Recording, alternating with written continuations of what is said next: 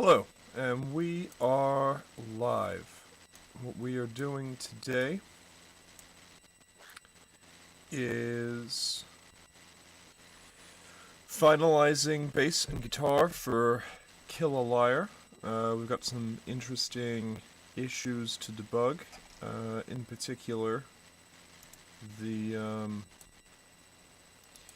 bass had a buzz, unfortunately, which I'm going to have to address one way or the other, and I'm going to find out how it is that I'm going to do that after I just make sure that my sort of assorted, the stream looks really quite fuzzy in my, wait, is it fuzzy? Oh no, it's fine. Okay, yeah. I guess it could be better. I think it's something to do with bitrate or something. I'm not dropping any frames right now. So what if I attempt to bump it up? I don't even know what a good bitrate is. I'm gonna Google it. What is a good bitrate for... I think I'm streaming at 1080p. The best bitrate setting is at least 8 megabits. 4,000 to 6,000. Alright, well... how about I just take a wild guess at 5,000? Is that gonna make it any better? Okay. Let's see if that makes it any prettier.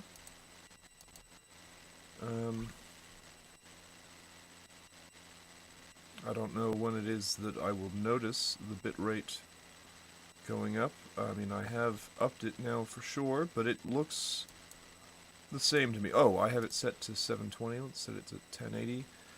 And let's zoom in to see. None of those... okay, they're a little bit more readable now, I suppose. I don't know. Maybe. That's good enough to me, I guess. Yeah, I guess this is as good as it's going to get. Let's see. And we are still not dropping frames, so, that seems fine to me, then. Okay.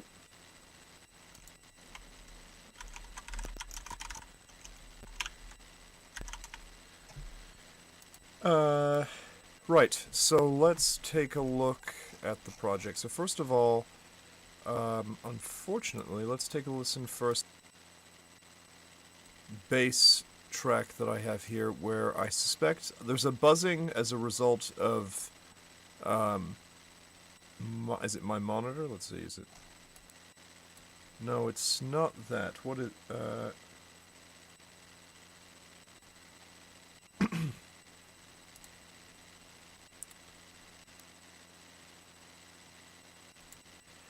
something causes a buzzing when I'm streaming it. Let me just... oh, that actually made it go away for a second. Oh, there we go. That's a lot more pleasant. Okay. That is very good, and it will probably come back later, but fidgeting with the wires made it such that we no longer have that very annoying buzz. Let's take a listen to this other annoying buzz on the bass. Which should be...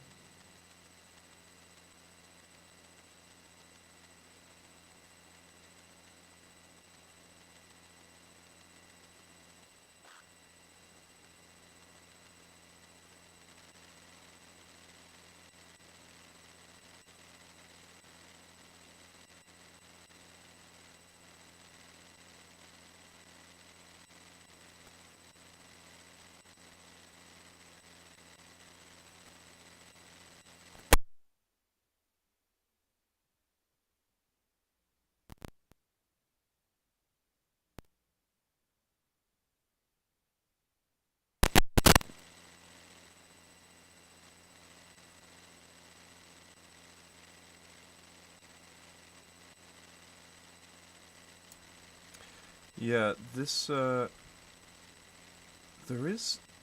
So if we take a look here, you see this buzzing? I'm not sure what that's about. It must be what you're experiencing.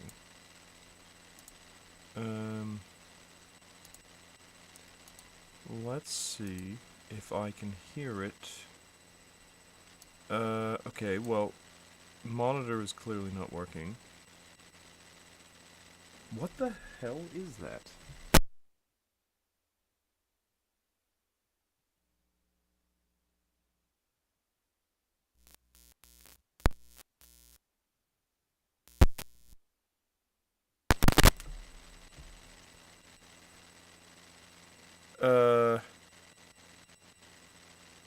So yeah, I can see that there.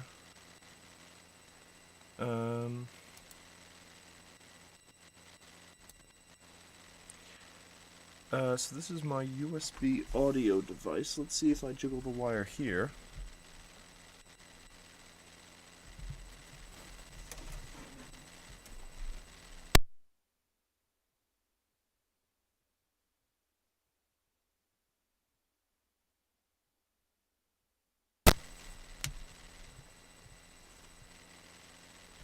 So, I do think it's, this little guy here. Let me just pull up my stream in my headphones so that I can hear it. I'm just curious about it.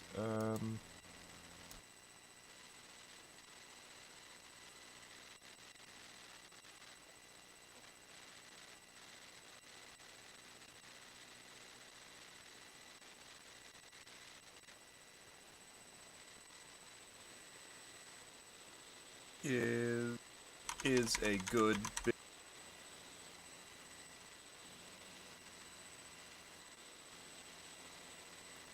This buzzing? I'm not sure what that's about. It must be what you're experiencing.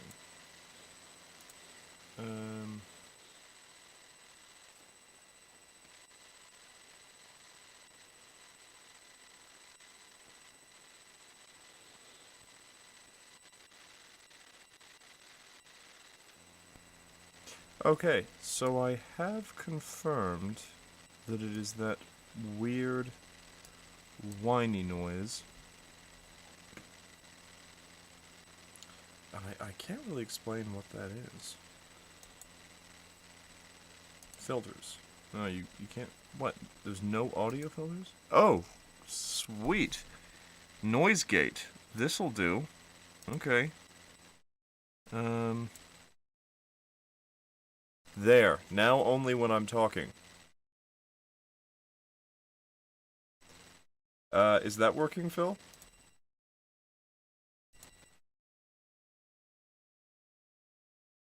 That noise gate has to be working. It looks like it's working from here.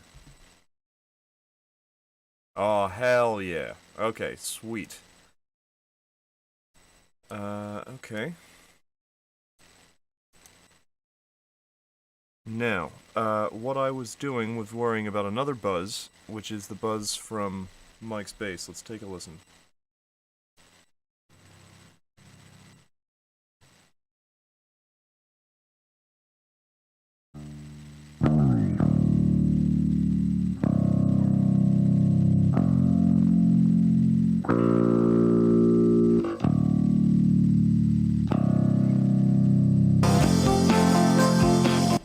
Yep, I mean, the buzz is unfixable, unfortunately. It is not simple. I mean, it's in this range broadly, but what we're going to do to address this is, firstly, export this.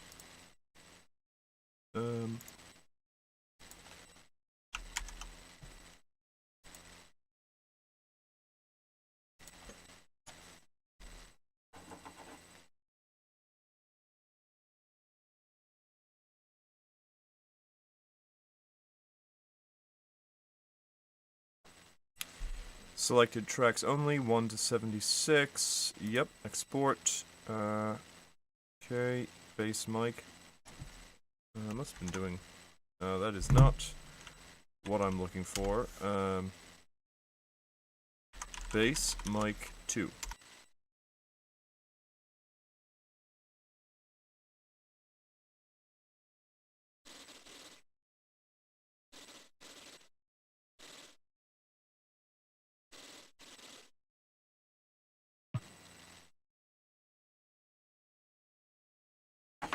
Okay, now we're going to demonstrate how easy bass works. Okay. So, I might have done this before, I don't know, but we're actually going to... This is the original bass, and so we'll actually just mute all of this, and we'll create another track, and go to the audio tracker, and we'll select the audio file, go to the desktop, bass mic 2, open.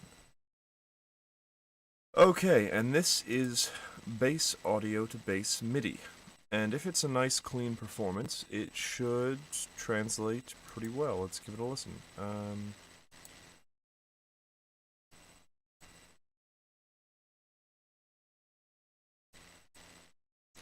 Why don't I hear that? Oh, it's off.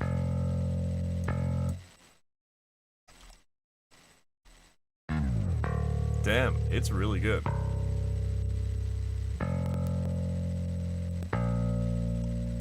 Yeah, okay.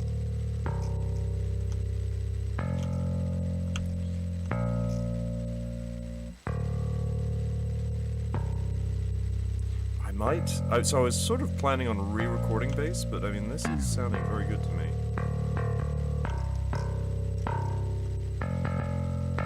Oh, this is a bit problematic.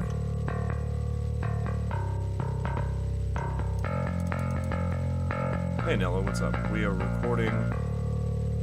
Well, trying to fix the problem with a recorded bass.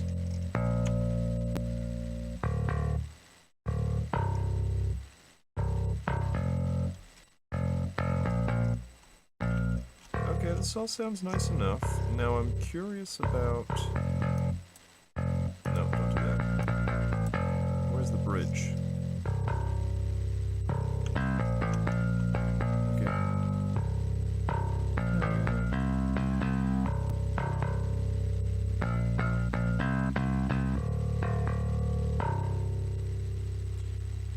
Okay.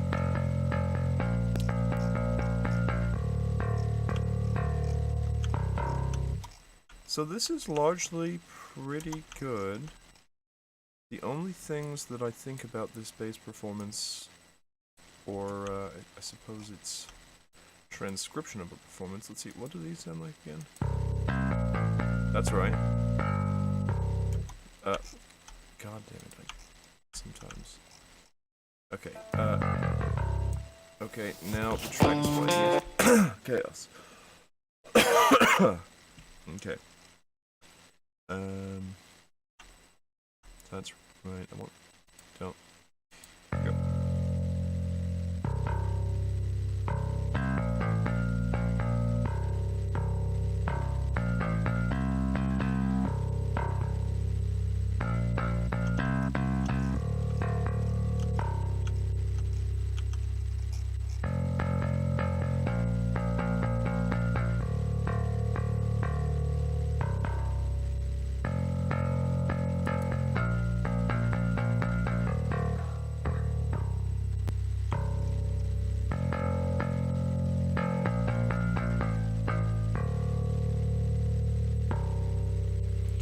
Okay.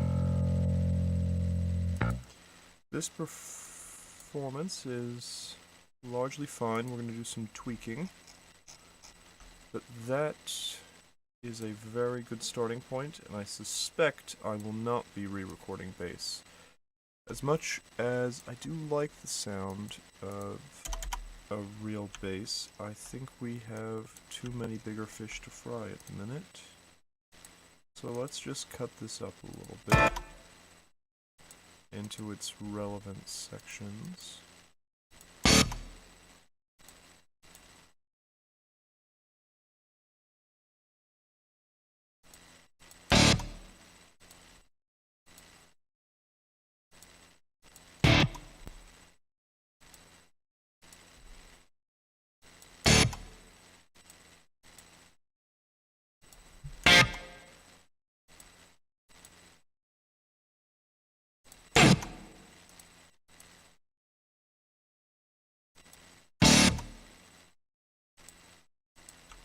Okay.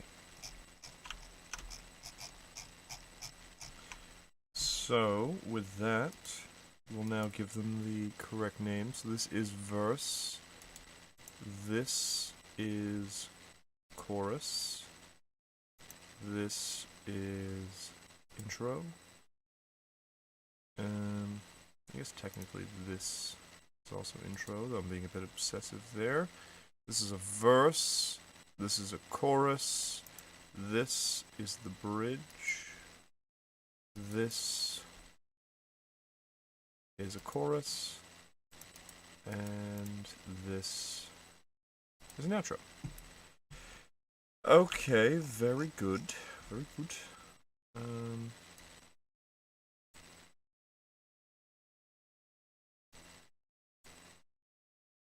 think that's what that's expressing. I don't. We'll get to that in a bit. Other than that, let's take a look what we got going on in here. So is it true? Oh yes, this song is in F major. So D C F B. I think that's right. D C F B. D C. Okay, we need to fix this section. Let's go to the grid editor.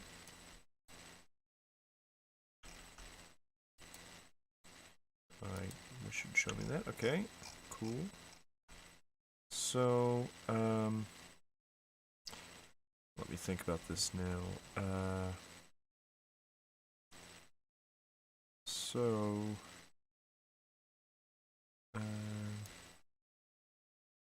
gonna do that, yeah. So that's correct suggestion for DCFB. Okay, yeah, that's good. DCFB. We have another problem area here.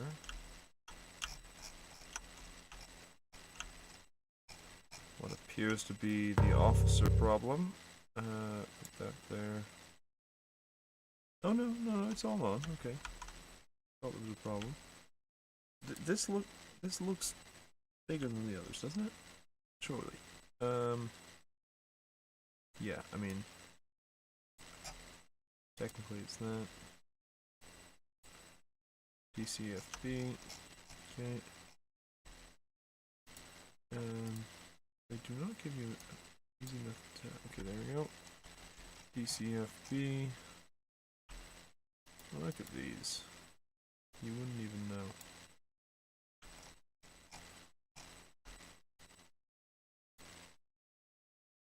What in the living hell?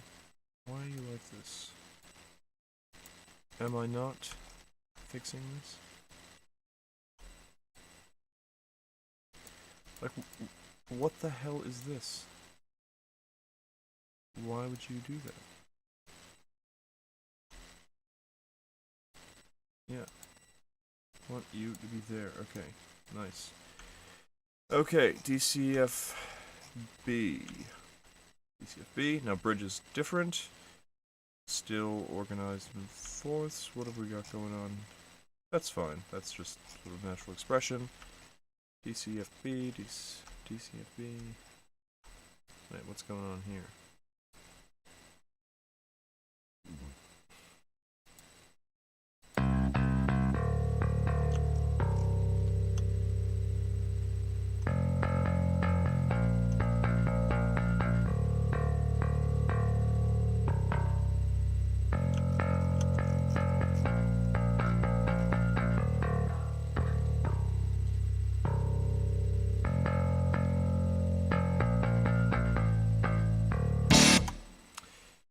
Okay. Well, this chord is actually C. Right? Yeah. DCFB, DCFB. DCFB. Okay. Very good.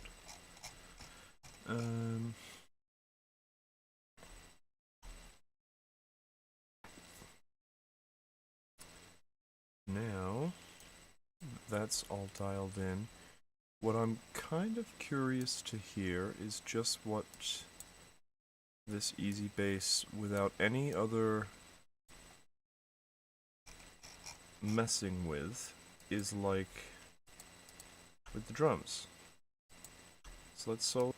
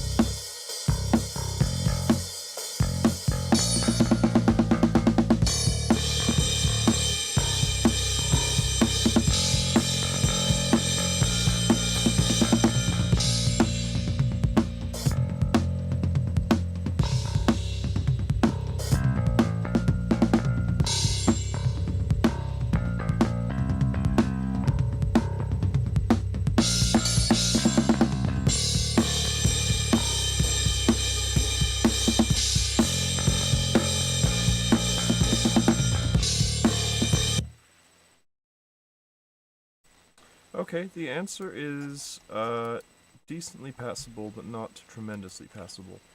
And what we're going to do to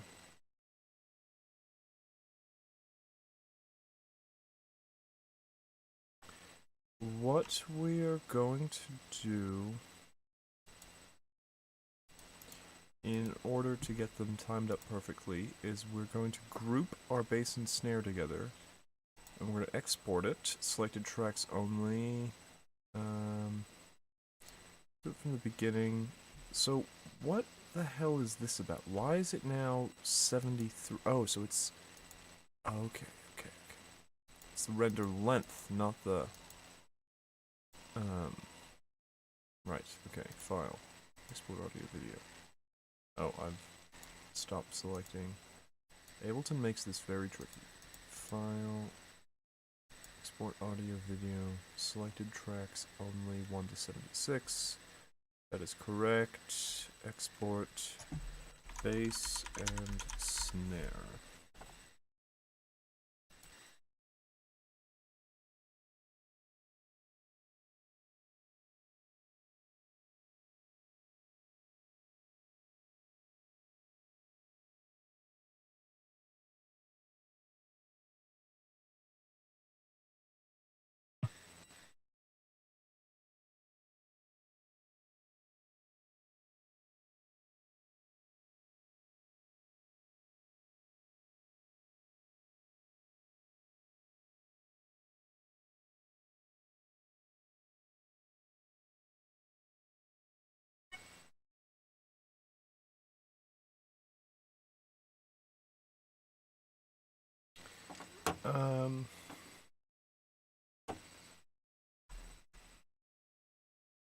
So now that we've exported that, we're going to go into Easy Bass and open up the audio tracker, do a new session, select the audio file, bass and snare.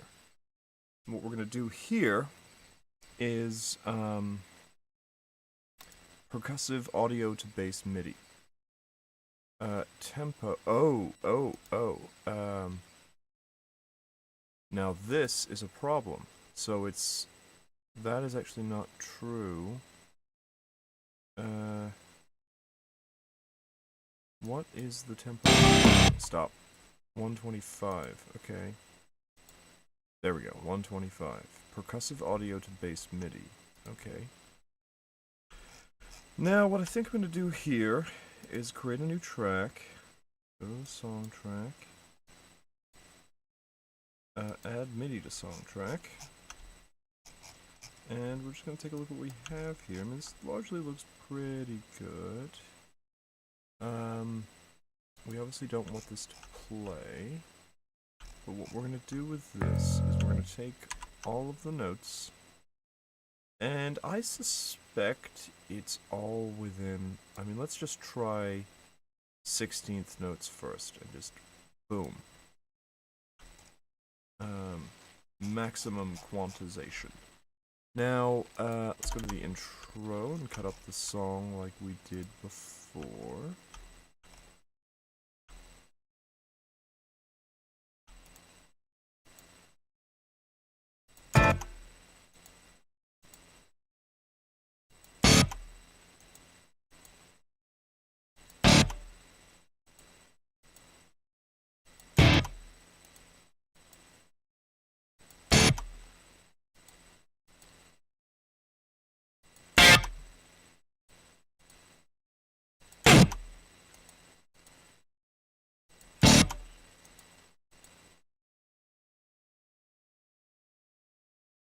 Okay.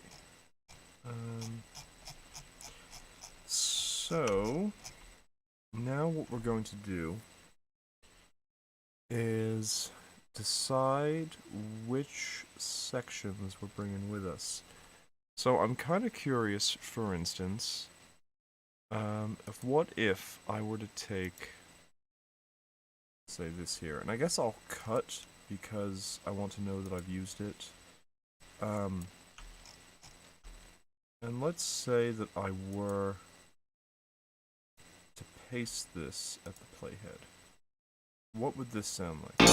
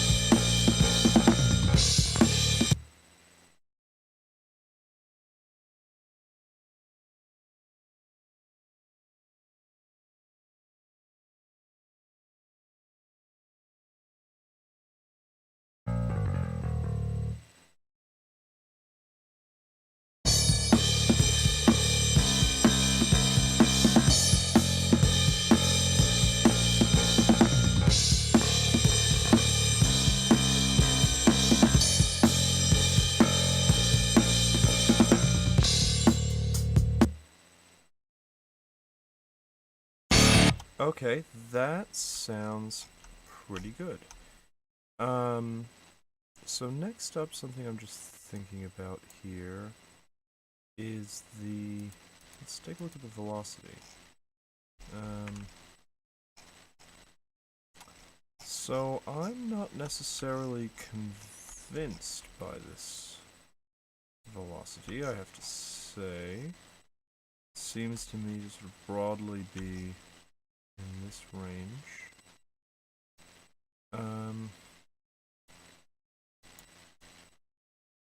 So that does it all at once. Velocity pitch. So what if I wanted to try to say, yeah, okay, select all. Select all. Is that all I can do?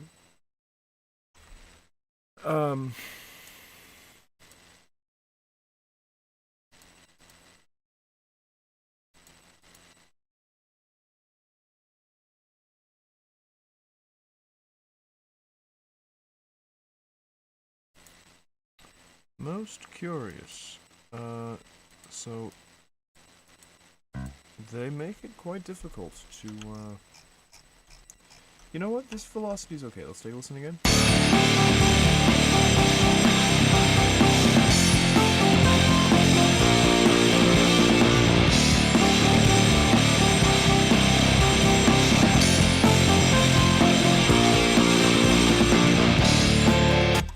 Yeah, that's nice. Well, is it good enough? Let's take a listen again.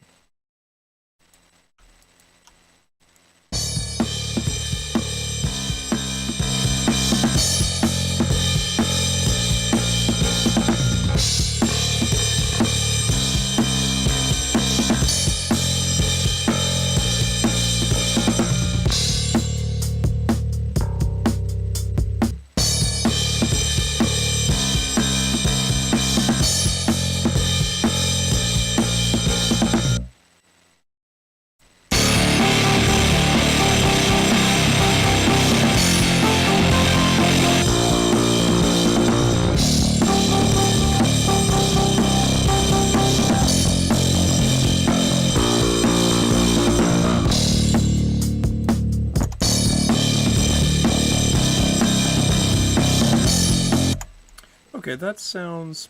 I think that sounds pretty good. I guess I can't really tell... There's no amp on it, so let's see what it's like with an amp.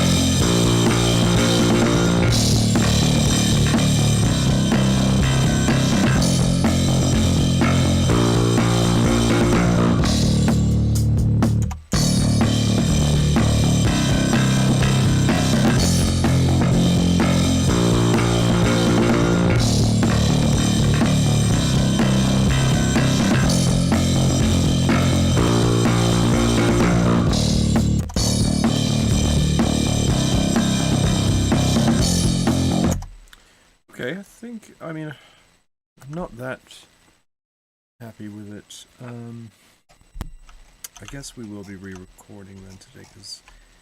I mean, let's compare it against the real bass, of which it is supposedly sort of roughly emulating, right? So...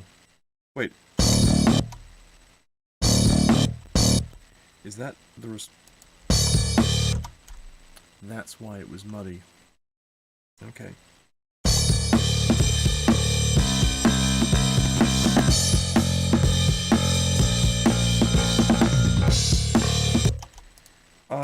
I guess actually, I think I can well, I didn't have this on. Amplitude is on. I think what I'm going to do is, just for the purposes of saving resources, we're gonna grab, wait a minute, was it eBay? The hell? Oh, instruments. Audio effect, bass, let's go for EQ. This is just so that it's like merely competent. EQ it. And we'll grab this, delete that, and we'll paste it on here. We'll ungroup it, and we'll freeze this track.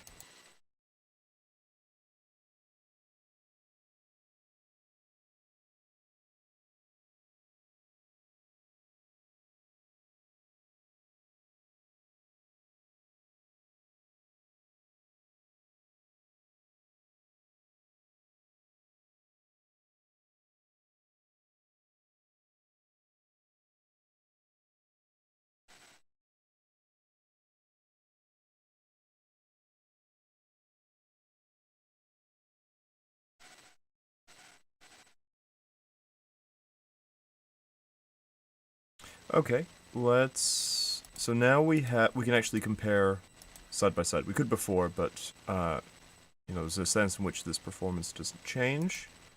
So we will freeze it to save resources. So let's take a listen to the original.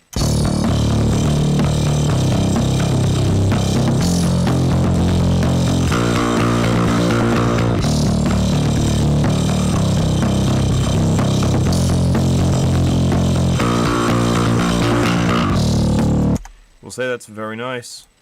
Let's take a listen to Easy Bass.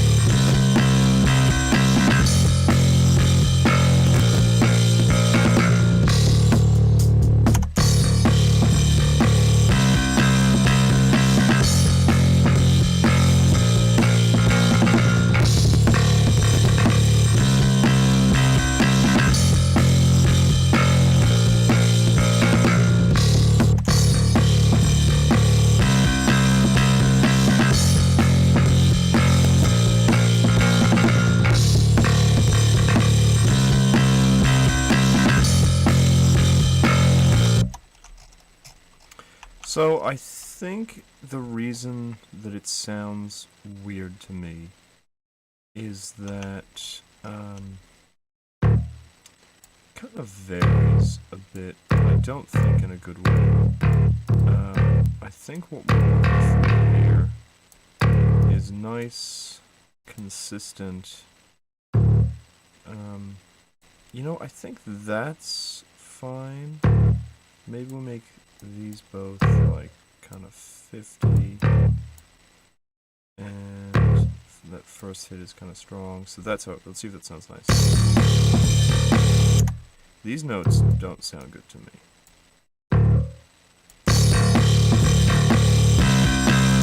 That sounds right to me. So what I'm gonna do with this, like it should be like that.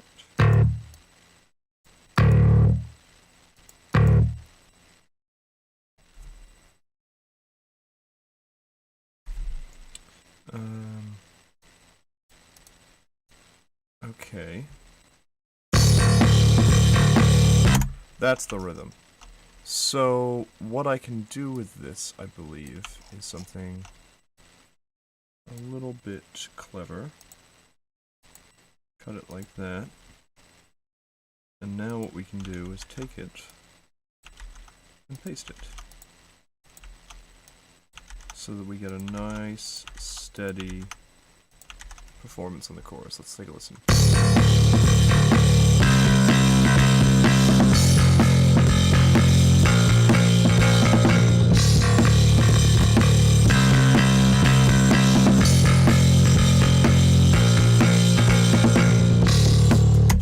Yeah, I actually think that is it. Now, I'm not...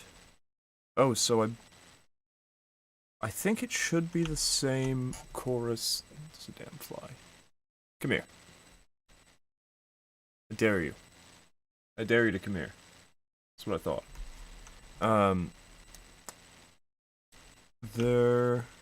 It should repeat... Oh. Okay, that is right. Yeah, the final chorus is different. So... Okay. Let's go to the verse now. So the bass starts at 12, which is there. Let's give a listen to what it's like right now. Oh, wait a minute. There were multiple problems with what I'm doing right. Oh, this shouldn't have played because... But yes, we will mute this. Okay. Wait, where's my bass? Flies back. Get out of here. Get! God damn it! No! Why would you fly? I'm trying to focus. Okay. Fly's gone. So this sounds a little bit, to me, a bit too much... I don't want there to be 2 strikes here. I want there to be 1 strike. Right? Like so. Excuse me, what is this? Delete.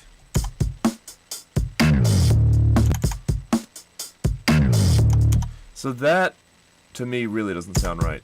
That sounds like going straight down the piano. And it's something that I really like in the original performance, and so that is a damn shame. Right? So yeah, it's like hitting every note, like it's not like a proper slide somehow. It's really weak. Maybe we shorten the length a little bit.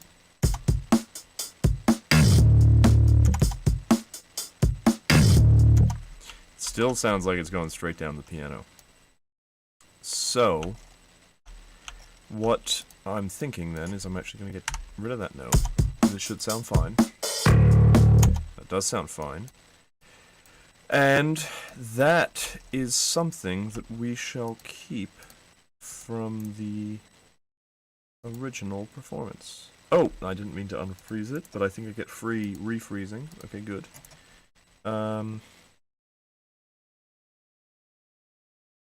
Duplicate.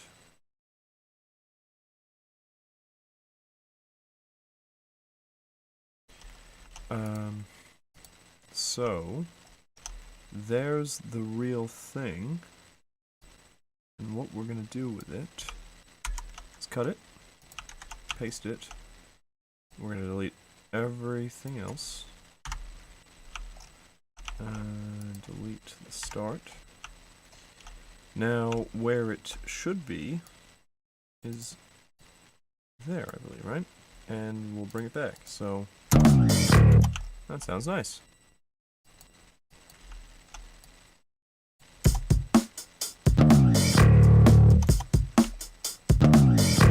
Yeah, that works.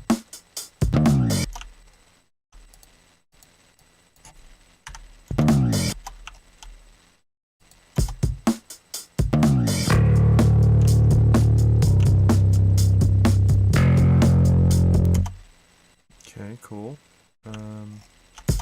So what's going on with velocity? That is pretty annoying. I don't...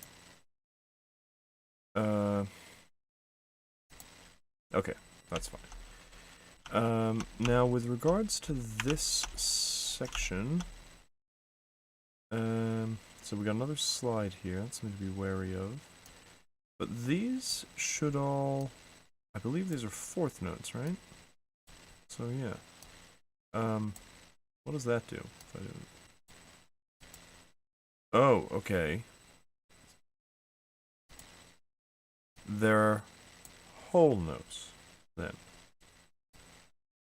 Music theory for dummies. Okay, very good.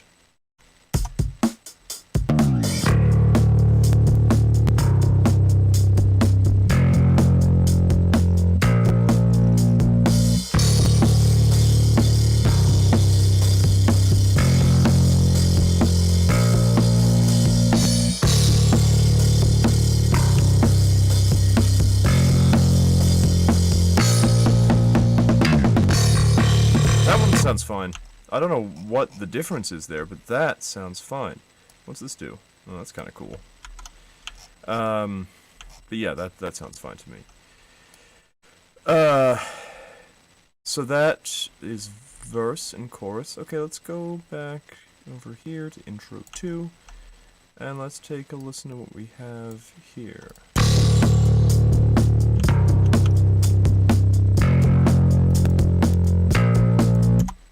Relatively fine. Okay. Now we have a bit more of a complicated section. The verse 2. Let's take a listen.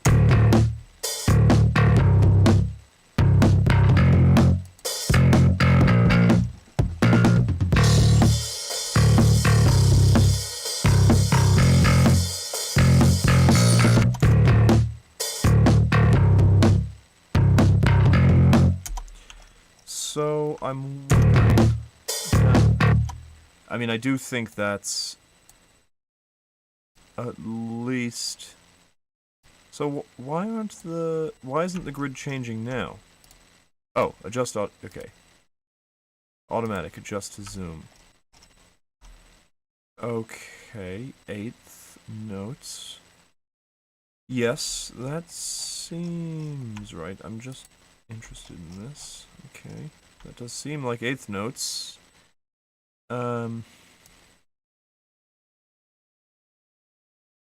That all seems fine. I'm gonna quantize it 100%. So this is actually a 2... Well, let's get it just right once, then we can repeat it. Oh, except this one differs, right?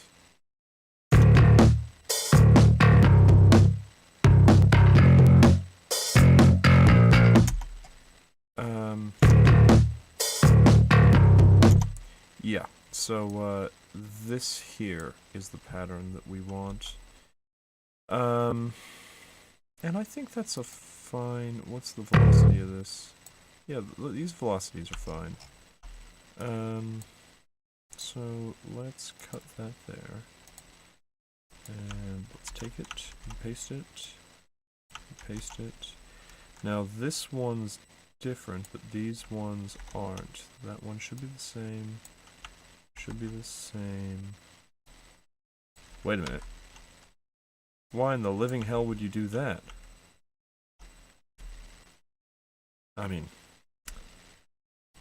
I don't understand why it would do that. Whatever.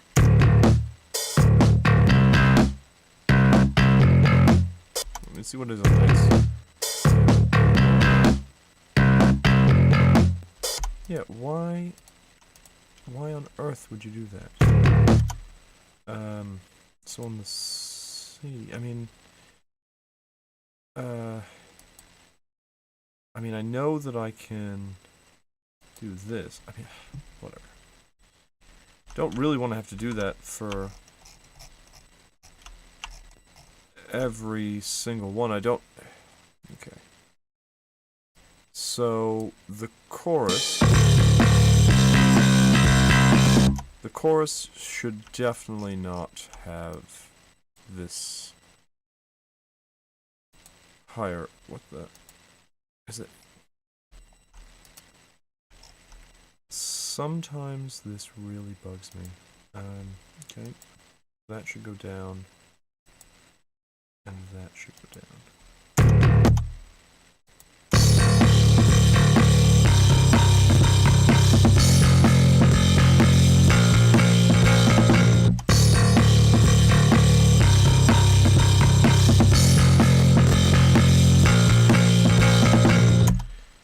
Do I want... let me think. I do have a B. And so... I think that this should be an octave down. Oh wait, is that... Okay, no, that can't be an octave down.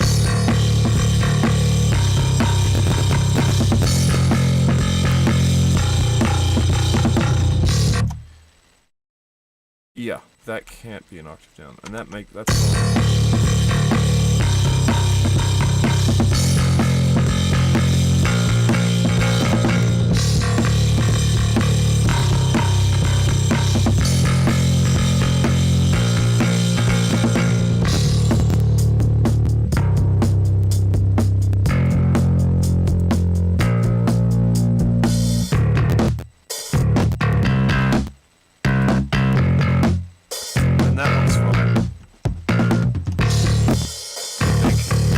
Yeah, that's good.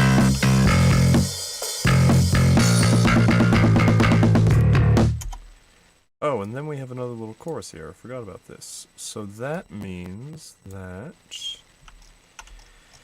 we should go over here. That's the chorus, right? Yeah. Grab that.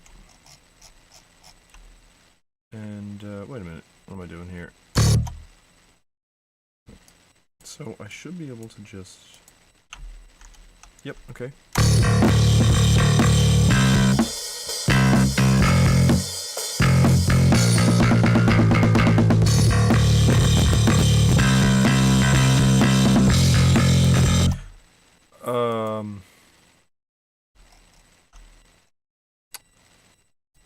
Don't know what I'm doing wrong here.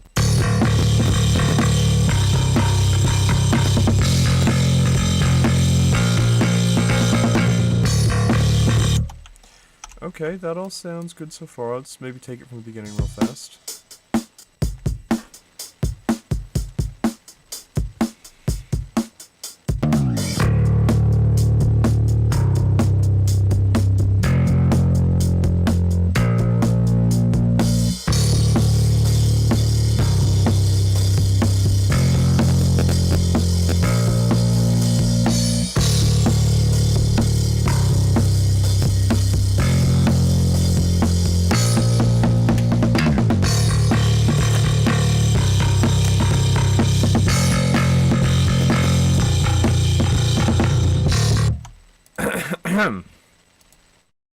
Who did that?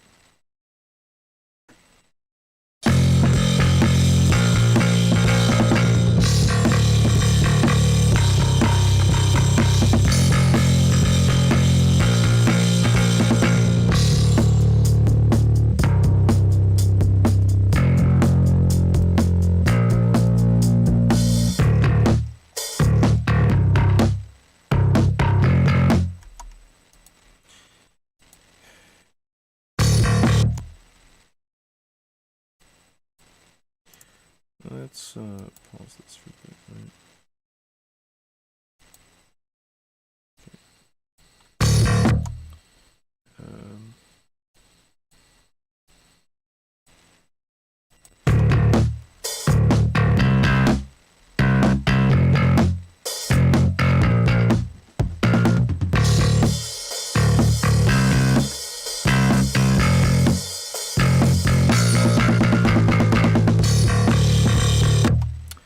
So, I am just begging for that to be like that, and for, thank you, that to be like that.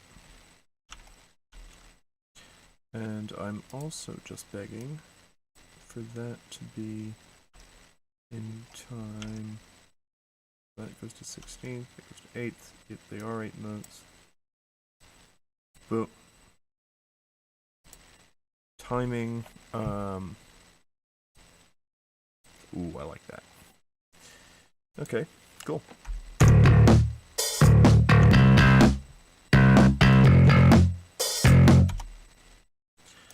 So, let's take all this stuff. So, you gonna let me do this all at once? So, swing resolution, auto.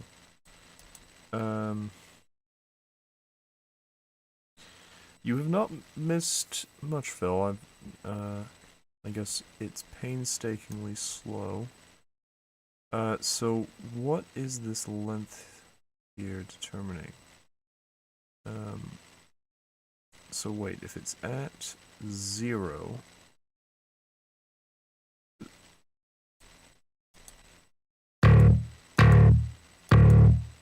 Like, what is the length of this? And goddamn fly.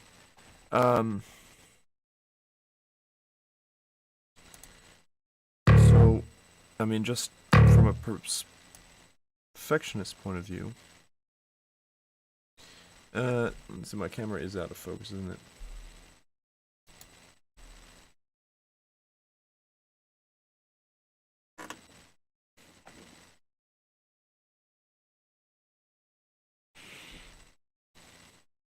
Let's see it smudge. Stupid I think I can actually manually control the, video capture properties. That is definitely smudgy. Oh, there we go, it's better. Don't know what happened exactly. Boom. Boom.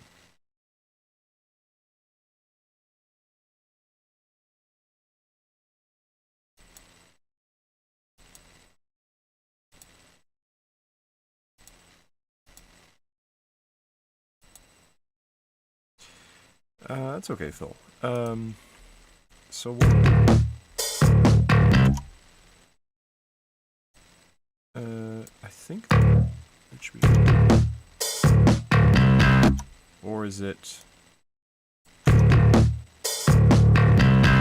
Nope, it's that.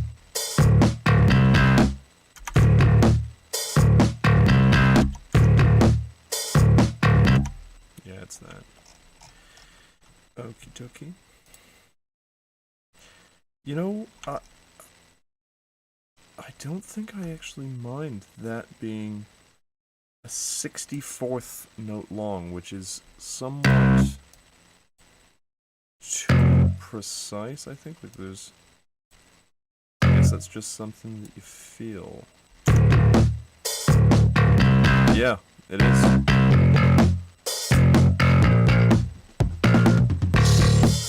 I think this one should be an 8th note for what it's worth, or 16th.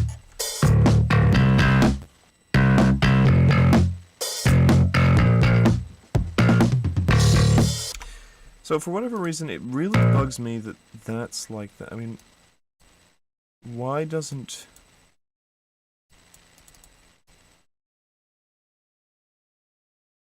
So wait a minute. When I go here and I set length to 100%, what is that doing? Is that 100% of a 16th note? Clearly not.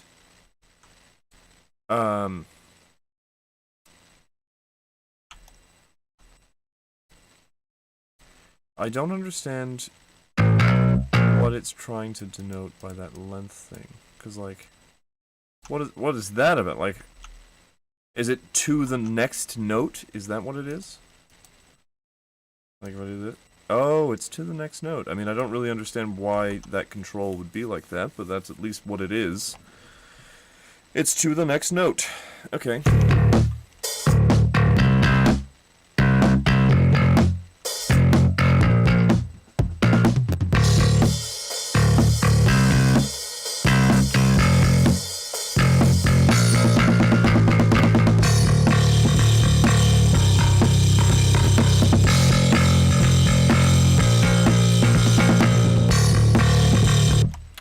Okay, now that brings us to the bridge. Let's take a listen. So this is probably the sort of most idiosyncratic sort of performance. Let's take a listen to what Easy Bass has rendered naturally, although it somewhat looks like I have... Oh, no, okay.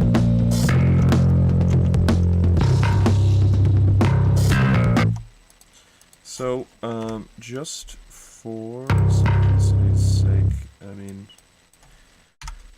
this is functionally the same. Let's experiment with zooming out until... Wait a minute here.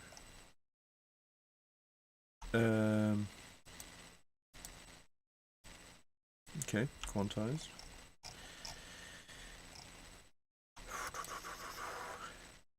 Okay, I think what we're gonna do is that... Wait a minute. I mean, I don't know why I would ever want... Oh, that's right. So good? So far so good?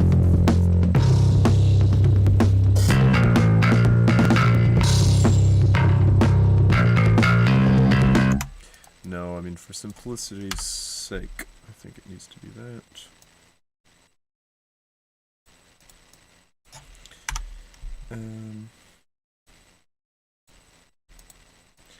And this here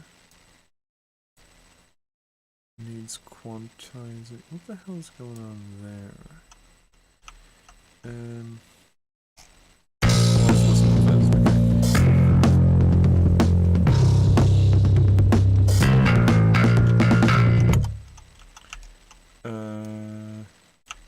What's going on here? I think it should be that. Let's see, quantize. Yeah. And all of these notes should go to the next note. Okay, I guess that's why that control is the way that it is. Now these... I mean, that's clearly not right. What's going on here? Is these 16th notes? Where are 16th? Okay, there's 16th. Guess these are 16th notes. And I would say that they should all be to the end of the next note. But now they're not evenly distributed, which is... So, that's 3. That's 3. But this is 2. 3, 3, 2. Let's see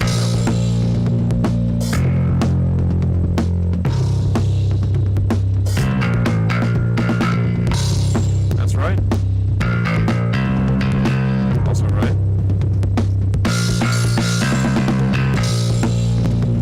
Okay. I'm happy with that bridge. Let's take a listen with the drums real fast.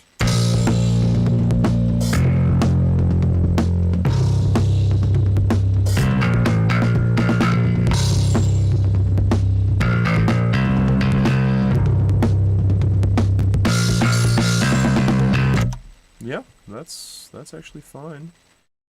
Okay, we're into final chorus territory, which is excellent. So I can already tell you that this is not going to be right because, well, let's listen with our ears and not with our eyes. Correct? Correct? track.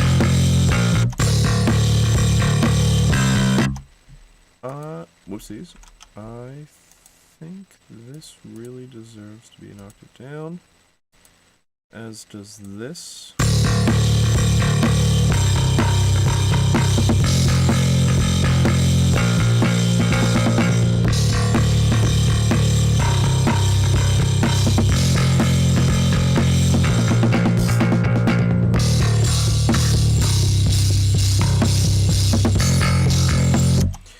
So yes, we are going to have to go over to here.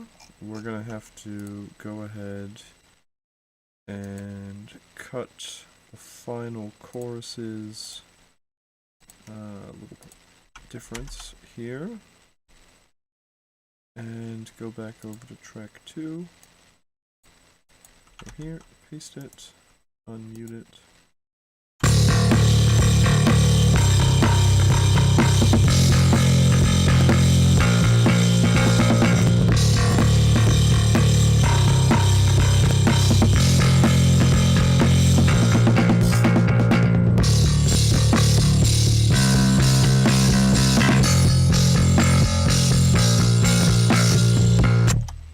Close. Let's get one of these right.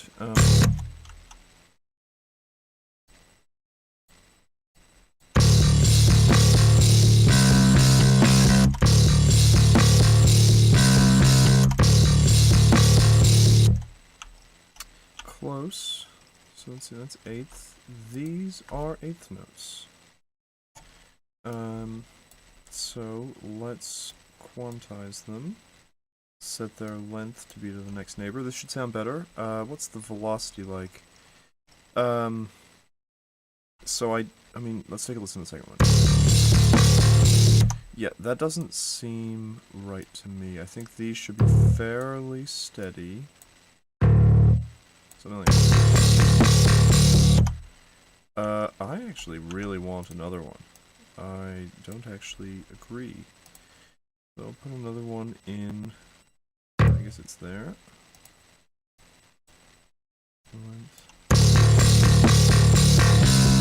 That's for what it's worth.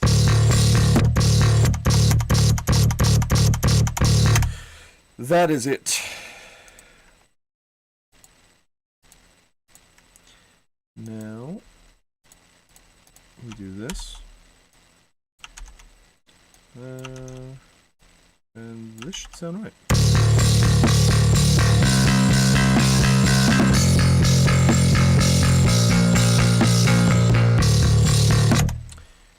Yep, that is it. Okay.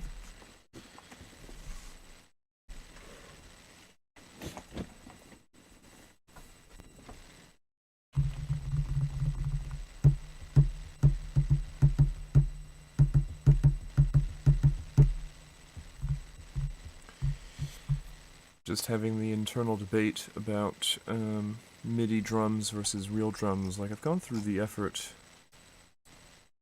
properly recording these drums, and yet somehow I believe that they're going to be inadequate relative to their MIDI counterparts. Let's take a listen to them real fast. What else?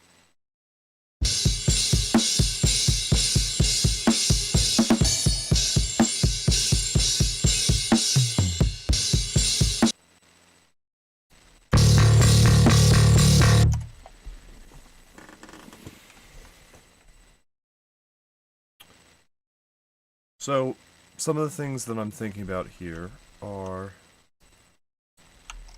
for what it's worth, this is off by, what are we on here, 32nd notes or something, 64ths?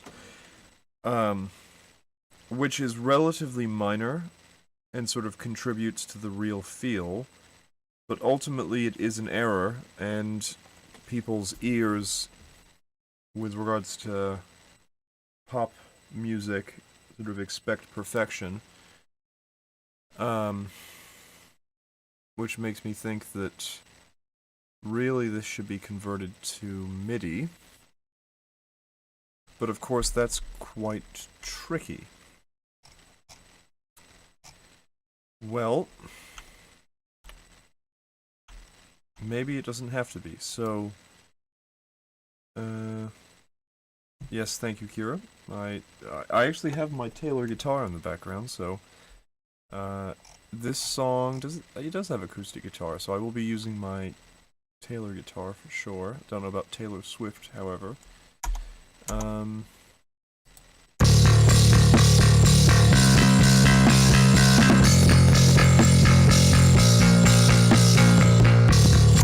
Okay, well, at very least, I'm now satisfied with the easy bass performance, I suppose.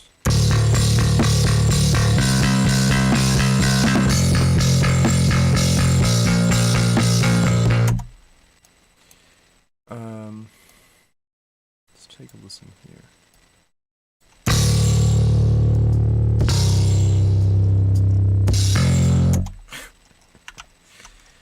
Ay, ay, ay. So these are whole notes, so I need to zoom out just a little bit.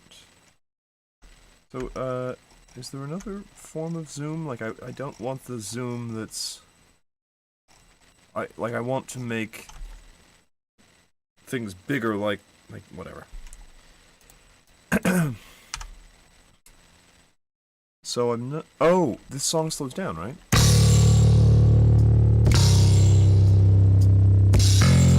There it is.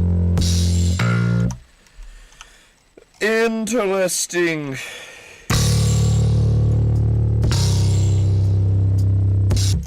So those three are on. So just put that there. Please don't do that.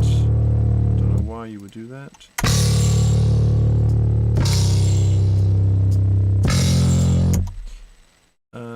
Don't do that.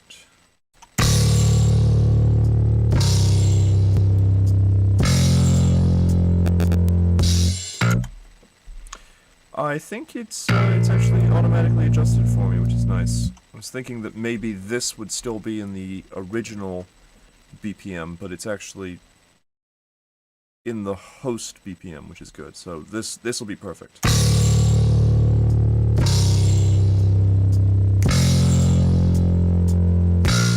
Yep, it is perfect. Okay, so with that, I am done.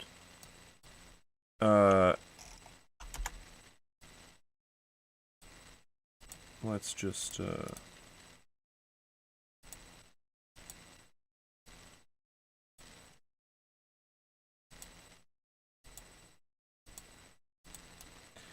I am done converting the bass into electronic bass. Now, I do need to make a decision as to whether or not I want it to remain electronic bass, and whether or not I want the drums to remain acoustic or attempt to convert them. It could be an interesting exercise to attempt to convert them myself. And now I'm satisfied, actually, that the bass is a sort of perfect expression of the song, although I suppose we should listen to the whole thing altogether to confirm that that's true.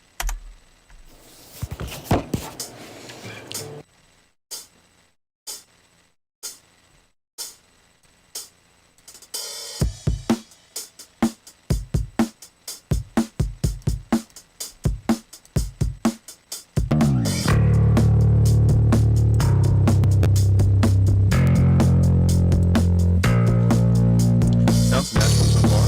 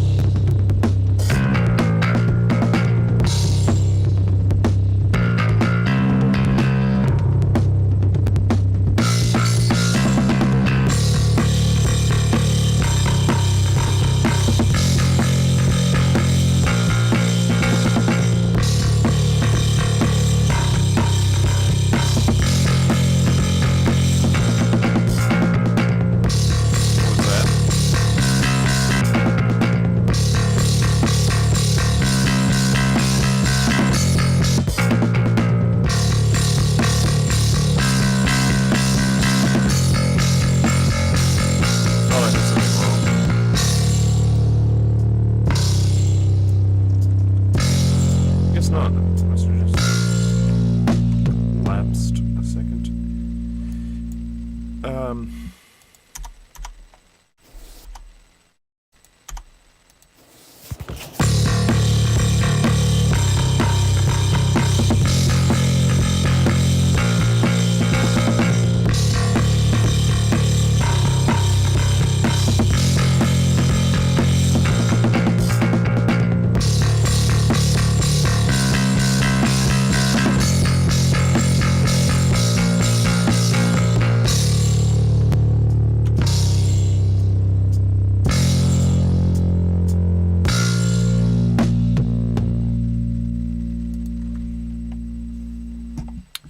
Okay, that all sounds fine, but I'm still having that debate about acoustic versus MIDI,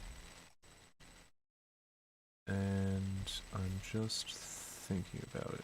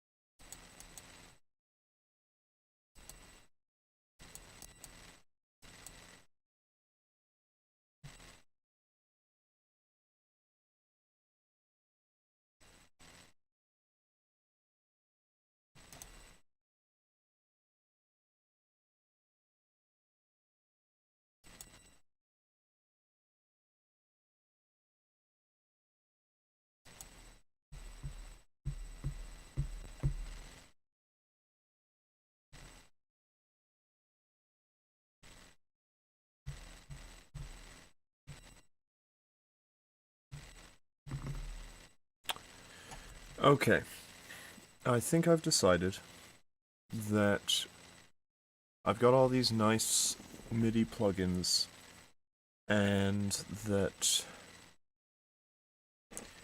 let's attempt to convert the drums, because that's something that I can do right now. So, what does this do? Slice to new MIDI track. Slice to new MIDI track. What does that do? Do not want to watch a YouTube video on it. I would like to just be given the information in text form, please. Okay. Converting audio to MIDI. Although Live's warping allows for audio files to be used much more flexibly than traditional audio software, okay, so let's unfreeze this. And let's take a look at what we got going on here. So, like, let's imagine.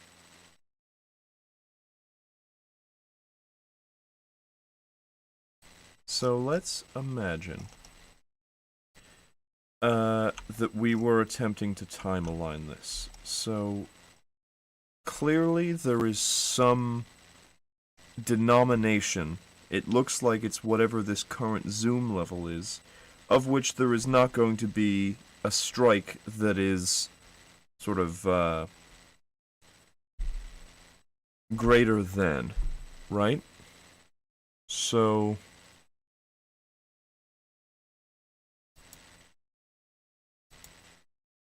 is there an ability in Ableton to time align drums? Quantize audio Ableton.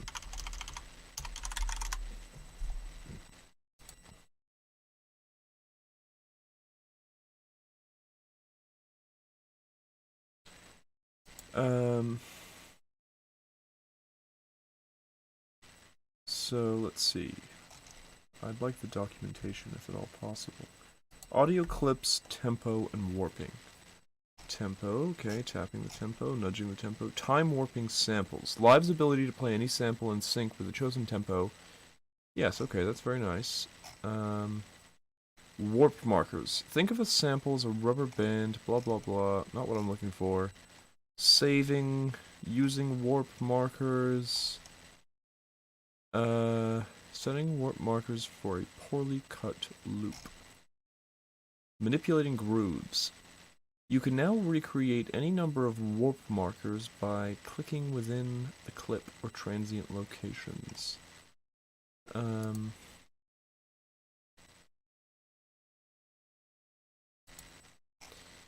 Syncing longer pieces. Okay. Live's auto warp algorithm makes longer samples and entire songs readily available for integration into your project. You can... oh, that's not what I'm thinking about. Quantize audio. Okay, in the previous section, you learned how to adjust the timing of events in audio files by... yeah, let's bring it over here, see what they have to say. To do this, okay, but it is also possible to automatically snap the entire sample to the grid at once by using the quantize command. To do this, click in the background of the sample editor and choose the quantize command in the menu, or control. This will quantize using default settings, or settings that you have already applied. Okay, is it here? Okay, so here's quantize. Well, I'm gonna hit quantize settings first. I must admit I'm a little nervous to do this, so, I'm going to manually control the zoom level, and we're just gonna review, like how much do, oh, I have a lot to review if I do it like this, okay. Yes, that's a lot to review, but I guess music is hard. Oh, damn it. Is it, shift? It is. So let's just go and make sure that there's no, like, obvious strikes in between. And there doesn't appear to be. I mean, we're getting through this pretty quickly. And there doesn't appear to be... like, I see some strikes that are forward or behind the beat, but, like, I can see the current, what's the word, zoom level adequately sort of captures where all these strikes were intended, except for these. What's going on here? I mean, that seems very obviously to me, like, actually, that must be the grid.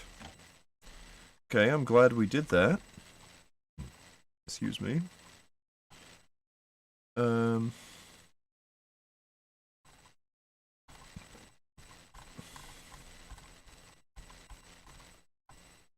Yeah, okay. Well, this seems to be the actual grid. So with that, let's quantize. Oh! Hell, that's pretty cool. I gotta say, I was a little skeptical, but, I mean, let's take a listen. That looks really pretty incredible. I see some things that obviously shouldn't be in there, but...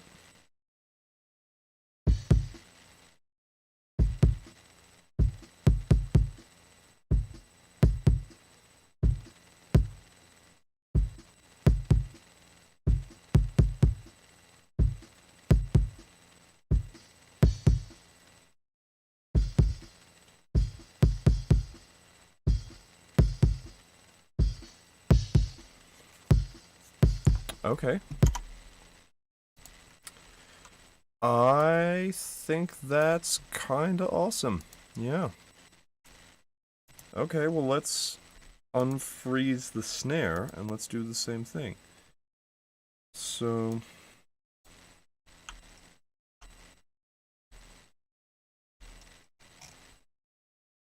this one, I think, is going to be trickier. I really do.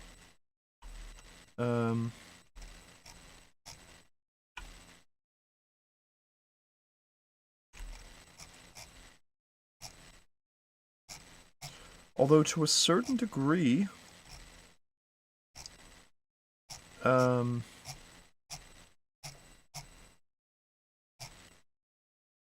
it's really just about... so, I wish it would tell me, like...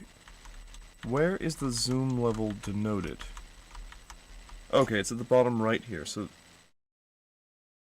8th notes. I mean, there's no way, yeah, it's gotta be at least 16th notes for the snare. Yeah, it's gotta be at least 16th notes.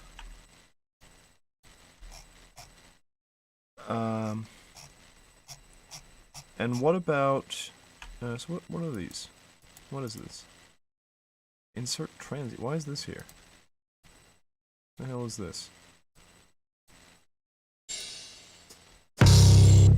No idea what this is. What happens if I delete it? Then why is it... what is it... what are these? Oh. I'm not sure what that is, but... I'm glad it's there. Let's find I mean, that does all appear to be 16th notes, even at its fastest. Hell, screw it. Quantize. Boom. Let's see what it sounds like, huh?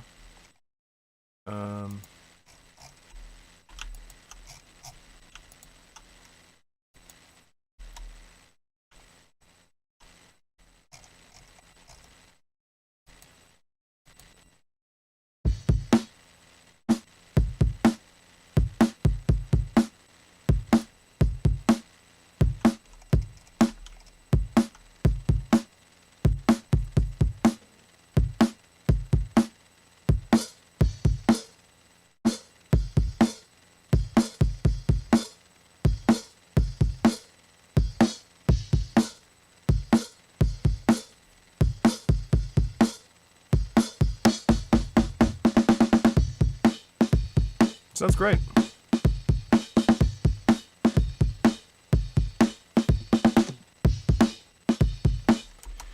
Except whatever that was. What the hell was that?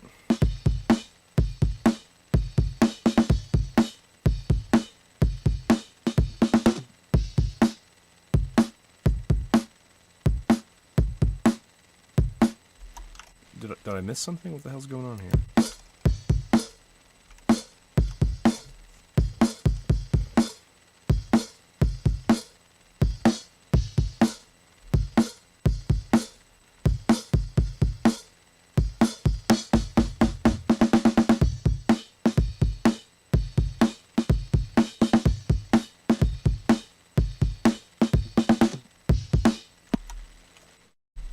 Excuse me, but who do you think you are? And I've lost it. I mean, where the hell? Okay, it's here. Ableton, please show me this. Why do you refuse to show me? Okay, thank you. So let's see, can I drag it? That is so cool. Okay.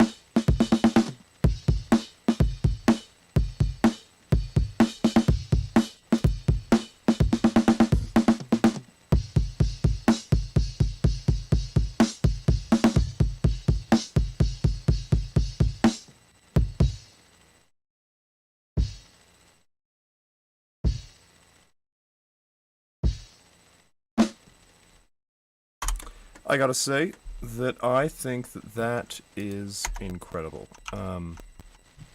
Yeah, that no other way to put that. This recorded sound is not great, but being able to quantize it like that is just fantastic. And what it has me thinking is that I'm actually going to try to configure this so that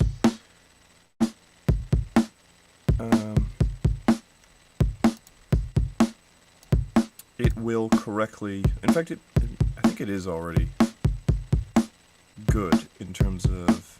I want to filter these out, convert it into processed audio, and then convert that processed audio into MIDI is what I believe I'm going to do.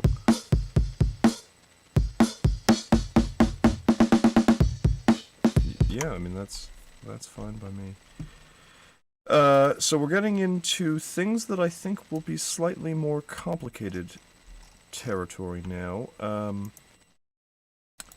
with the hi-hat. In particular, I think what this is going to take is deleting some of the areas that the hi-hat is not present. So let's find out what that is. It's clearly here.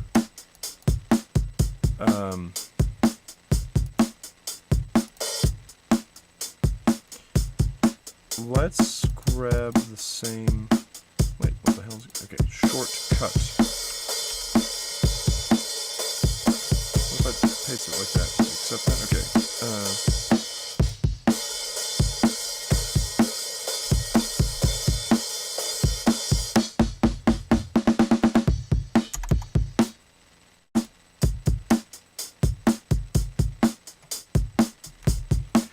Okay, we're good here.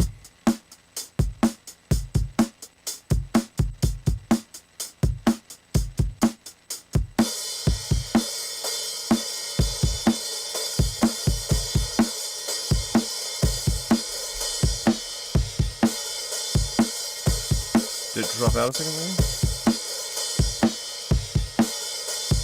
I think that's actually a mistake.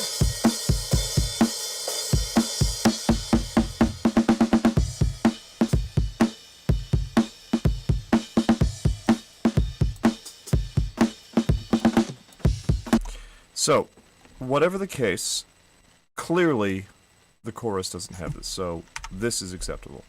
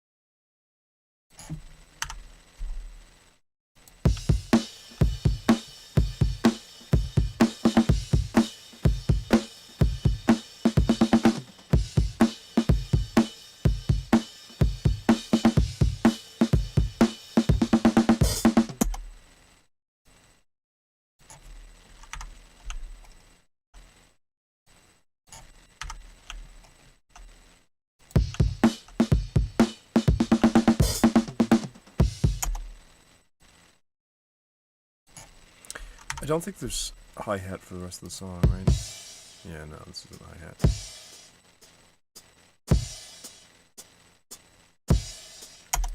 Don't think that counts, literally. Okay, what I may select to do now is in general, do not like, destructive edits, but I think I'll make an exception because this is all the information.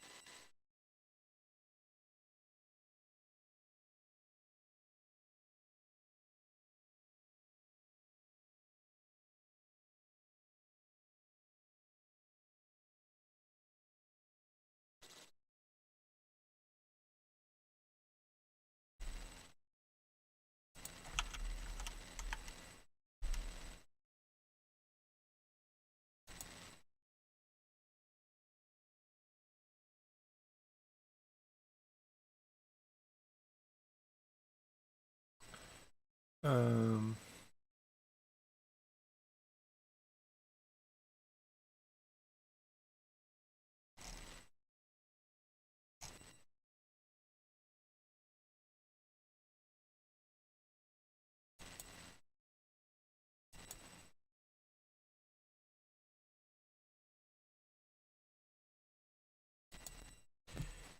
so, that should be it.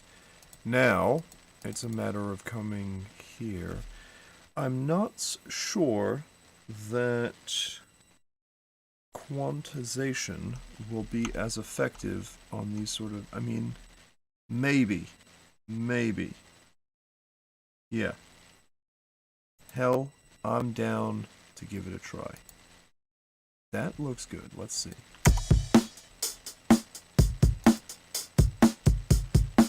Sounds good.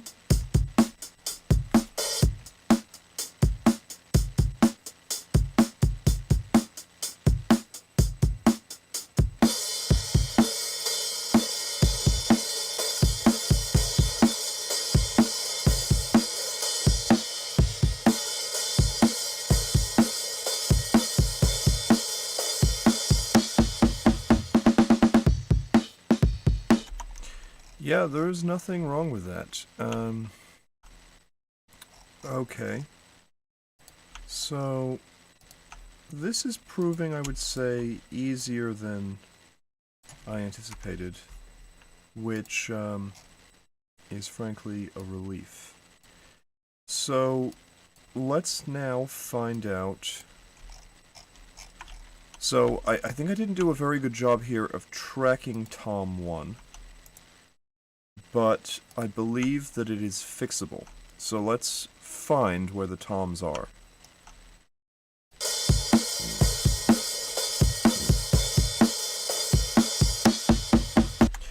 Be important to play that, wouldn't it?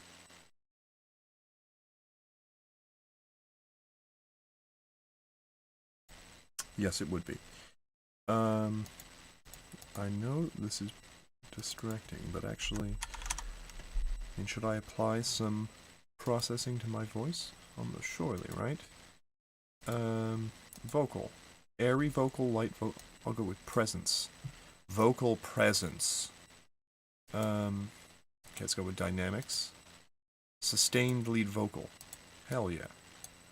Sustained lead vocal. Sustained lead vocal. Sustained lead vocal. Sustained lead vocal. Sustained lead vocal. Sustained lead vocal. Oh, this is a little ASMR-ish. Oh my god, I don't think I like this. Because I have a monitor as well, so I can hear the same thing. Although it does sound a lot crispier now, maybe a little bit more professional. Although I can sort of hear the background noises as well. Then I can hear the clicking incredibly loudly. Oh my goodness. What was I just thinking? It also looks like I should probably turn... Oh my god. I think I'm almost risking feedback. This is distracting now at this point. Although I suppose... So wait, let's turn it down here. Let's turn it down there and then set it correctly here. Oh, in fact, yeah, it should just be at 0. And then let's turn this up slightly until it sounds about right. That sounds about right. And, should we apply some multi-band dynamics?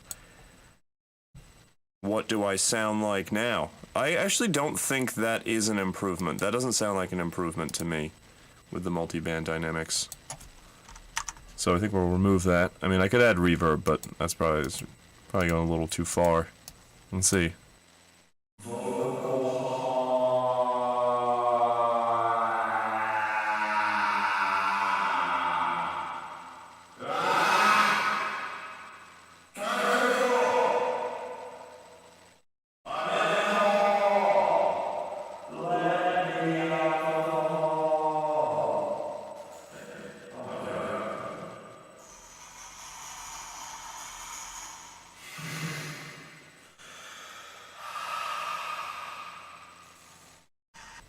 Okay, that was kind of fun. I guess I should put a gate on it as well if I'm... gate. Utilities. Audio, transpad, gate. Gate. Shortcut. Probably shortcut, yeah. I should probably go in the input. Test, check, test 1, 2. Yeah, that seems to work. That seems to work okay. Oh, that's distracting. I don't think that's gonna work. This is just messing around. I should be doing other things. Although you see, here's the background noise. I can maybe... This is just... This is not messing around. This is live audio production. That's what this is. And what we're going to do... So that cuts out...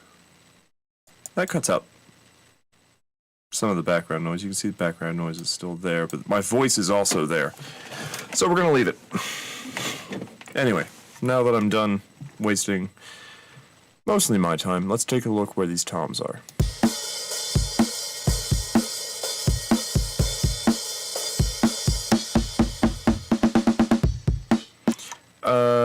Is that... Which tom? So yeah, that is tom 2. That's not this tom.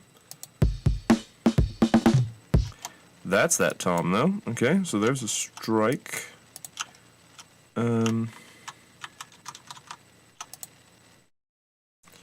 So now this gives me the ability to say, like, okay, well that's a strike. That means that that's a strike as well. But I don't want to delete that nice tail.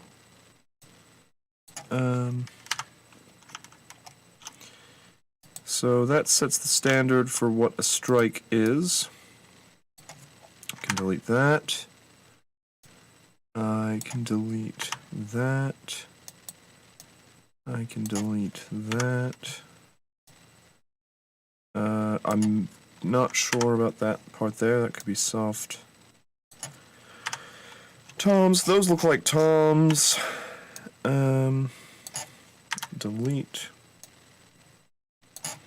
Delete. Those look like toms.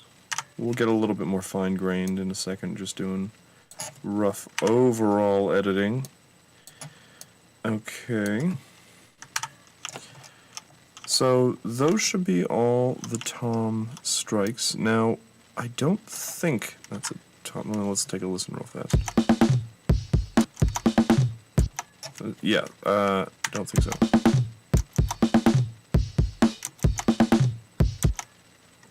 I don't know. I think that's probably like a snare hit or something is what that is. I don't know, maybe I'm making a mistake here. I think if I do this, I can actually remove this shortcut, right?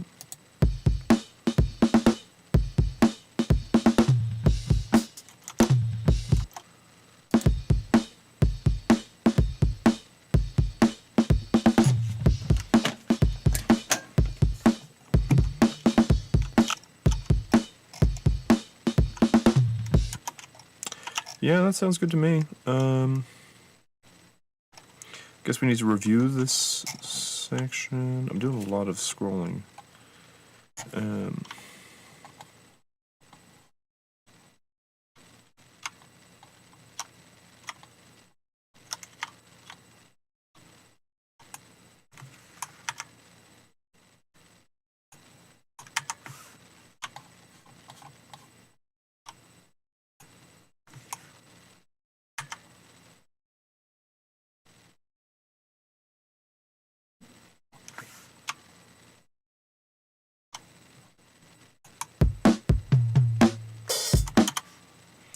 That's the snare hit.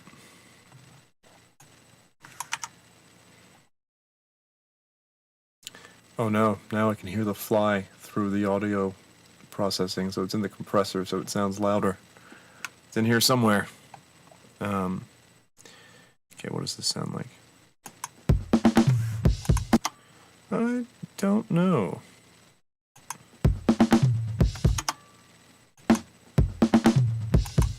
There's the fly. Get out of here. Get. How do you just stay always out of arm's reach?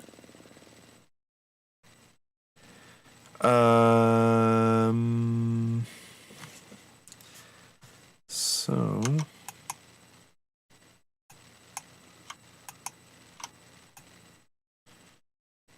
I think that that's the tom hit.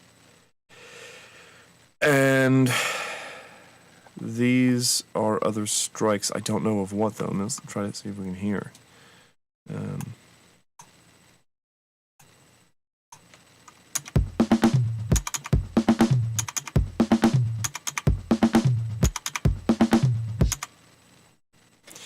That could be 2 strikes. I don't know, I might have deleted some earlier. Oh, I definitely deleted some there. The hell was that?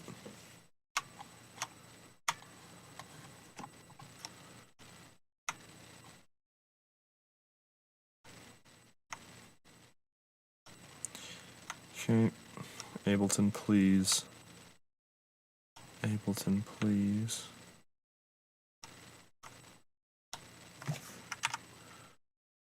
Okay.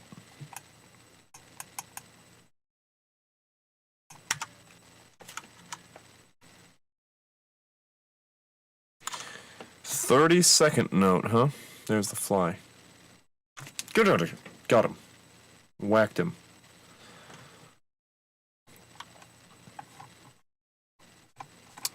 What's this here?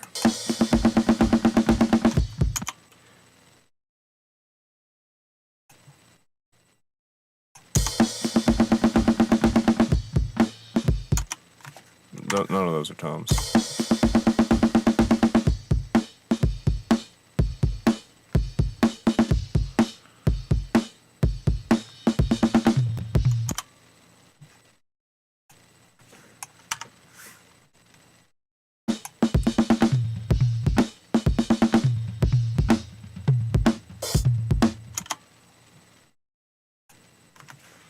These little ones aren't toms, but the big ones are.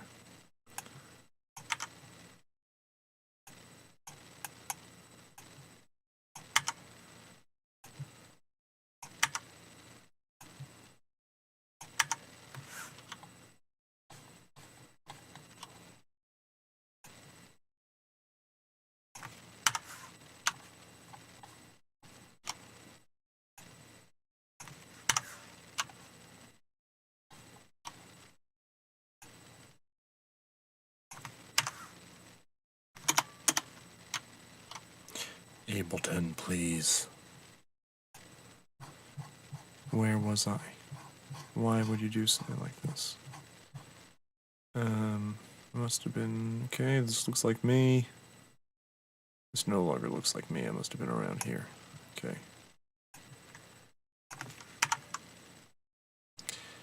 I think that's a tom hit. Yeah. That can't be.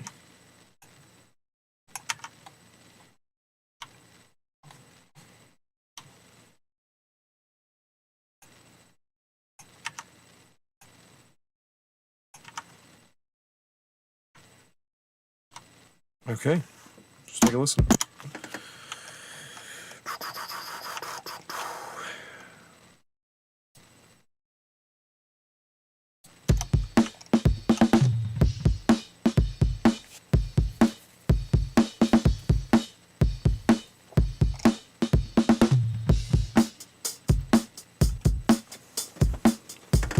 That hi-hat sounds very nice.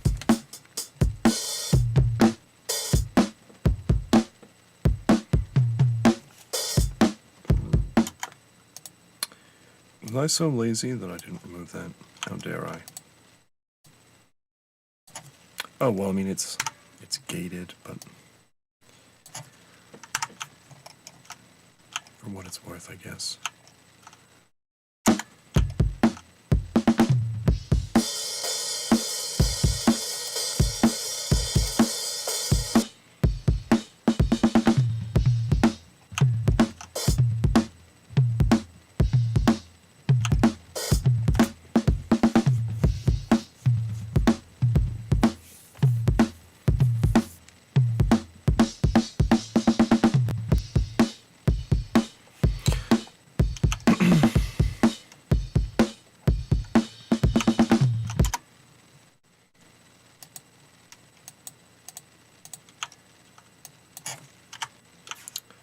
Okay, you know,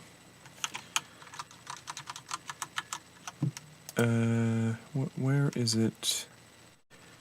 Snap to grid. I believe I want to turn this off for this editing. Yeah, that's nice, because now we can just be like, I don't want that. I think I don't want that. Is that a tom hit? No, it's not. That looks like a tom hit.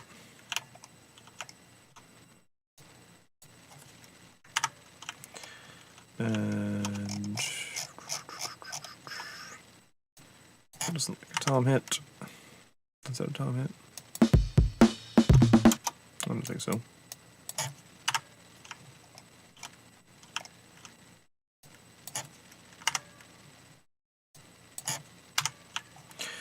Okay, so with that, I'm going to take, okay, we'll go back to snap to grid, and we'll take this whole section, and we shall consolidate it. Goodbye.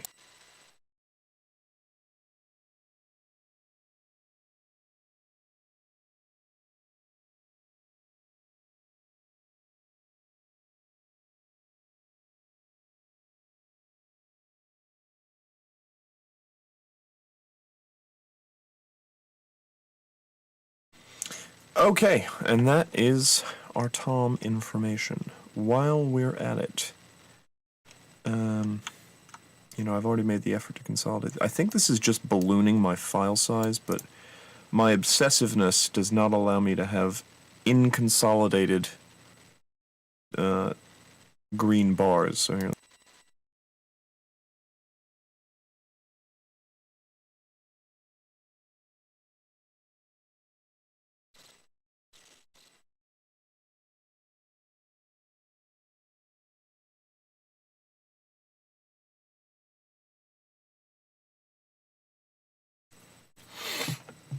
Alrighty, let me think.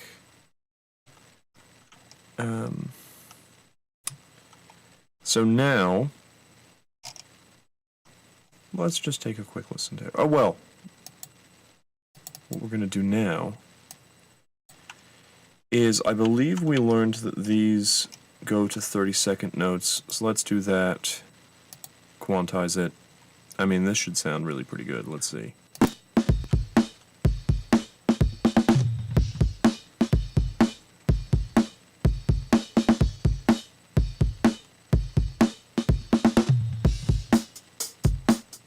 Hey, it's not sounded bad.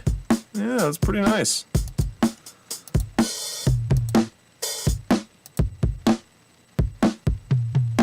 That's pretty good. Yeah, it's pretty good. I'm pretty thrilled about that, if I'm honest.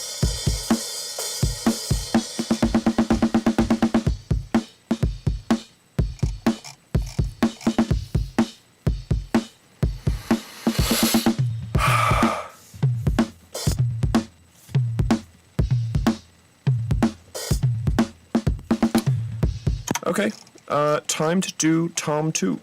Tom 2 time. It's time to do Tom 2. Okay.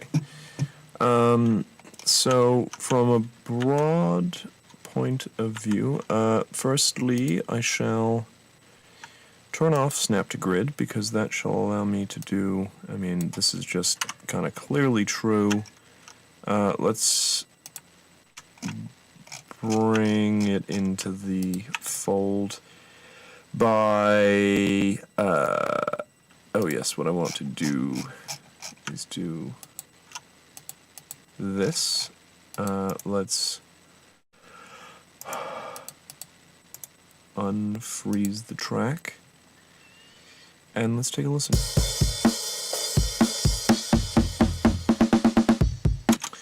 So that sets the threshold somewhat for what we are after.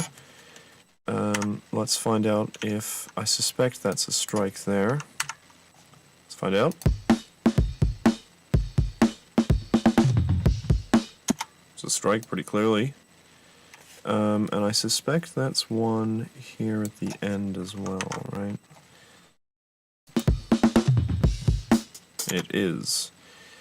And fairly obviously none of this stuff here.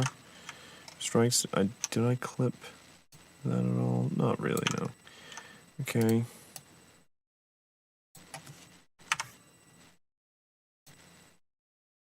It's a shame, that is very nice sort of resonance. I mean, I guess I could actually keep it by doing just that.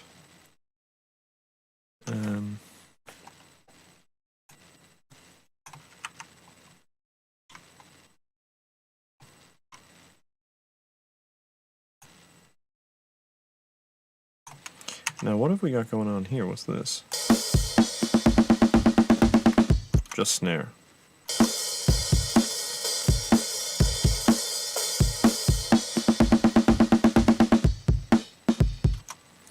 This is all noise, so let's delete it. Take a listen here.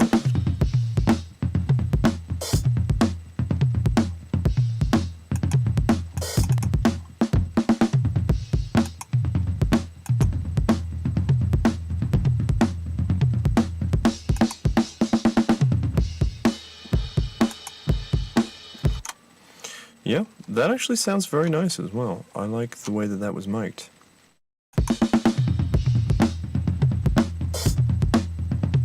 Crispy.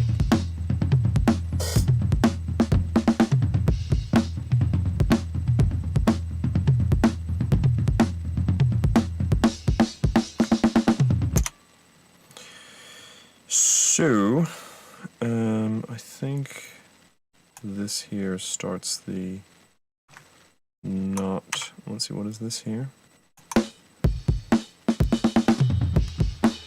That's right, yep, okay. Get rid of this.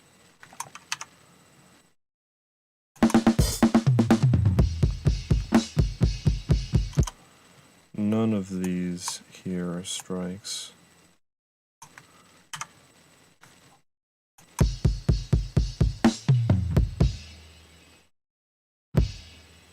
As none of those are either, but that last one is. Yeah, right here.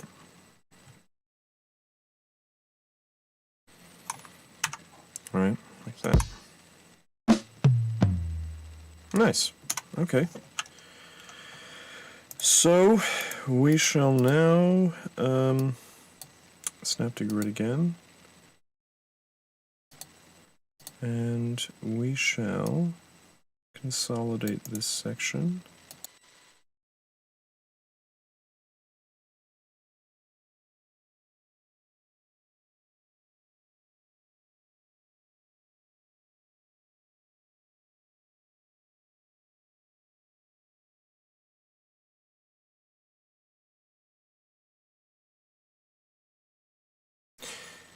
Okay, looking pretty. Now, what was I just thinking? Oh yes, so open this up. Zoom to 1/32, and apply the magic. Yeah, okay. Take a listen.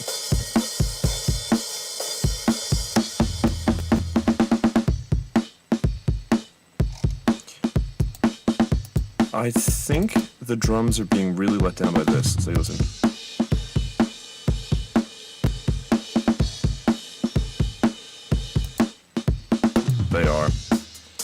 there's bleed, but like it's really being let down by that. Ooh, that's actually pretty nice.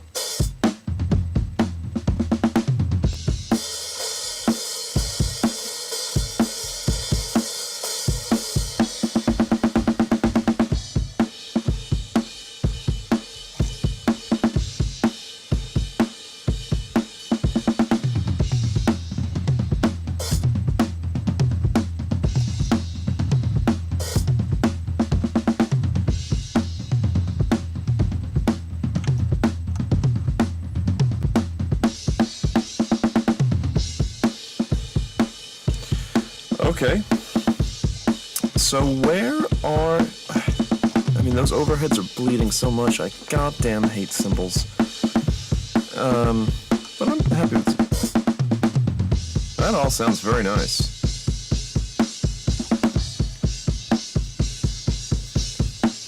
I kind of wonder what it would sound like with that... Oh, damn it, it's not what I meant to do. Like, let's take a listen to just hi-hat, tom 1 and tom 2. Like, how much bleed is there in these three? Let's pick a kind of busy section. So.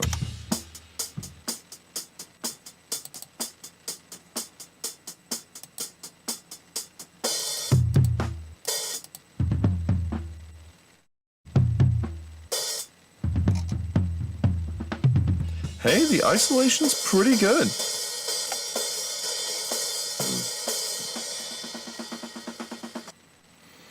Yeah, the isolation ain't bad.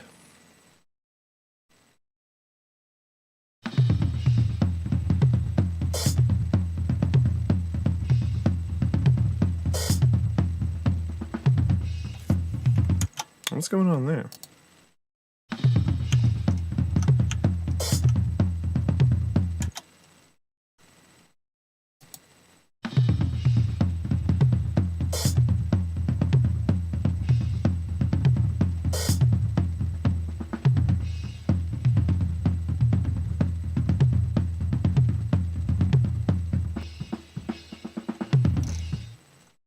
No, sounds fine.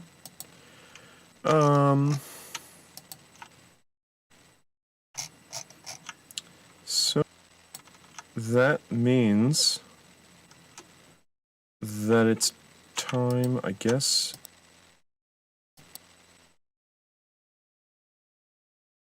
to do Crash 1. Like, I'm happy with all of these, at least from a sort of editing point of view, although I sort of wonder if it's good enough for the final mix. Let's see.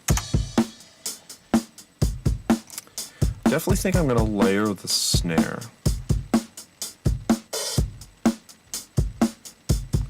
Like, layer the snare and bass, right? I might just completely replace them, because I just don't think they're... Well, if I'm gonna completely replace those, what's the point of all... That sounds kinda cool. What's the point of the whole thing?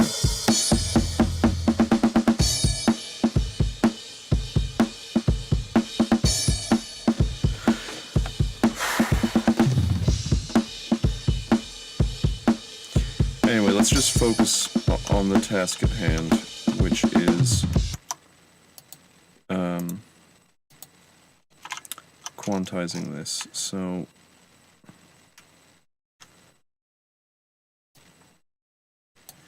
let's see what we have in here.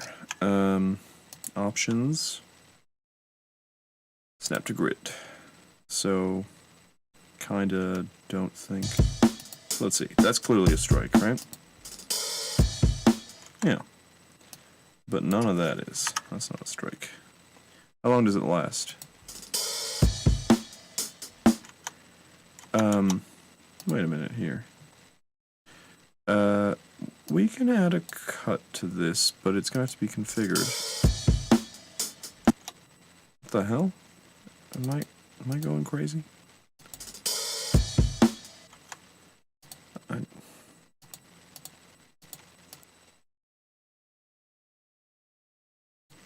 should probably just solo the track I'm working on. Yeah, because clearly...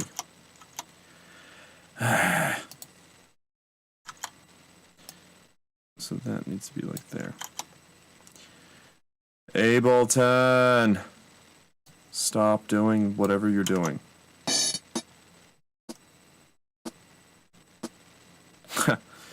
Well, this is... Well, we're going to edit that out, but let's figure out how long it needs to be held for. Like, what's the maximum length of a... is this release? Let's crank it. It is release. Let's go back to shortcut. You know what? I could even imagine that it is 3 seconds. I really could.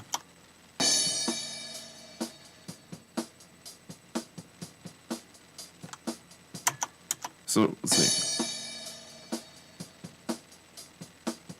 Theoretically, it's there. I don't even know what to make about that. This makes editing quite difficult. I guess... Yeah, like I can see it go on to there. That is annoying. But... then again... music generally is.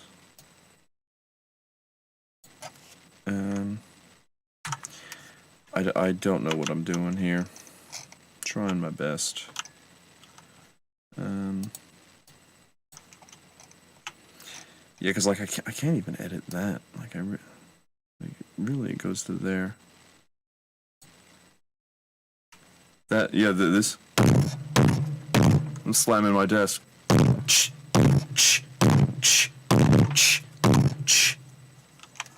Whoopsies.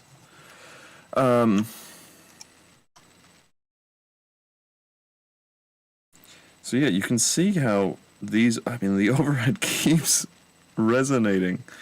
Oh god, it's horrible. I love it. It's horrible, I love it. I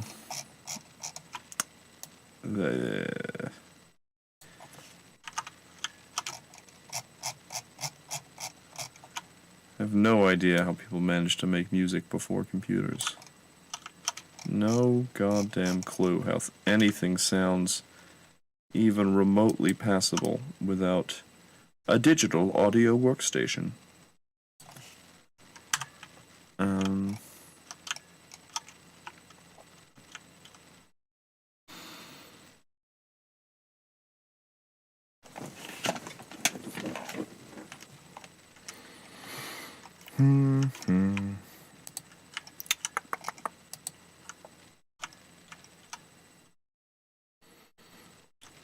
So this section appears to be like right or something, which I think is probably being picked up. Let's see.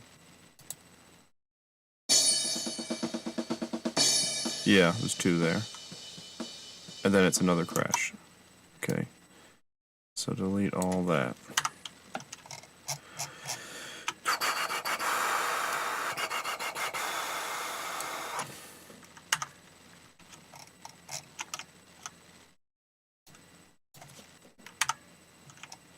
Okay. I mean, guess I can get rid of some of that. It's kind of not much in it. But it's something like... I mean, it's going to be picked up by other stuff, I guess. Just get the basic gist. Okay, let's see what it sounds like with everything else.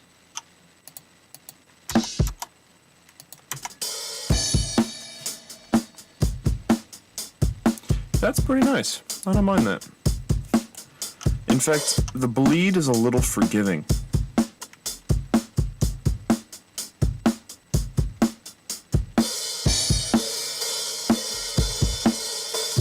Yeah, that's okay. I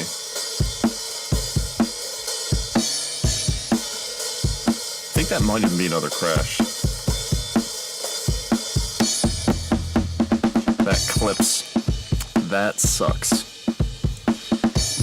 Oh, wait a minute. But if it clips, the temptation to just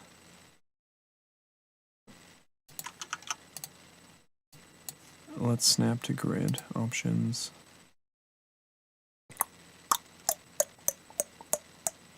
Snap to grid. Still, excuse me. I think I'm hitting home. I don't even know why that's a button. Where's my clipping? See, it takes me totally out of it. So that's clipping. But now what I think I can do is go bada bing, and then go bada boom, bada boom. Now, this could be problematic because the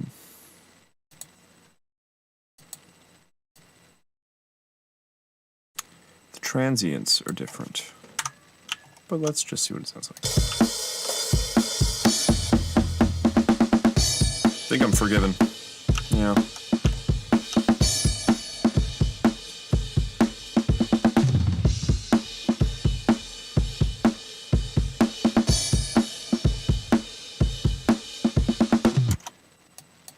I don't think there's any point in having that.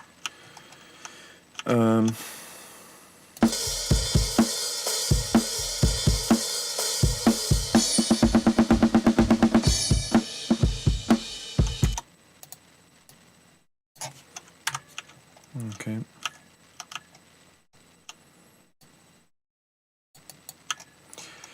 Right. So,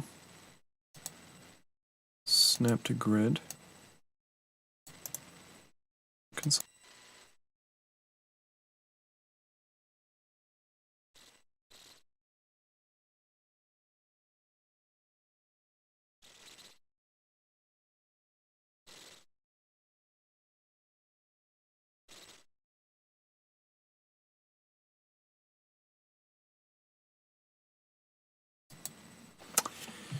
Okay, now I can't imagine.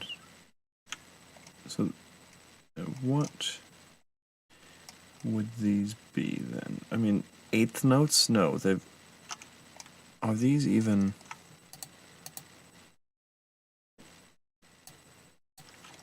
Could it be that these are actually whole notes? All of them? Kind of makes sense, like they're only ever going to be on the one, right? So, screw it. See what it sounds like. Sounds good.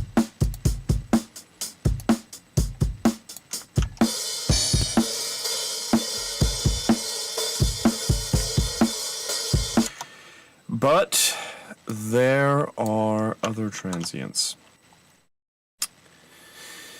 So, actually, let's use this view to determine, because there's some things that are good and there are some things about bad about this damn program.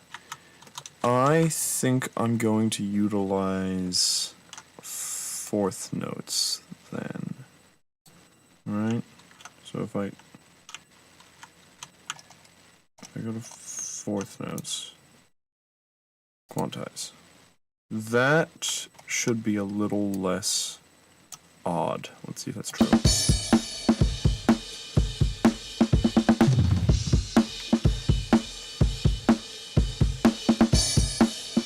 Sounds good.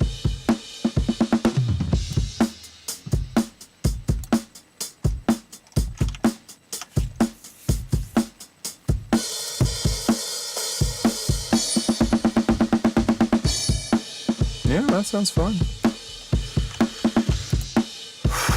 We are getting through it.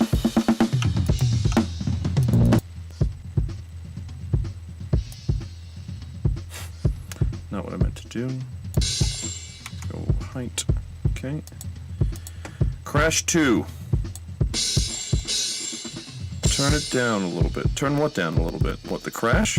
I mean, I am not mixing right now, Philip.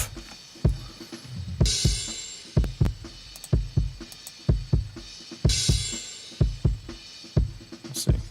But are you right? Let's find out if you're right. Oh, well, it's gone now. Okay, so it's going away for now. Because we are doing crash 2, which is this guy here. Now, this seems to have been mic'd very, very well. So let's turn off snap to grid.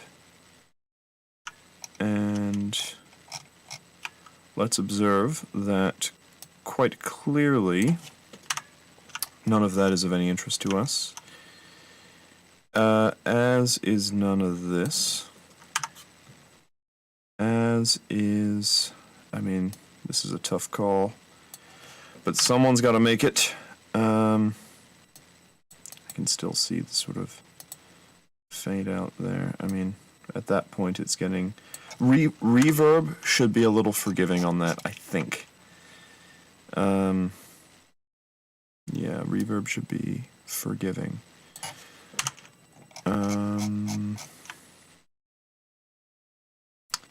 Those seem fine, I think. Gonna delete this, though. And then those seem fine. Yeah, and that all seems fine.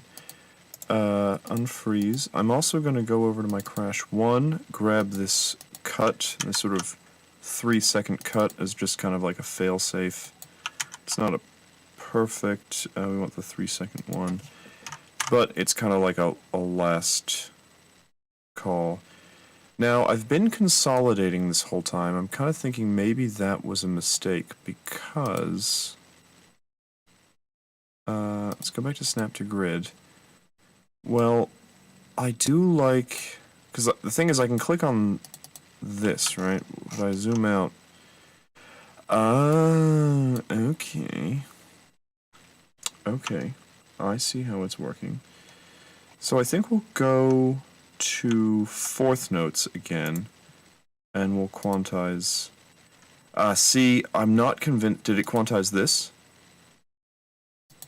No. See, that's kind of annoying. Like, I wish if I quantized this section, like, whatever. It quantizes the file, but this expression of the file it doesn't quantize, which is a little... What if I do it like this? Like, I select all of that, and I say, like, oh, it doesn't let you quantize. Interesting. So then you must consolidate. Okay, well, I can consolidate.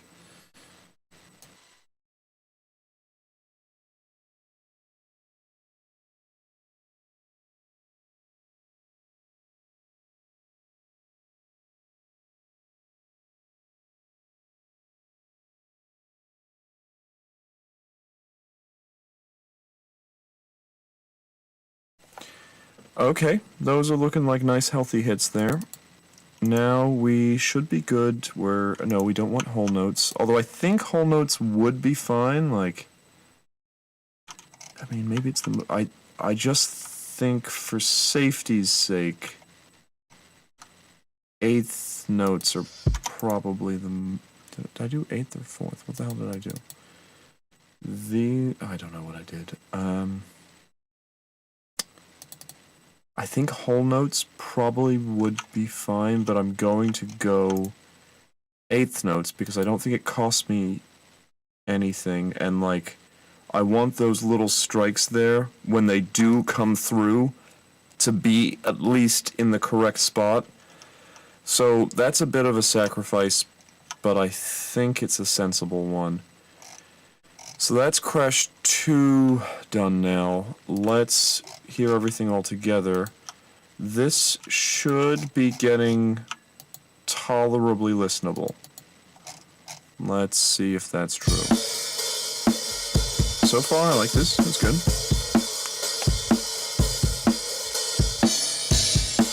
That's nice.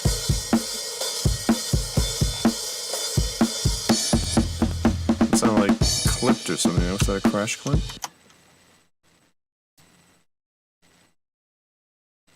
I mean, I guess you're on the edge, but it's not actually a clip. It's just exceptionally well mic'd and configured with input gain. Something clipped. In any case. the finish line is in sight for at least the current thing that we are doing. It's time to do the ride here.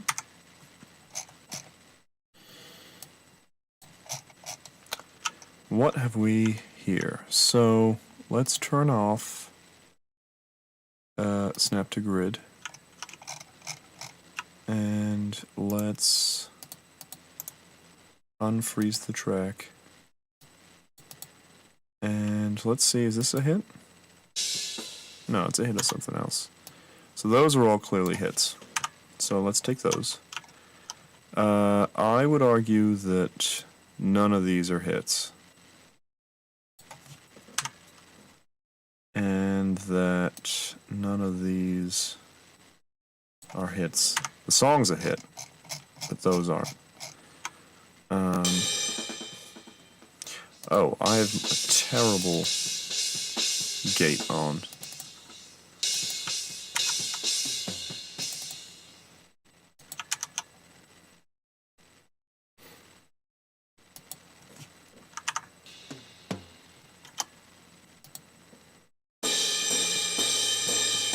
Clearly all strikes.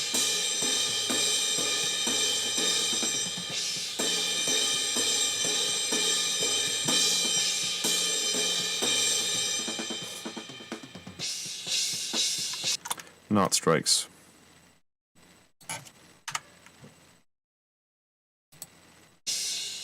Not strikes. Okay, that's pretty easy. Snap to grid.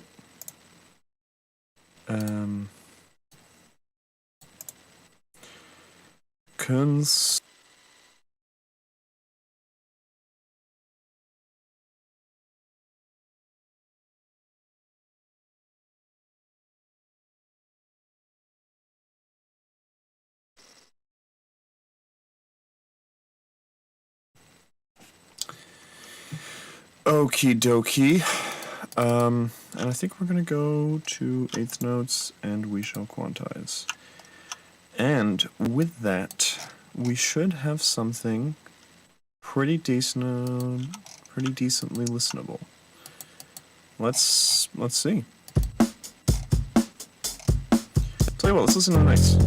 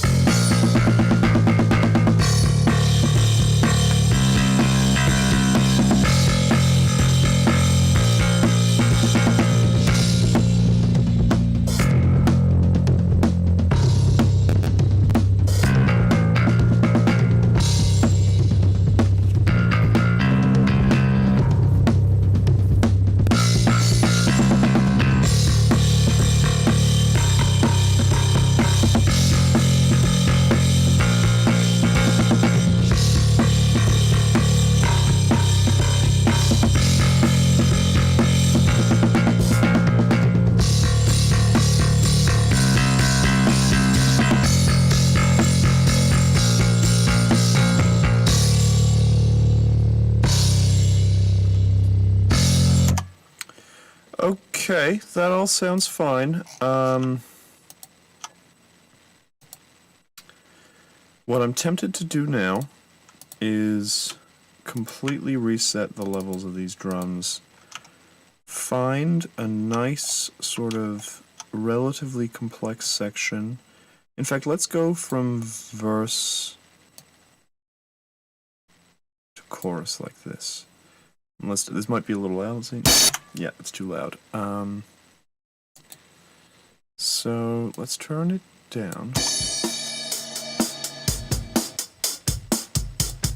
That cutoff was very noticeable.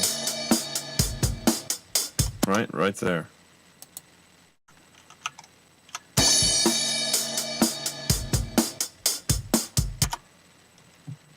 So I no longer believe in this shortcut, I don't think.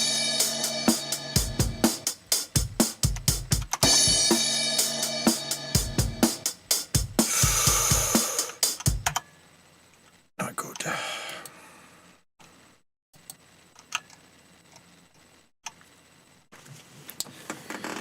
So I don't know now. I mean,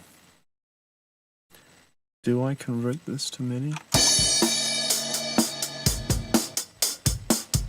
Would solve a lot of my problems.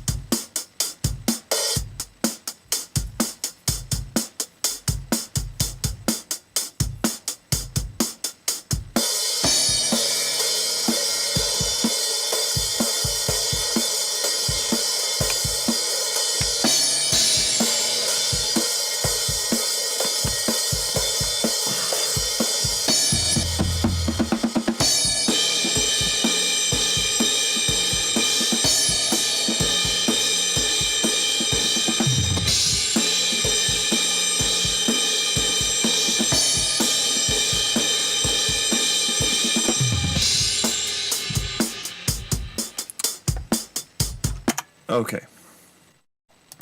Let's go. So we've now quantized.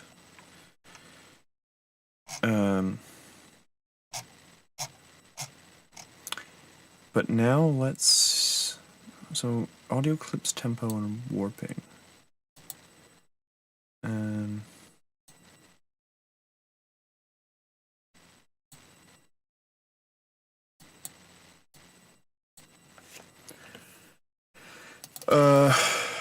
Audio to MIDI, Ableton. Converting audio to MIDI.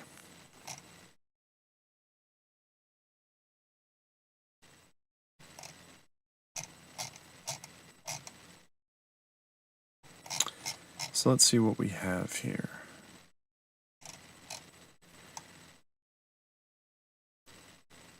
Although lives warping, blah blah blah blah, when audio is selected, this command divides the audio into chunks that are assigned to single MIDI notes. Slicing difference from the convert command in that it doesn't analyze the musical context of your original audio, instead it simply splits the original audio to portions of time, regardless of content. The drum rack provides an ideal environment for working with sliced files, and most of the setup happens automatically after you've made a few choices.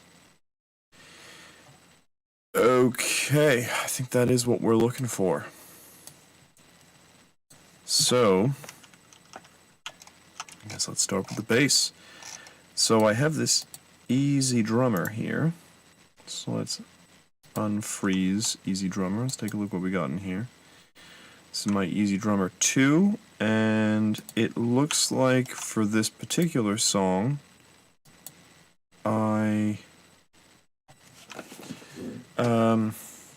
so this is where I might make a choice to do something that doesn't allow me to edit stuff on my Mac, but let's see if Easy Drummer 3,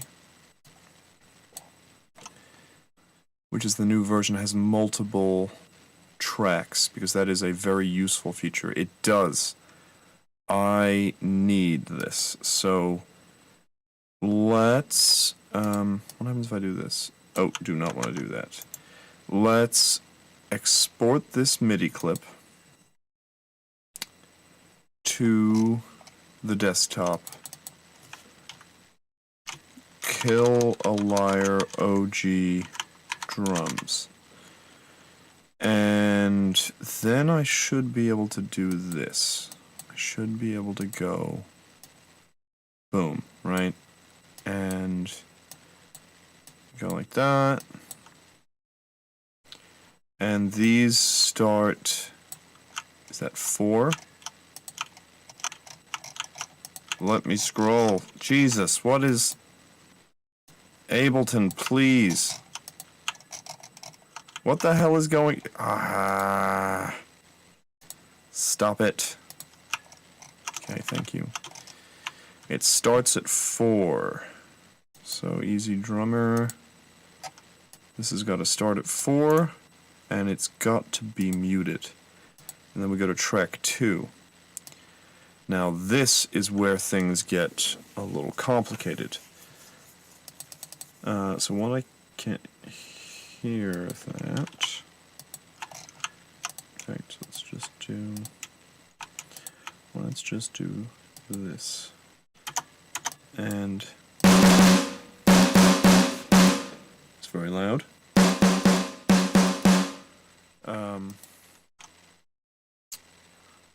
So I don't know that this is the selection that I'll make in the end. Let's turn me up. Oh, don't do that. I don't know that this is the selection that I will make in the end, but that sounds kind of nice. I've been getting very pretentious about sounds. I mean, it definitely sounds better than what I managed to record, which isn't altogether surprising. But let's take a look at Easy Drummer 3's new stuff. So we have Bright Room, Main Room, and Tight Room. Let's just see what they sound like.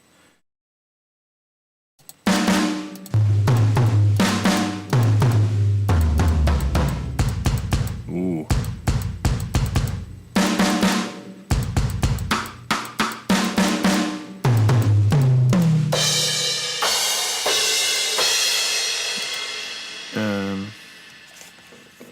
Wow, there's a lot in here. Tune track, hard and heavy, big and solid. I guess original mix. I don't know. I don't think this is for me. I tend to like drier sounding stuff. What the hell is this? Ooh.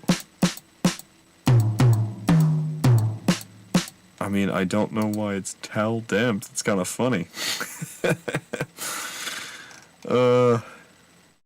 Okay. Tamabel Brass, Neil Peart. Yeah, I mean, I think it's gotta be... Oh, it isn't? That's kind of funny. Doesn't change that it's got a towel on it. It sounds good though. I do like that. It's not for this song, obviously, but I like that. Okay, no, none of this is right. Main room.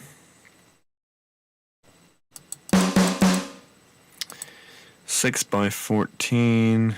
I mean, I hear that bigger snares are better, right? Bigger is better.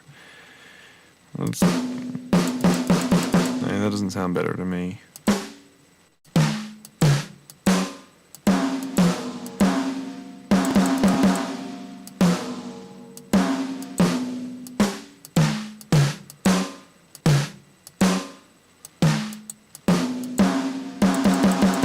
So the Black Beauty is used a lot in rock, but for some reason it ain't doing it for me. If anything, it would be the original pick. It's quite nice. Okay. So I have the... I think just because I'm attempting to make a pop-punk song, I mean, it doesn't necessarily mean that I need to use the sort of, quote, pop-punk kit, but it might be best for my current purposes, because like, I know that it's good, I know that it fits the genre, and I can move on and attempt to convert these over. But again, big snares, which doesn't surprise me. Let's see what the different ones sound like. I think I like the aluminum better for what it's worth.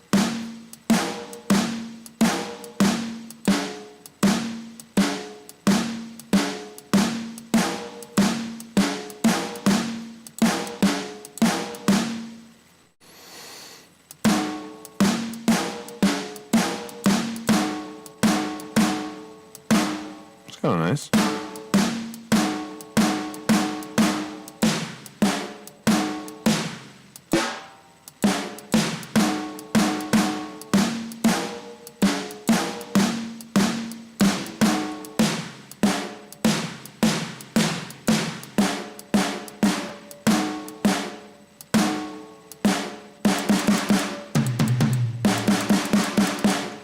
Yeah, that's it. 5 by 14.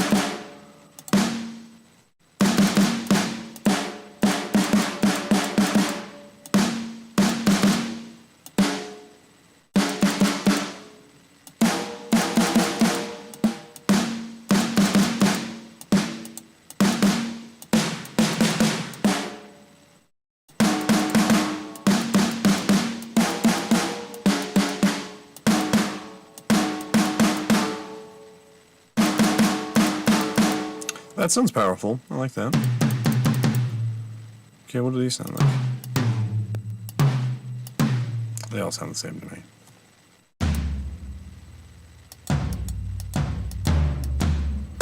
So I ended up using the Orange County D and P bell brass. Orange County D and P, okay. Orange County D and P. Okay. Now, so what we have here are, what are those? Evolution. I don't want to get up, but I do want to know the brand of these things. Yeah, I'll be right back.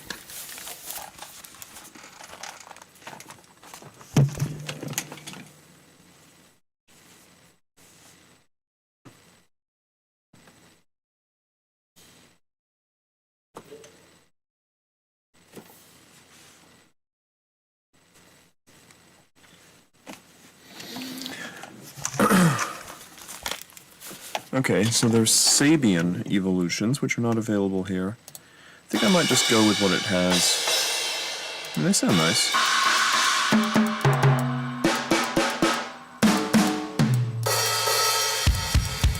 Ooh.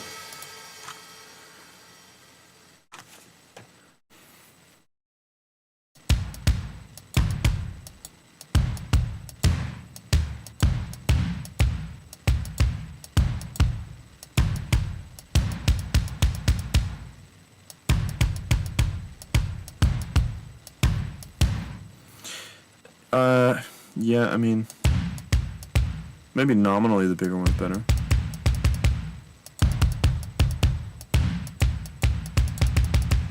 Yeah, that sounds good. Okay.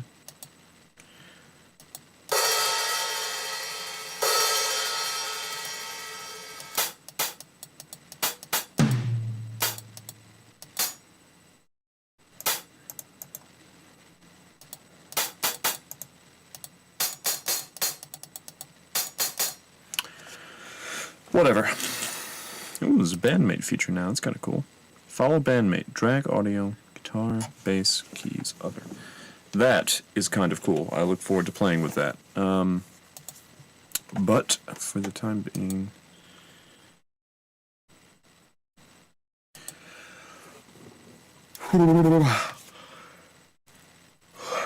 Okay.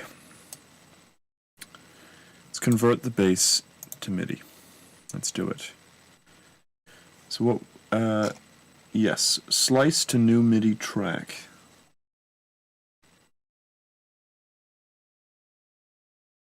Convert harmony to new MIDI track. Convert melody to convert drums to new MIDI track. What is that? So what's the difference? Convert drums. This command extracts the rhythms from unpitched percussive audio and places them into a clip on a new MIDI track. The command also attempts to identify kick, snare, and hi-hat sounds and places them into the new clip. So, I mean, that's very impressive. As with the convert melody command, you can adjust transient markers in the audio clip prior to conversion to determine where notes will be placed in the converted MIDI clip. Converted drums works well with the recorded breakbeats, but also with your own recording, such as beatboxing or tapping a surface. Okay, that's good to know.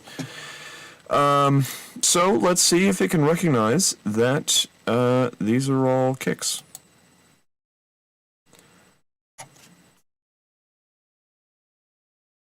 Converting bass.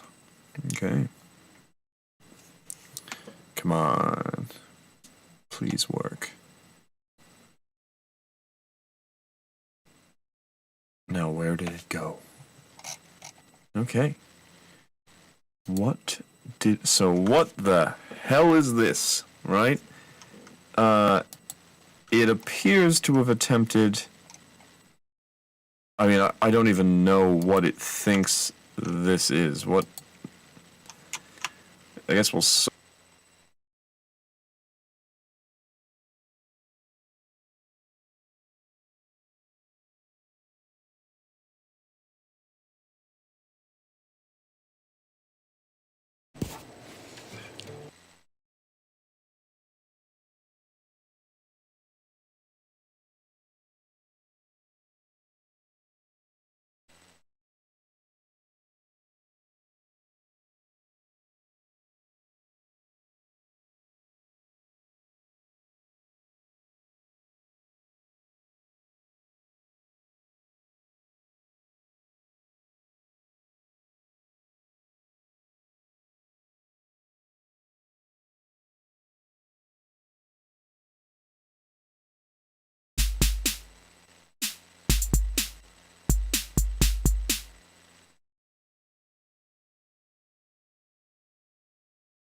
Well, it did an exceptionally good job, but unfortunately it did too good a job. Like, what I was looking for was just the bass hits, and it seems to have heard from the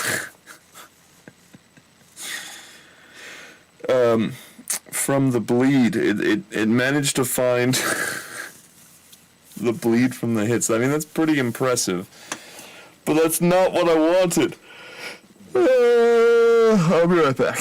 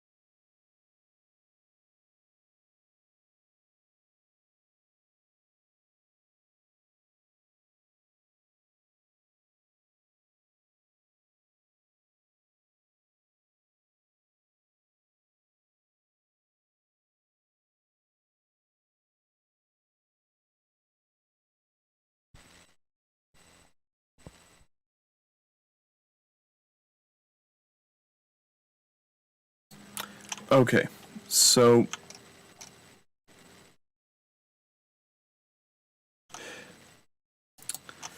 while impressive, not what I wanted. Let's see. I mean, the bleed really isn't that bad, and yet it managed to pick up those little bits. Now, I wonder if, I mean, does it use the processed audio, or does it use... So let's see. Oh, well, you know... So this isn't going to cut it.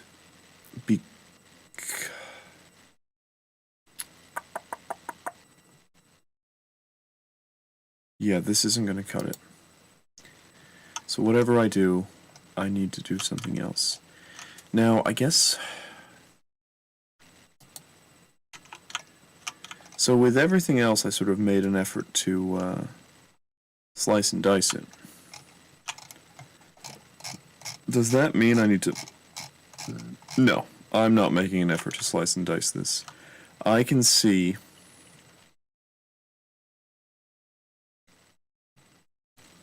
that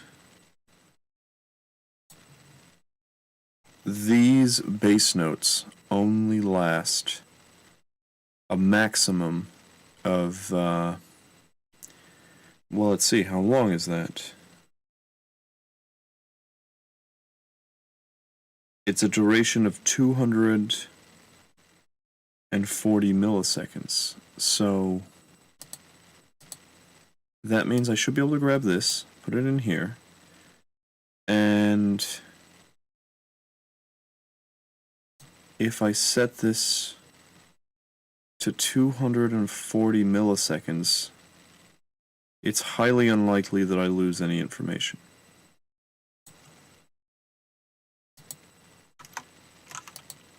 Let's turn all these.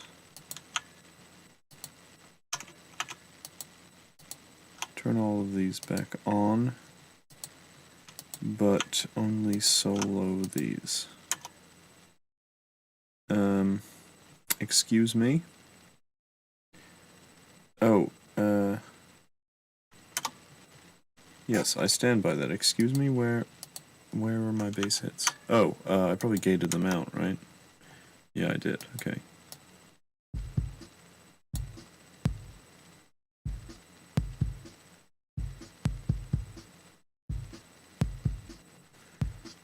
Sounds very weak. Oh.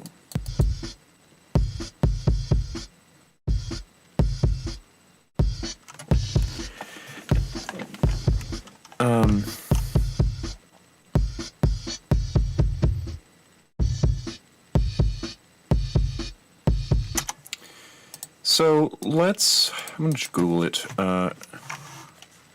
Convert bass drum recording to MIDI Ableton.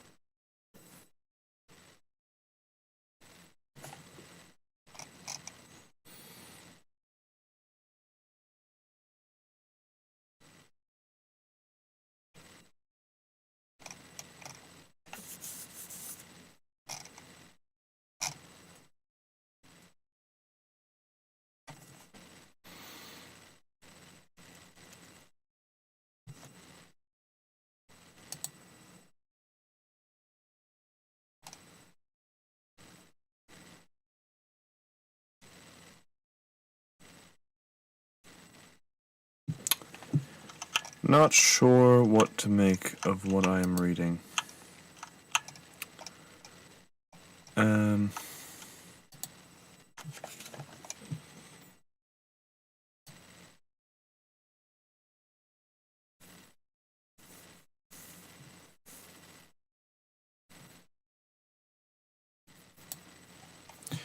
Because I only want these major strikes to be turned into MIDI. I mean, let's just find out what happens if I slice to a new MIDI track. Create one... Slicing the current clip would result, but a MIDI track... What the living hell are you talking about? This command divides the audio into chunks which are assigned to single MIDI notes. Slicing differs... Oh.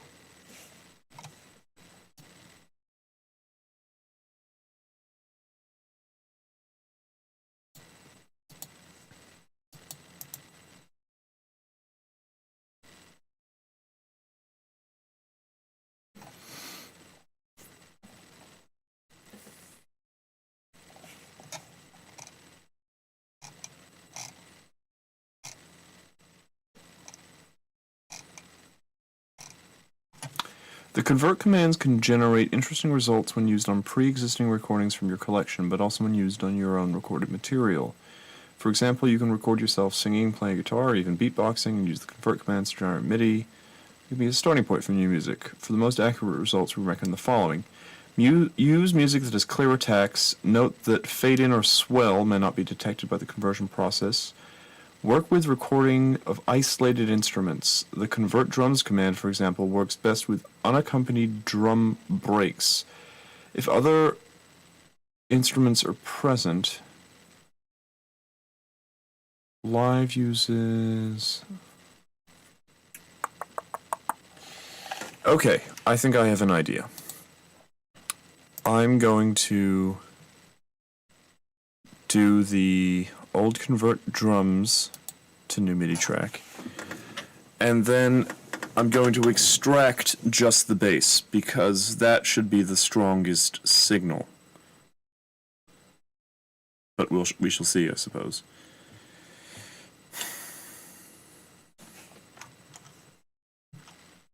Okay, thank you.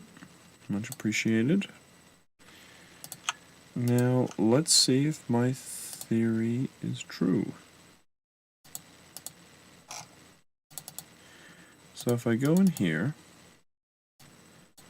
let's see, okay, kick, yeah, we got a lot of kick.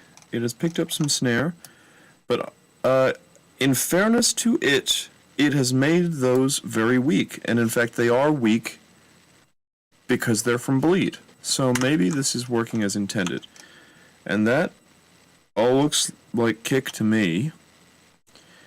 Now, a very annoying part of this process now, so I can delete this, but I tell you what, let's drag this into here,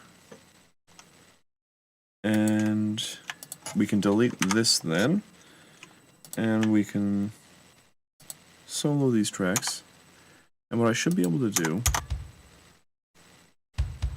hey, excuse me, what do we got going on here? Okay, that sounds good. Have I turned it down or something? Because obviously it sounds kind of weak. So what's the velocity on this?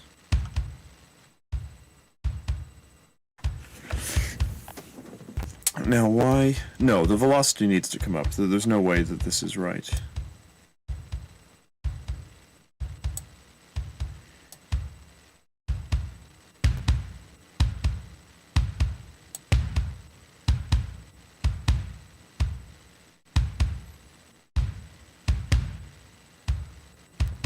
Okay.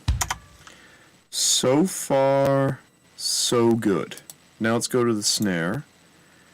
And let's do the same thing.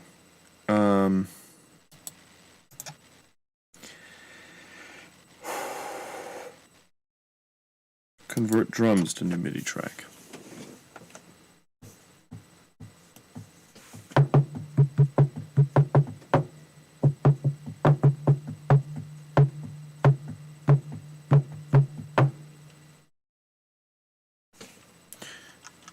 And let's see what Ableton has made for us. Let's open her up. Okay, we got some hi-hat. So let's just assume that this is junk, and that the kick is junk, but that this is correct. Okay? Now, what happens if I paste this? It just overwrites. Not what we want.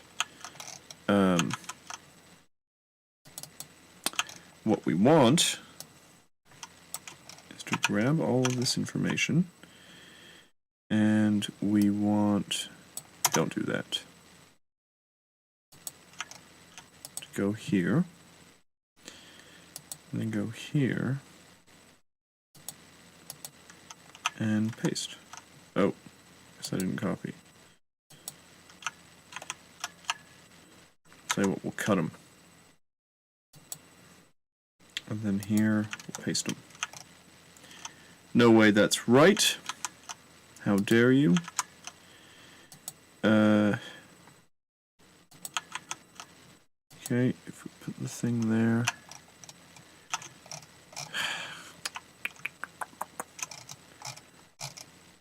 What in the living hell? So this is so annoying. The MIDI clip has its own what's the word? Sort of length information, and it holds that independent of its information in the arrangement. Very annoying. Actually, I know what to do. Select them all, go to the start of the clip, go to the start of this clip. The hell is that? There's no way that's right. That is so annoying. So basically, I need to go to 2, and then I need to count 2 eighth notes. Well, let's make it 1. No, it's not precise enough. Okay, so I need to go to 2. This doesn't seem right, though. Why? Oh. See, that worries me. It thinks that that's snare. It's not. Okay.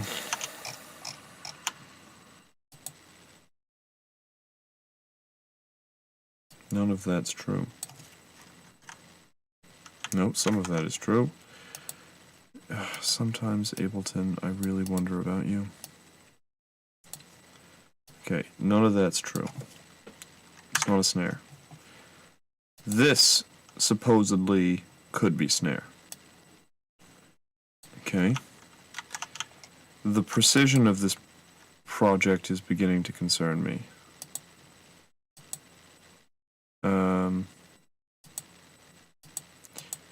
So, look, I would really like to know, like, what the hell is this? Like, I want to know, okay, thank you.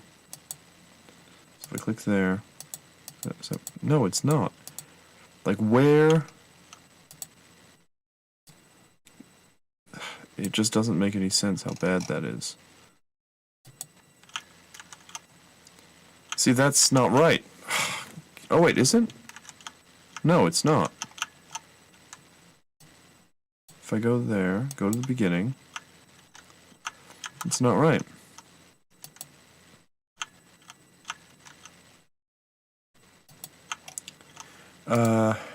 This is really annoying. Ableton, wait, can I, am I overthinking this? Consolidate. Where's the consolidation?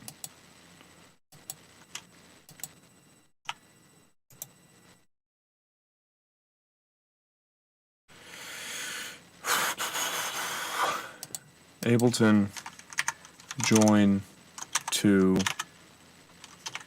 Ableton merge MIDI. Like, merge or combine. You can combine 2 clips. Not sure about merging. Perhaps you could. What?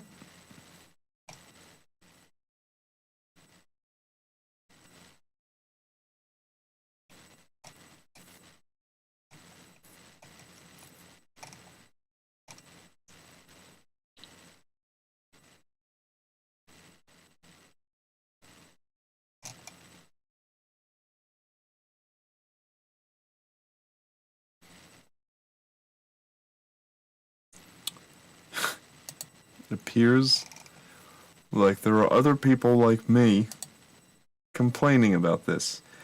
You can assign the MIDI output of multiple tracks to a new MIDI track and record them. Oh, thank you. Yes, I would really like to. That's not what I asked.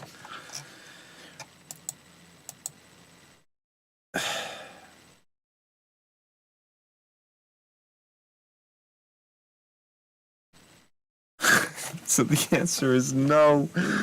Oh god, this is so bad. How is this? I just don't understand. I really, really don't. I don't get it. Like, this is so basic. Like, I don't even know what to say. It's so bad. Like, I want... But I want them to be together. Why make this so I really don't get why make it so painful. Cause like, oh, okay. Now I can at least see, so I click here, and I can at least see, okay. So yeah, I mean, I've known it's there. I've known it's there.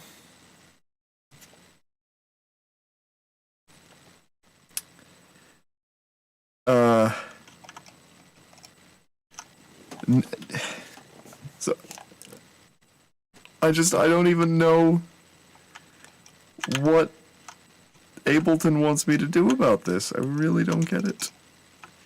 I mean, I kind of think that it's here, right? Because it's boom, boom, tch. But then again, I don't know. Maybe it's not. It's not. See? What the hell?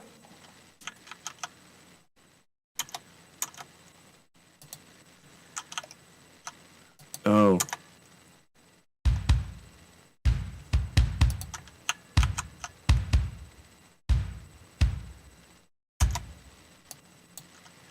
I just really don't get this.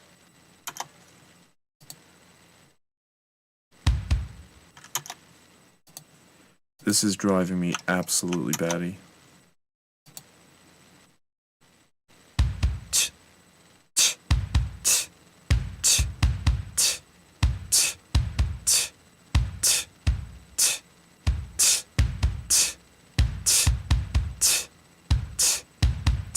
I mean, that all seems fine. It seems fine. It is really beginning to get on my nerves that I can't combine these two. What is...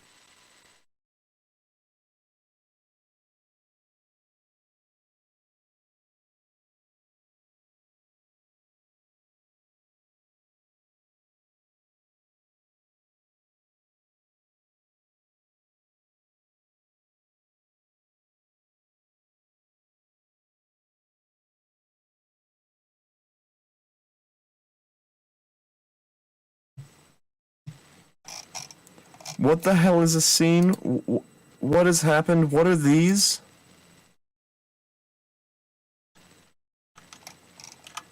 What is going on?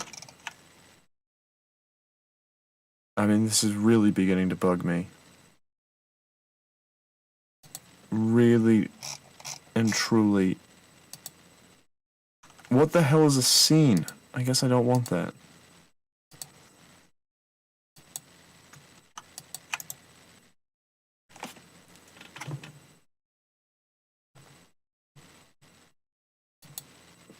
So this is what I want.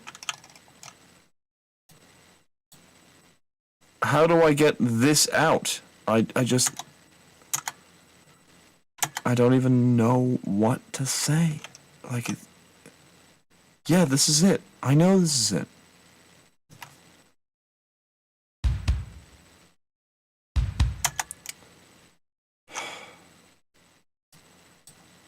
How do I get this out? It's so frustrating.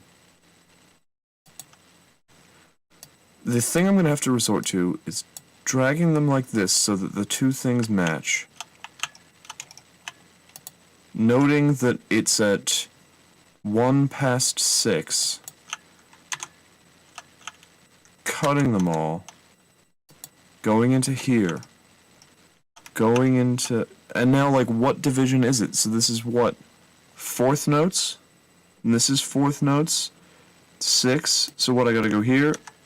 Like, okay, that's fine. But does it really have to be that painful? I think I'm gonna have to have a word with the manager.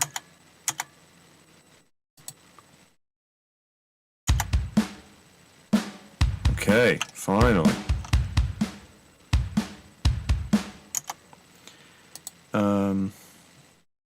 I mean, this has to come up, doesn't it?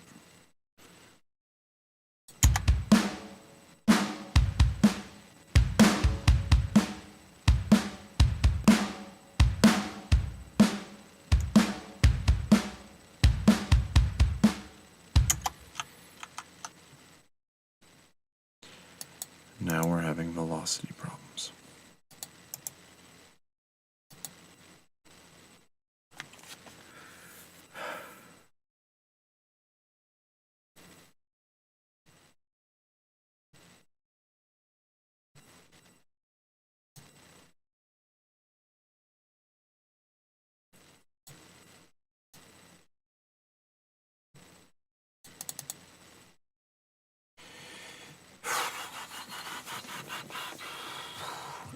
I think we'll leave that for when we eventually drag this into Easy Drummer.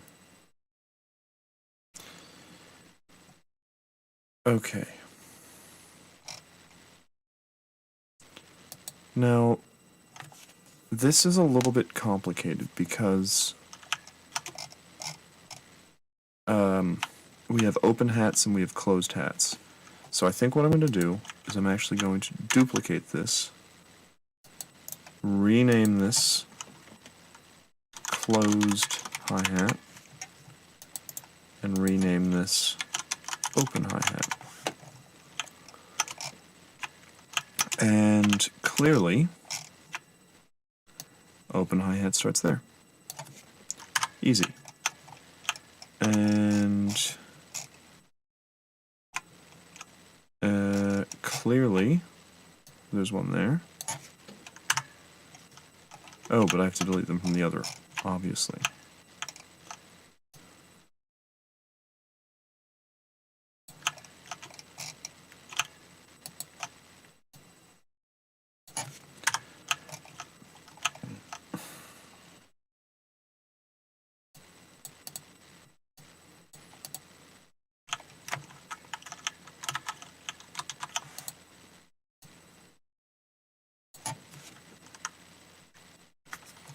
Oh, of course, none of these are open, or none of them are closed.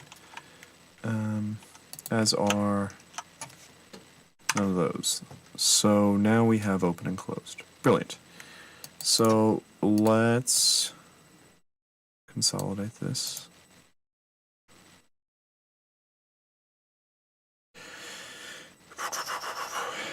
No, thank you.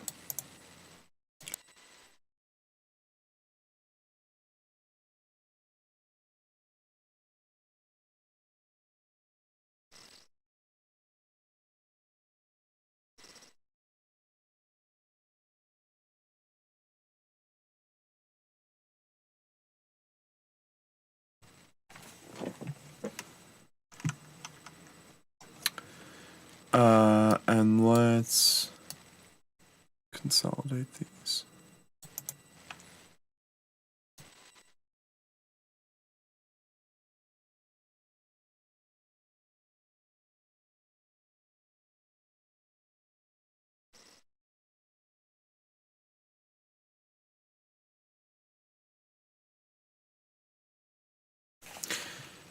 Okay. Now let's convert drums to new MIDI track. And let's go through that whole rigmarole of trying to figure out how to combine MIDI tracks. I mean, it just drives me batty. I know I'm complaining a lot, but it just doesn't make any sense how complicated it is. I really don't think it is that extreme a request. I really, really don't. I really don't get it. Okay. Now, what we should have here is a pretty decent hi-hat. And we should be able to just, boom, goodbye. But we are now going to go through this stupid process of trying to figure out. So wait a minute here, what's going on?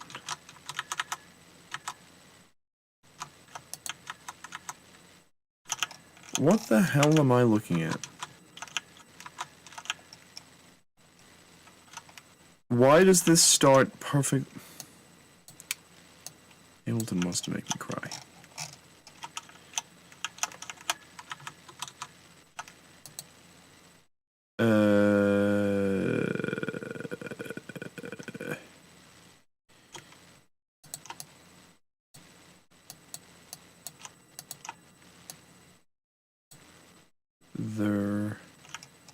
many hi-hats are there here?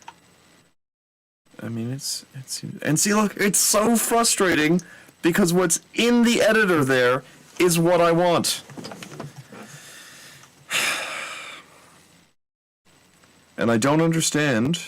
Oh, I guess I do understand why that's there then, because that's where it's supposed to be.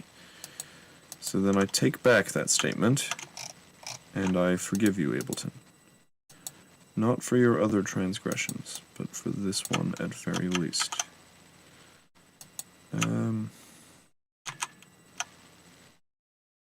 So, I'm going to note that this starts at 2.2. I'm going to cut them all. I'm going to go over here, try to figure out where 2.2 is, and paste.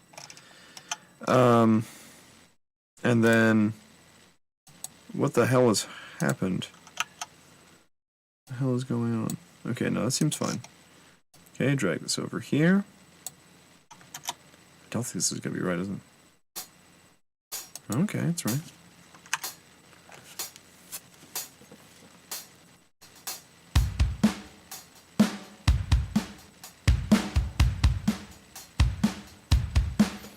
Not so bad.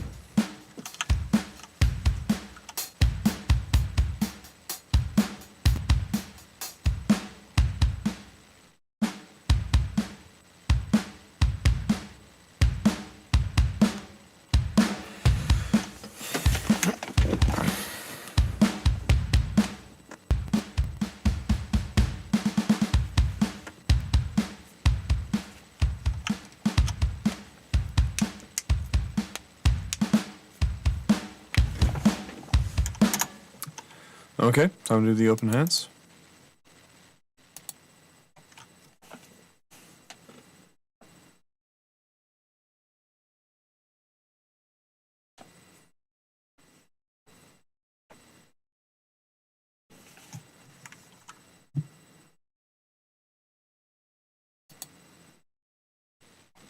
Okay.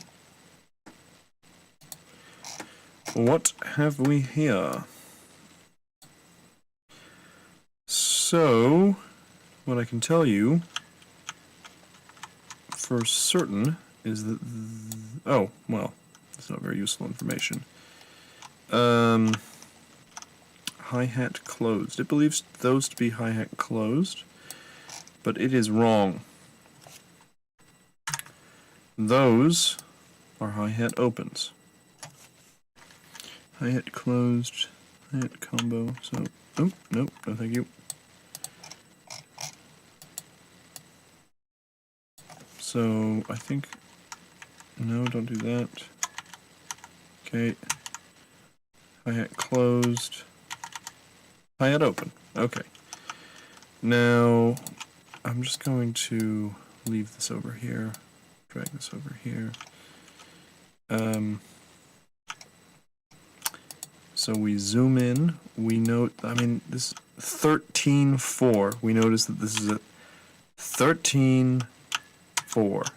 We go over here, we go, okay, where the hell is 13.4, and why is life so painful?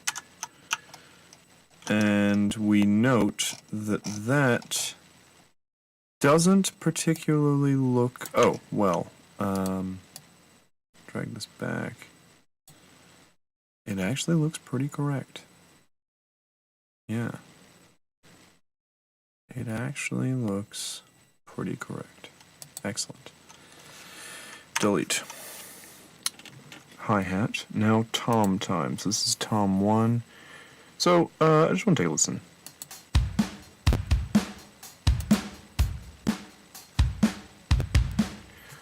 So, that is not where Easy Drummer has open hi-hat. Where does Easy Drummer put open hi-hat?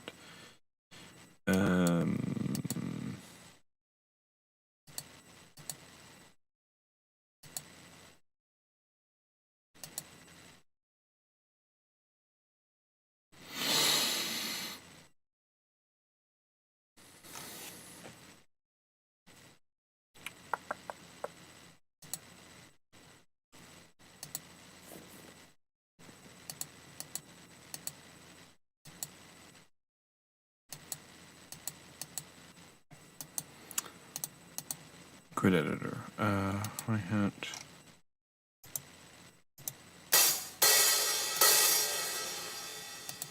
I appreciate that tune track, but please tell me tune track MIDI map.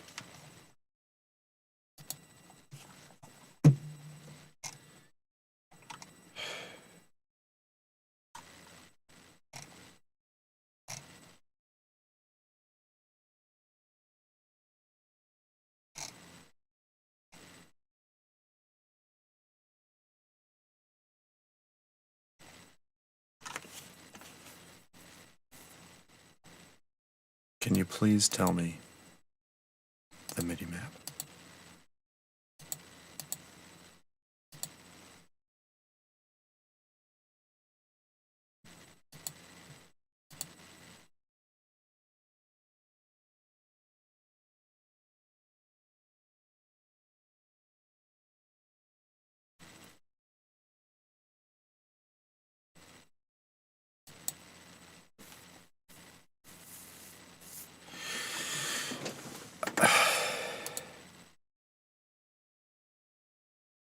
Why wouldn't you tell me? You make me log in to see the manual. Drums tab, the group, the mixer tab, the soundtrack, global menus. No MIDI map.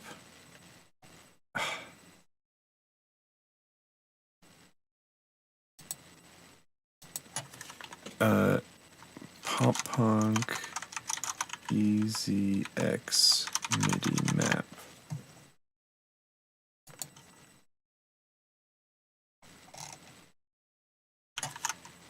MIDI, show me the MIDI. Show me the MIDI map. Where's the map? Map, please. Please. Not maple. Jesus.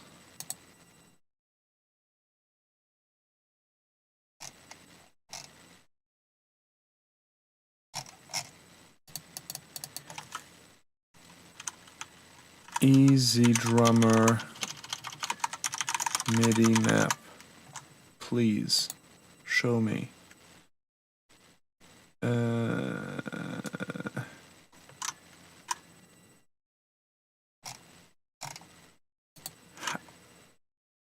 MIDI mapping for E-drums.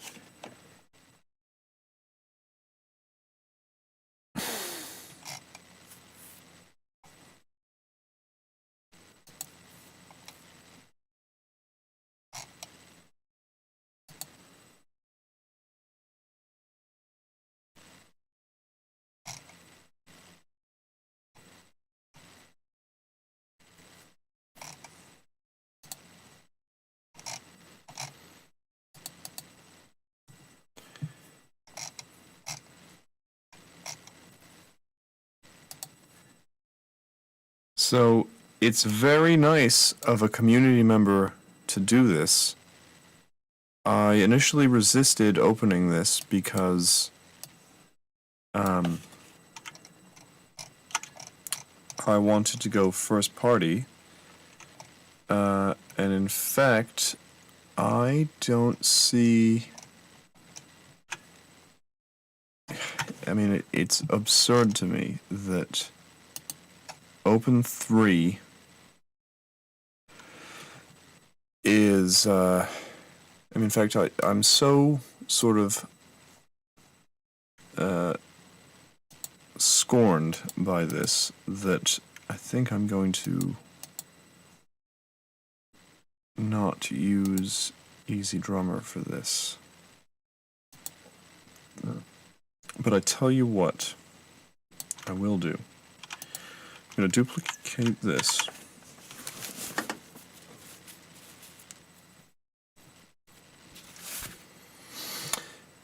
And we will delete this. And we'll drag in our original drums here. And these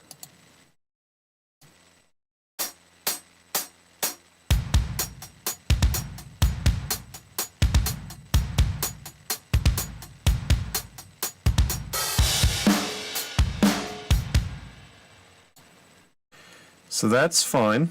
I'm just going to leave that the way that it is. And I don't foresee these settings changing because this is just a sort of kept for historical reasons. So now I'm going to freeze.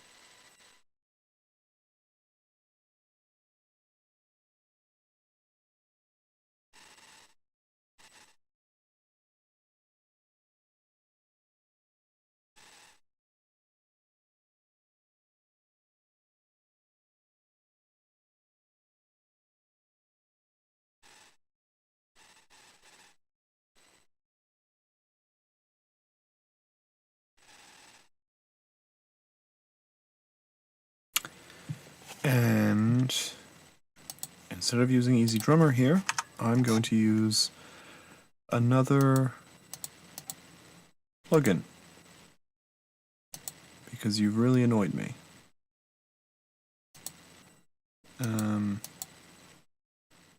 Native instruments, contact.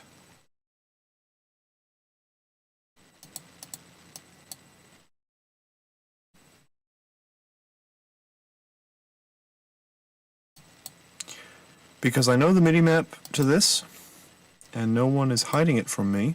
And in fact, it might even be, I can set it to GM, which should then, yeah, if I go over here and set it to GM, this should just work.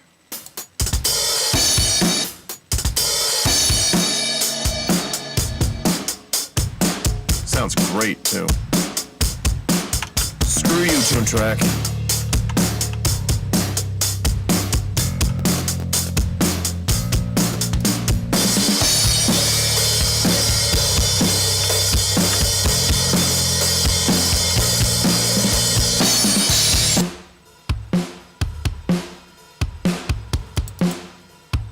Oh, it sounded great because... Okay.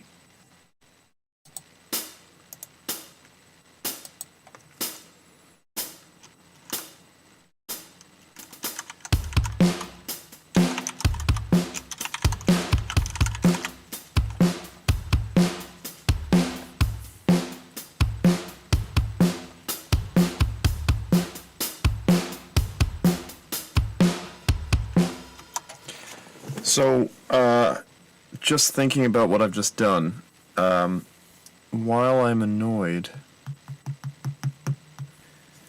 I might try to make it work with Easy Drummer because they have a really great editor. So, I might take back what I just said.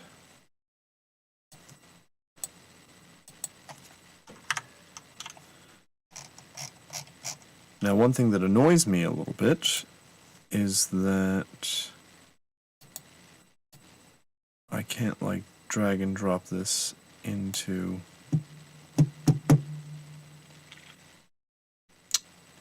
Easy Drummer. And that doesn't work either.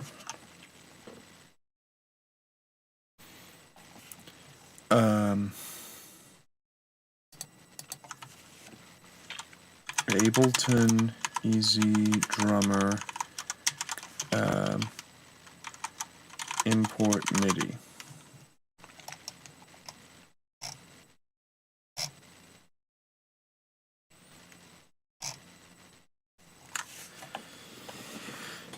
As always, it is unnecessarily complicated. Export MIDI clip. Drums whip. File.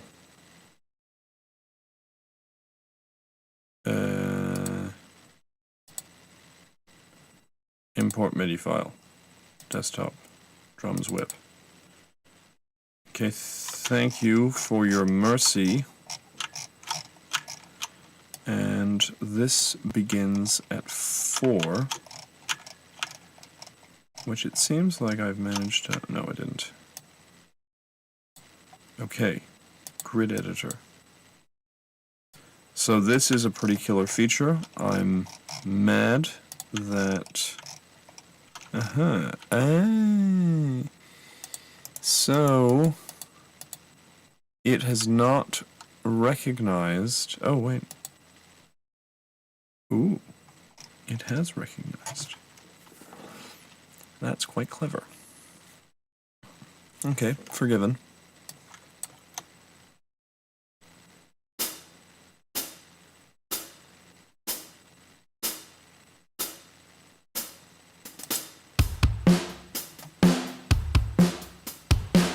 Sounds good. Kind of like this idea. I like the Orange County kit.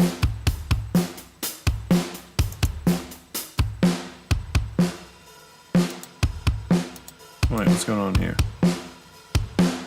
So they're just really weak? Is that what it is?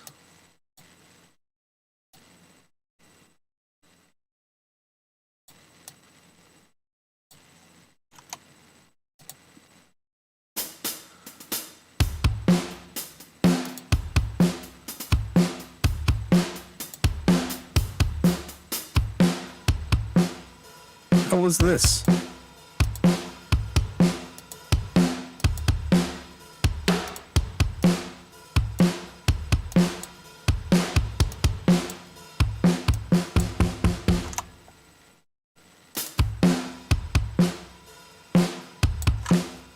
What the hell's going on here?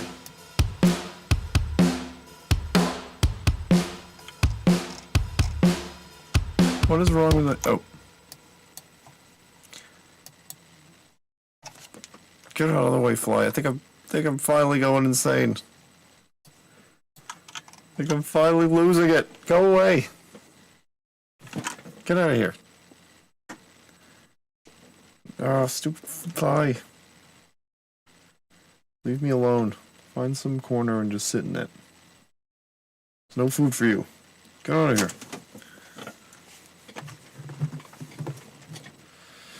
Yes, I'm finally losing it. Let's set these two up. Oh, please don't do that.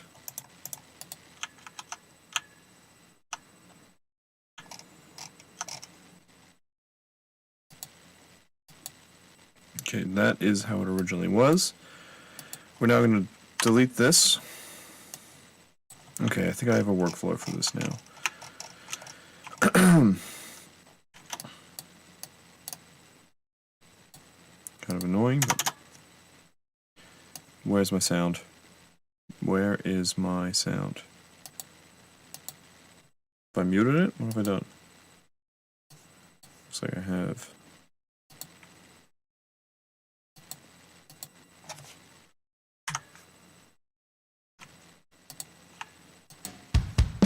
There we go.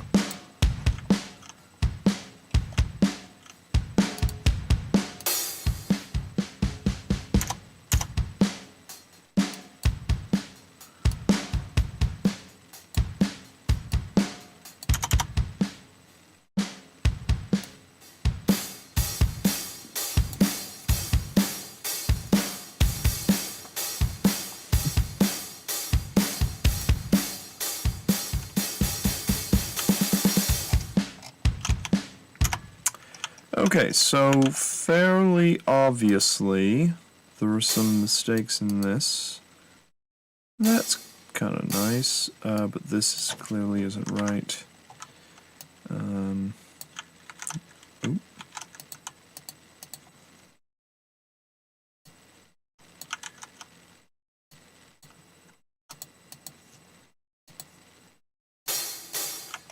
Alright, it's gotta be that. Oh, no, no, no, no, no, no, no, no. None of that. Yeah, okay.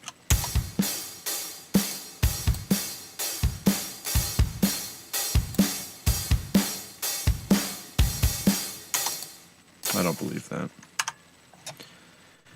1, 2, 3, 4. Let's... Is this half? No. Is this half? Yes. Okay, we'll do that.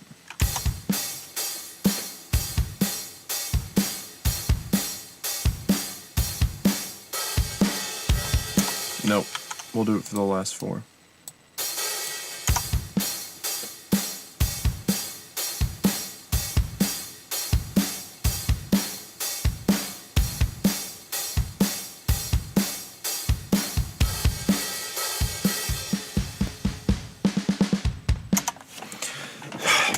Okay.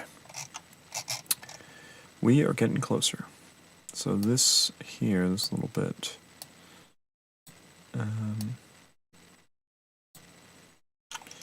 This needs to sort of do that. And then these strikes need to be very powerful. So let's kind of put them like that. Let's put them like that.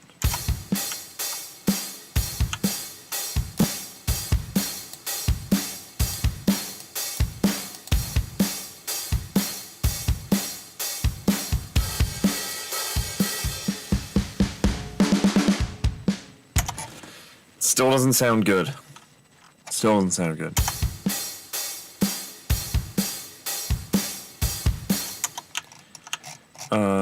Well, for one thing, I think the floor needs to come up on these. Actually, let's do kick, snare. I mean, I think it should come up, right? Maybe drop it down a bit.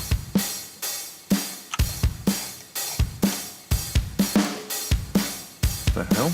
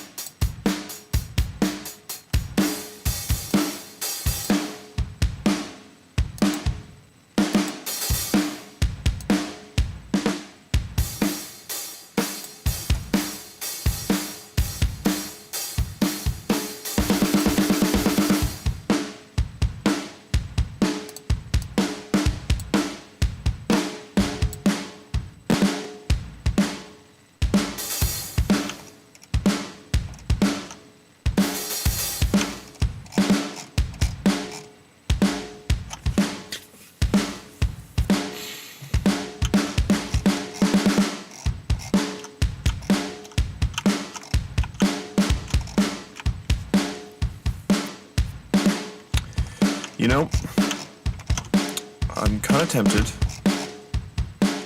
to say, screw all this stuff. I am going to use Easy Drummer as a means of augmenting what I already have.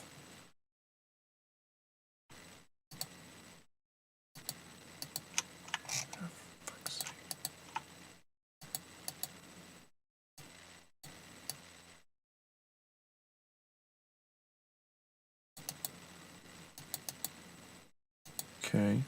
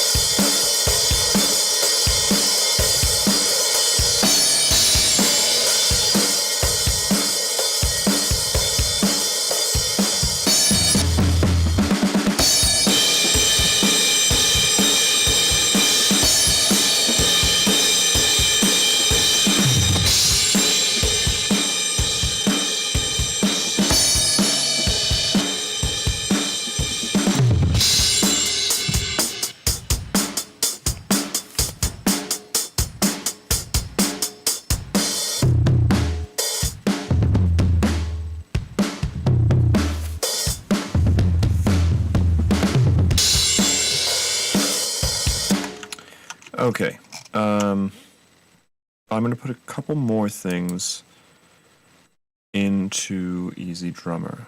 I'm going to, for instance, yeah. I shall leave the toms, leave the hi-hats, but I'm converting the crashes. Convert drums to new MIDI track.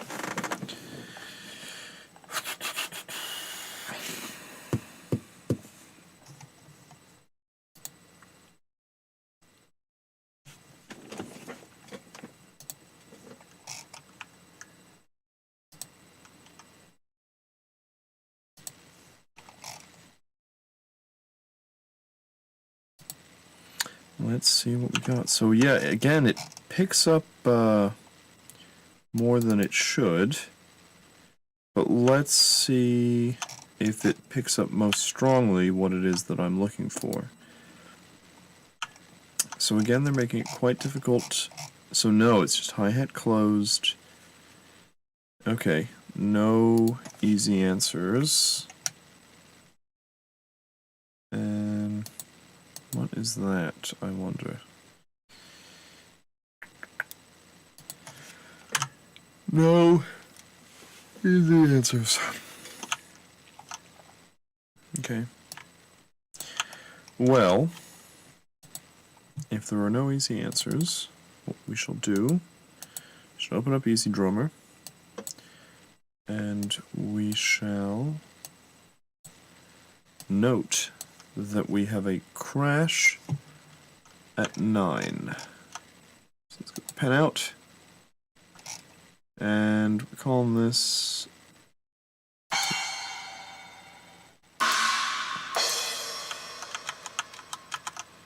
so which crash is this? This is the short one, so it should go there. Okay, good. Then we have one at 17 there, and Jesus, 21.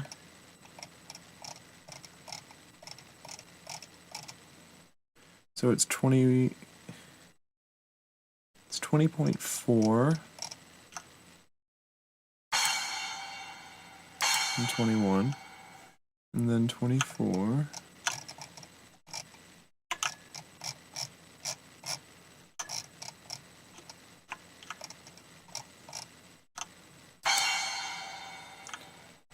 And then 25.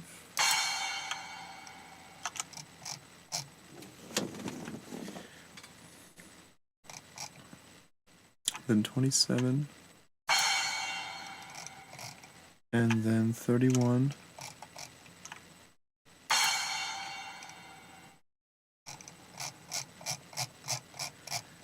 and then 44 and 45, 44 and 45, and one at what beat marker is this? 56, 2,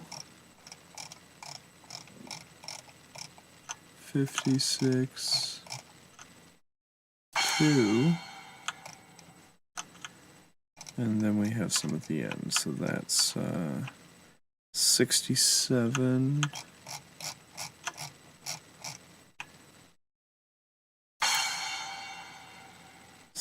69, and then 70, 71, and 72.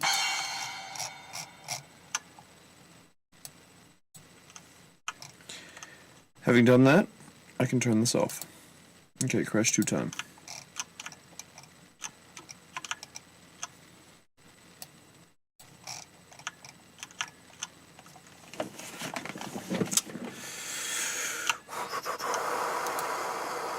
$21.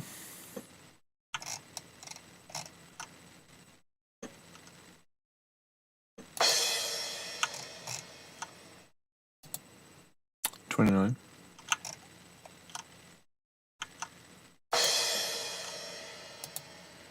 $33.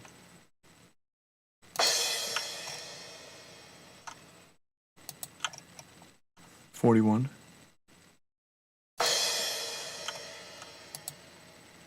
$47.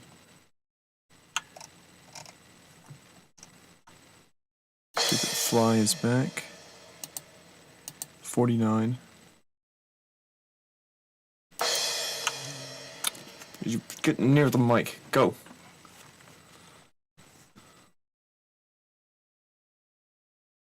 49. 51, 53. 53.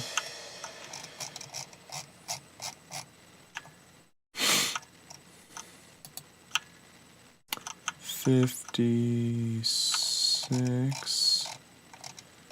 56.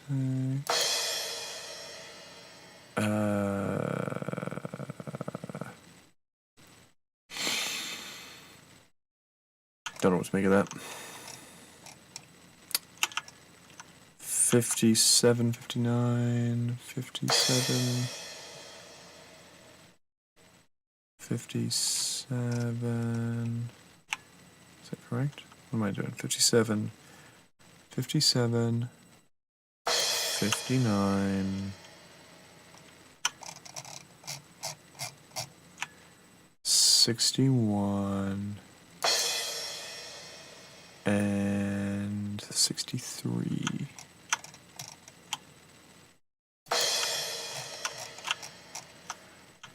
Okay. And then from 65 to 69. So from 65, I think I might have incorrectly transcribed. Oh, oopsies, don't do that. 65, 66.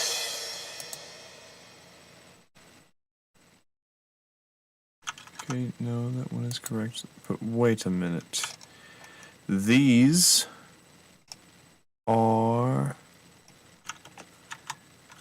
for church. Stupid. These are fourth notes. Fourth notes.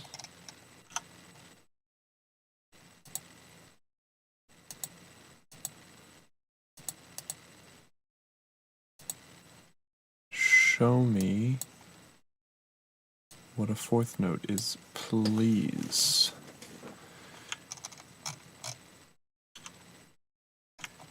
I've totally lost the plot. 65.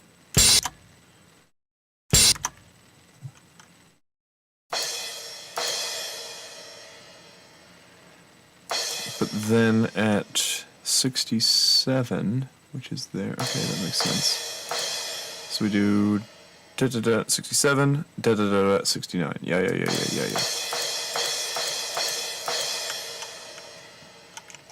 Right. And then at the end, it's all together. Something like that. Okay.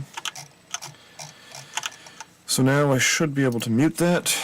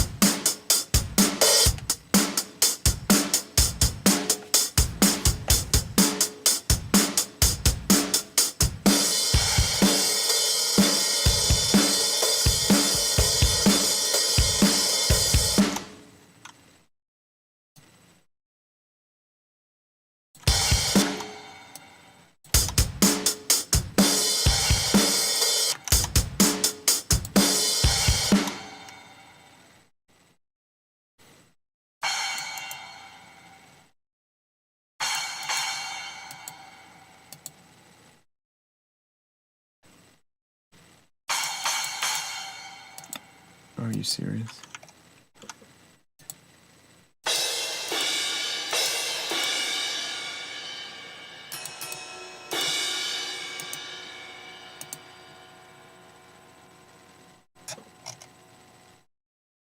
What on earth is going on? Why does...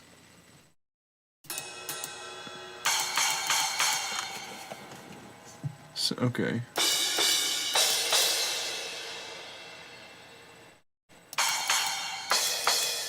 I see.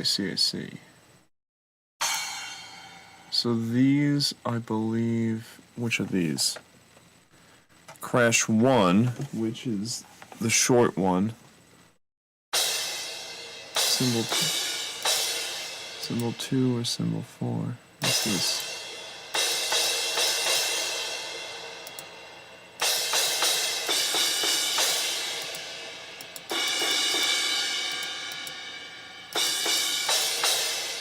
So this should be the short one.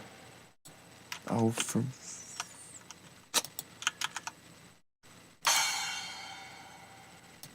So this is the short one, and this is the long one.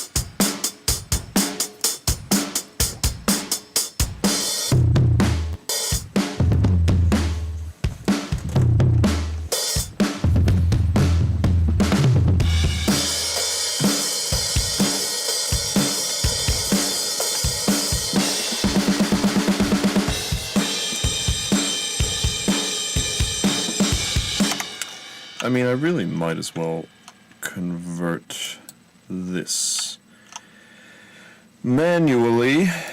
So let's see. Starting at 25.2, grid editor.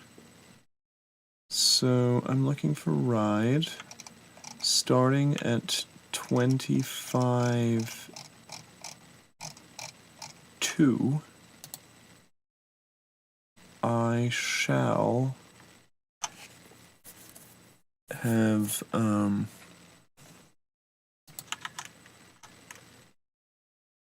fourth notes.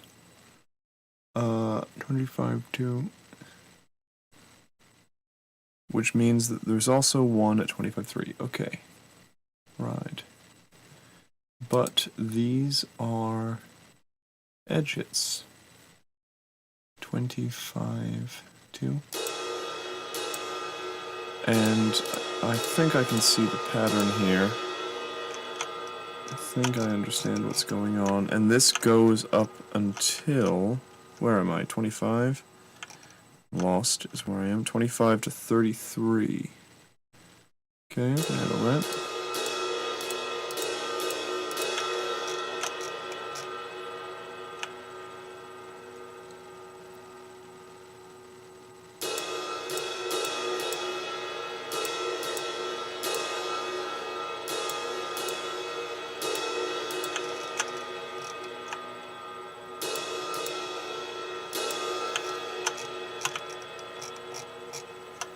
Okay.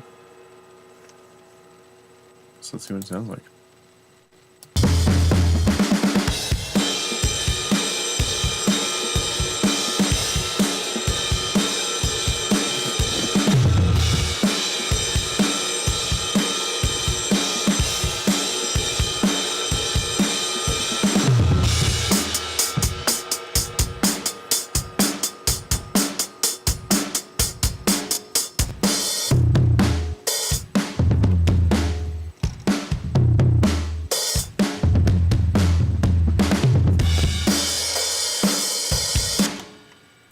So fourth notes next happen at 45-2. Okay. 45-2. So I think I see. Nothing. Stop it.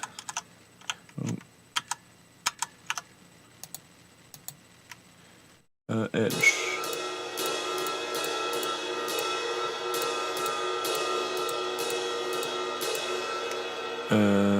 And this happens until 49, which I have already done. Fantastic. And then we do it again from 57-2 to 64, thereabouts. 57 and 57, 2. I think I see what's going on here.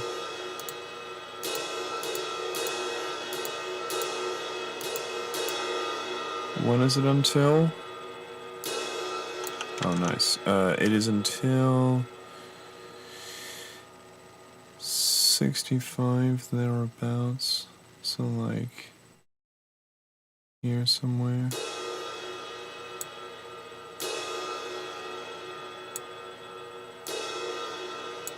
Yeah, okay.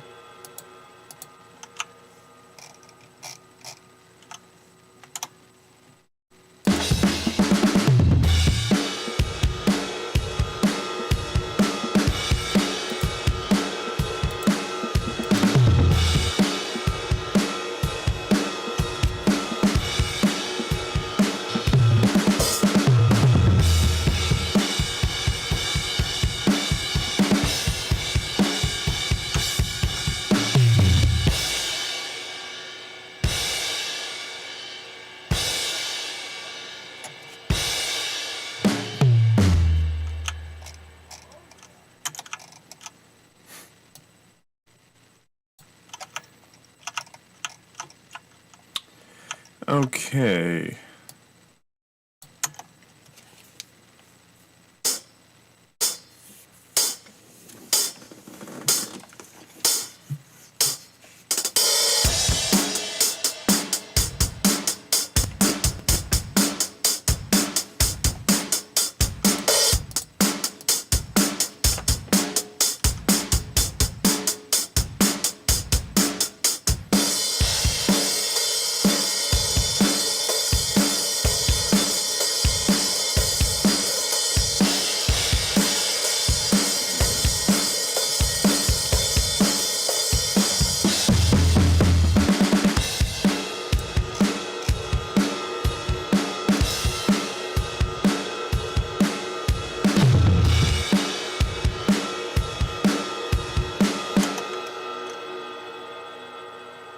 So basically, there we have, what are these? Oh, don't do that. These are fourth notes, starting at 33. And they are hi-hat hits, starting at 33, but I bet that it's 33, 2, which should be there, right? Is that right? Mute it. It's a missed hit here.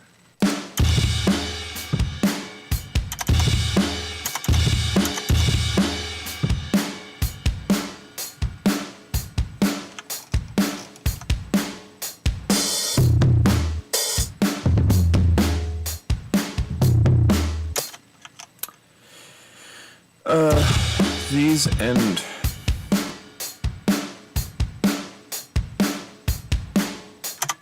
There.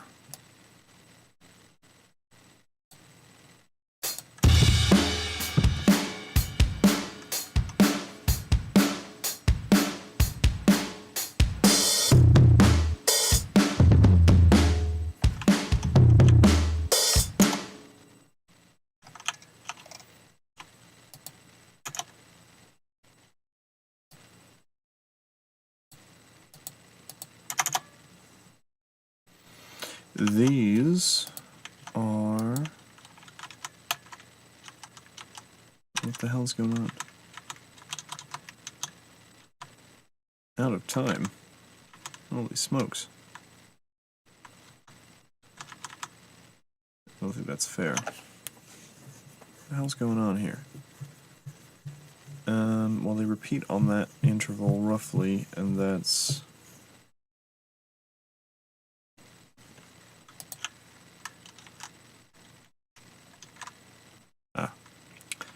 They're fourth notes.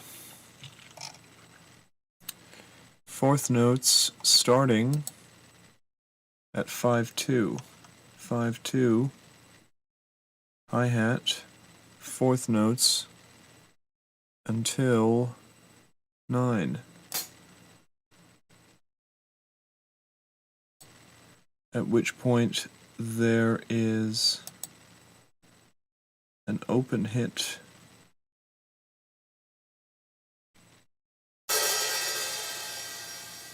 and at which point we go back to fourth notes. It is there. And it's fourth notes until 17. Right? Yeah.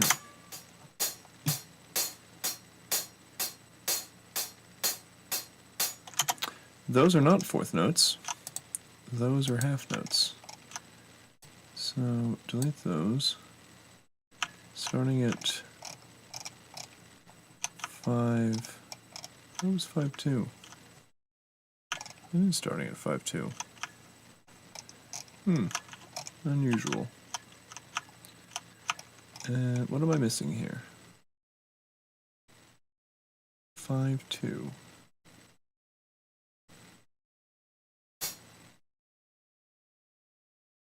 So let's put those there. I think what I'm missing is that these are like offbeats or something. I don't know. In any case, go to fourth notes and put that. Yeah, there you go.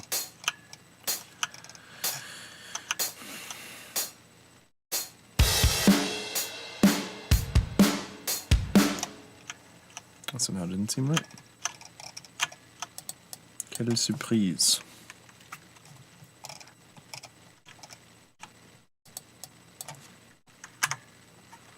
What if we just did closed hi-hat here? I'd be okay with that. I don't think that's a hi-hat. So that's all the closed hits. Okay, yep. So we shall turn that off. And now we have hi-hat open.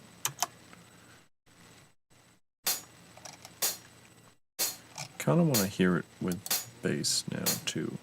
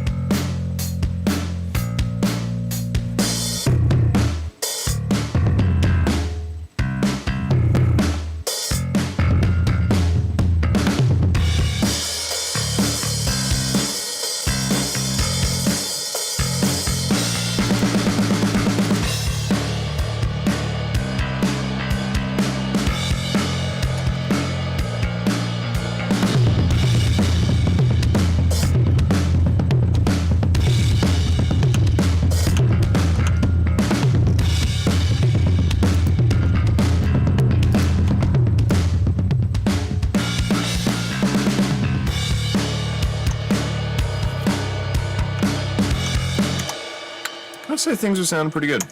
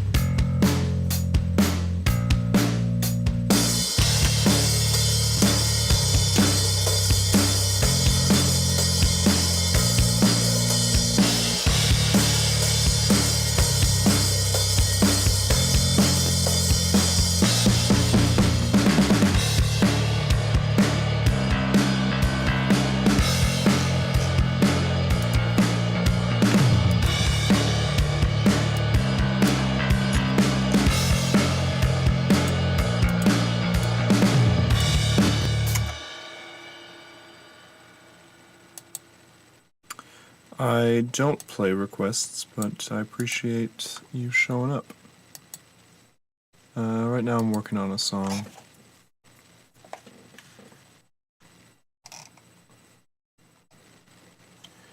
So open hi-hats at 16.4. So open hi-hats at 16.4, which is there. So that means that goes there, and that continues. Oh, I'm lost. That continues until 25 as fourth notes. Something like, oh, no, thank you. Something like, oh, hello. Something like that.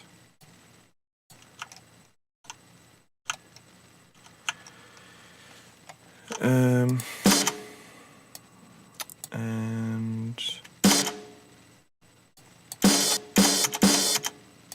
got one there as well. But what note specifically?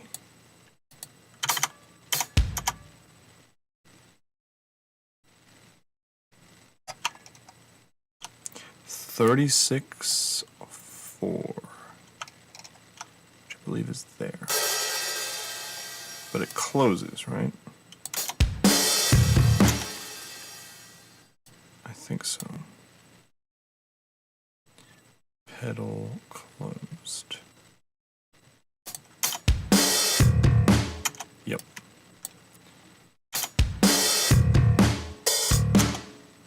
Okay, there's another one there. What time is that? It's right there. Pedal closed again. Right? Yeah. And there's another one here. There's another one right there. Where am I? Open. Pedal closed. And then there's a little run here of fourth notes.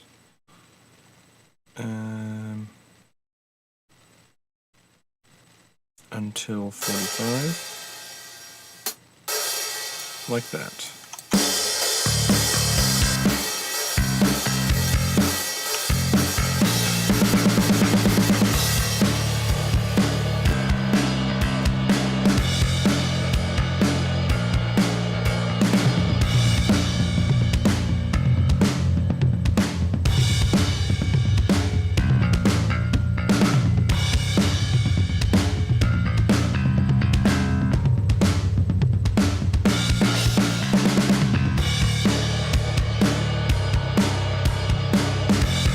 I can't remember if I got these ones in the bridge. I think I did, right? I'm losing the plot. I didn't. I didn't get the ones in the bridge. So there's one there. Open. Open 5. Pedal closed. And then here,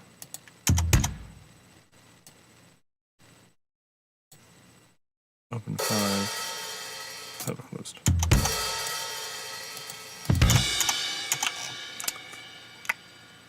I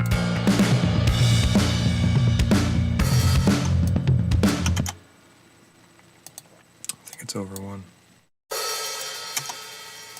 Don't do that.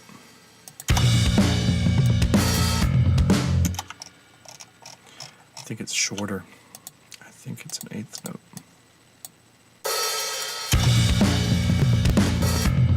It is.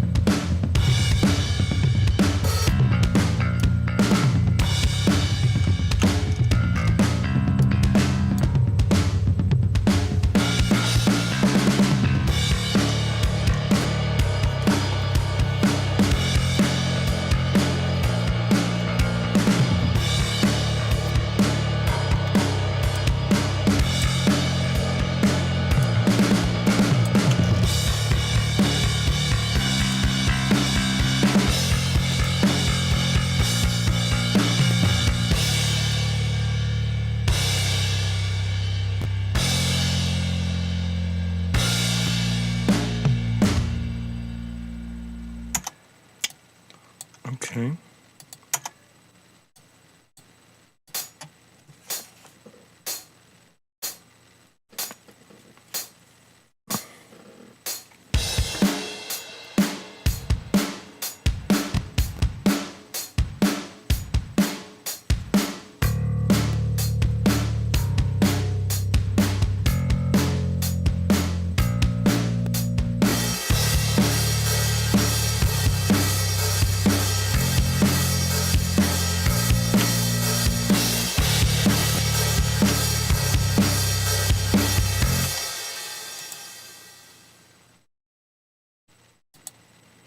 I mean, I'm a bit of a sucker for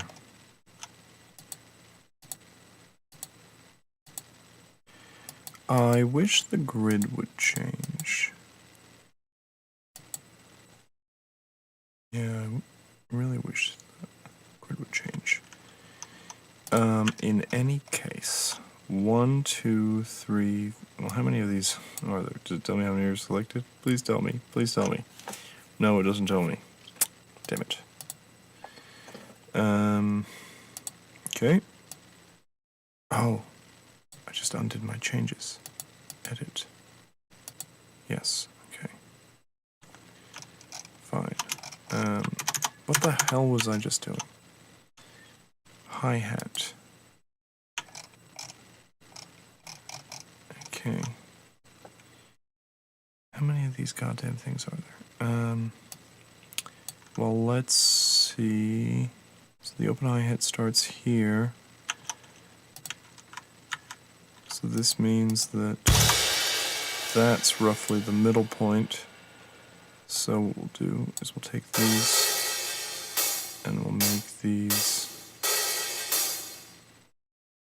I mean, I'm a bit of a sucker for like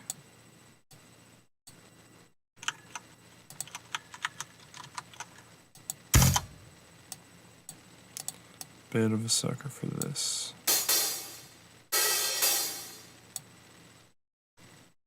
And then that. I mean, it might not sound good.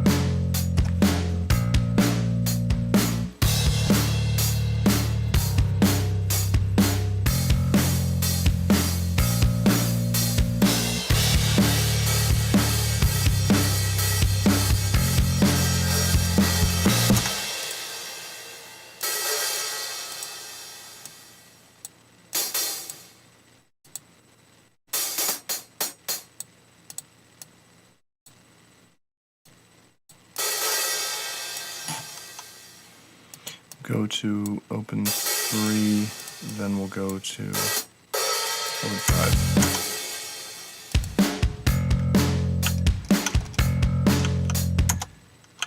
But we'll also go from closed edge to tight edge. If I can figure out... This is getting a little obsessive. I have guitars to do, so I don't really have time for this. Yeah.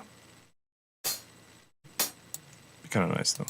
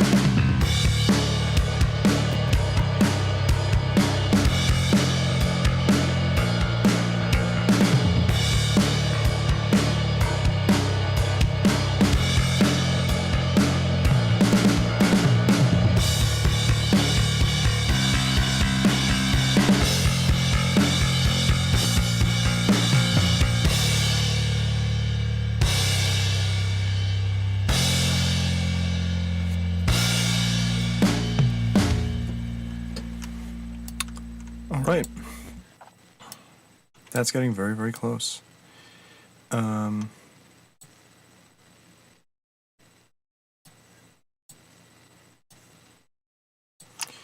So, next up, so that's hi-hats handled. We just have the toms.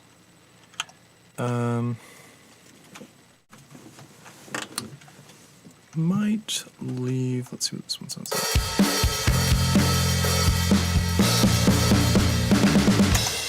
I understand what that one is. In fact, let's just fix that part of the song. It's right here, and I don't believe that's actually kick. I believe that that's actually tom, and it's floor tom, and it's not fourth notes, it's eighth notes. It's like that, and if I select, actually there's no way that that's there, like physically no way. And so these, let's bring the velocity down, and then let's slope it up, right? Choice at 24.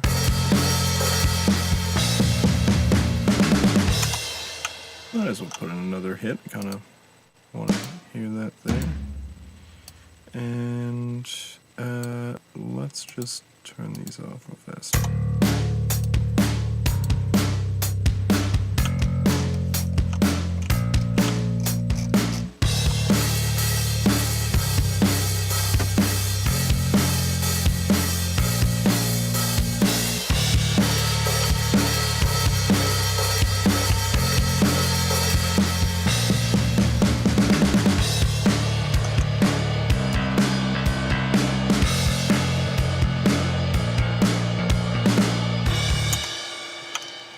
What have we here?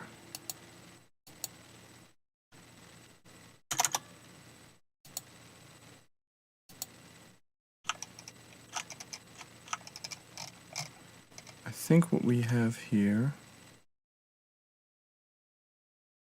is a ragtom.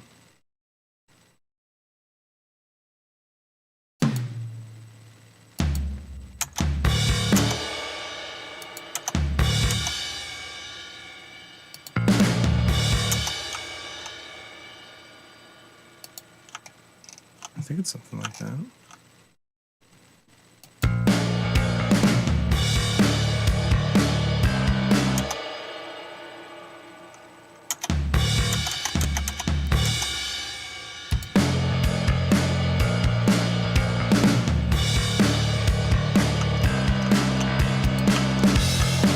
Ableton.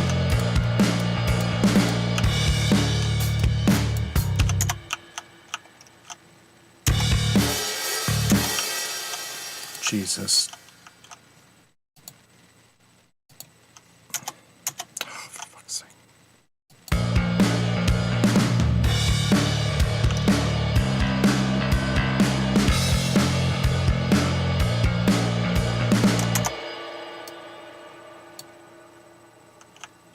Again, I think it's the same general beat. I think this is actually that. And I think that's that. I don't think that's there. God, you are so annoying.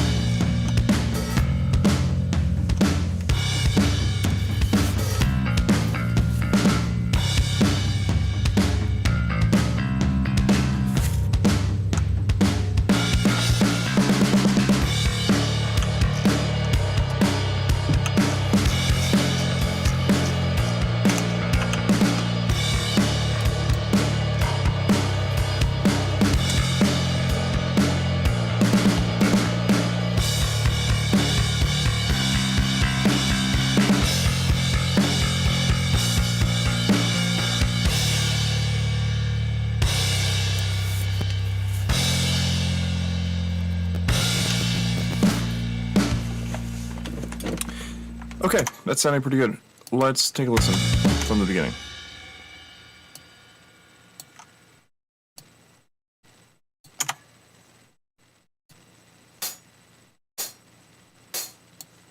And while we're at it, let's bring up PC Base.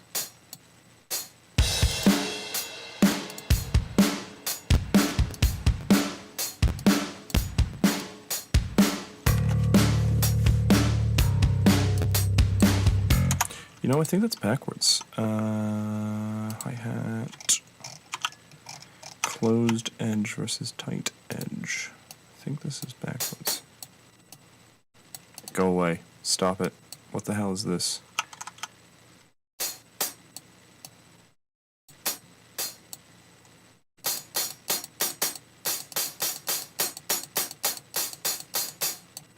Weird.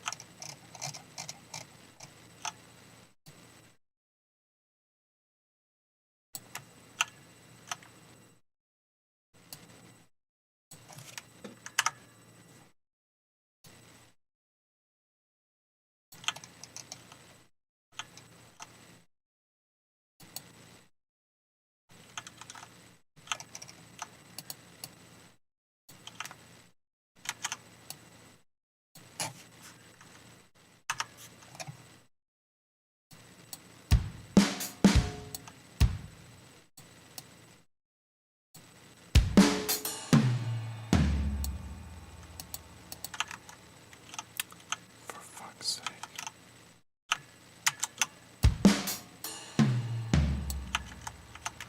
What the hell is this?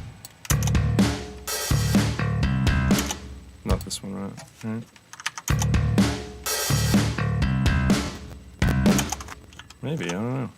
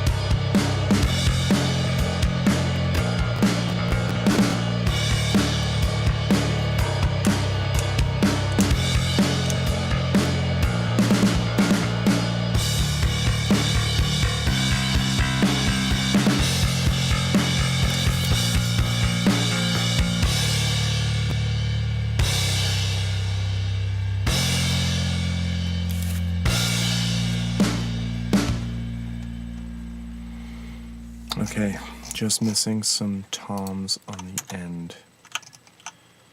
There's one there.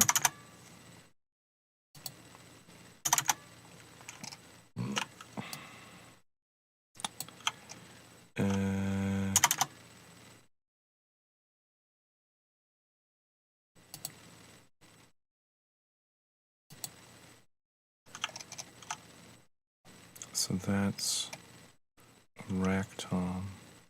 And then there's a floor tom there.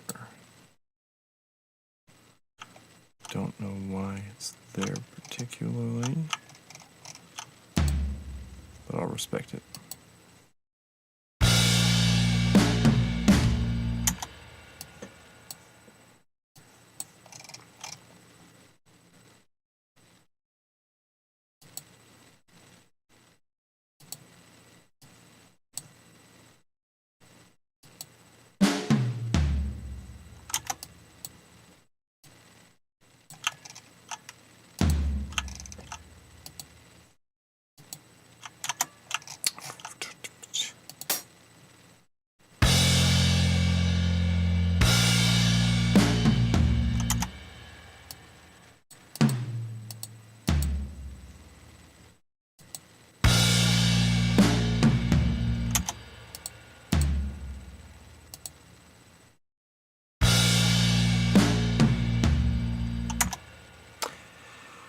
I think that's it.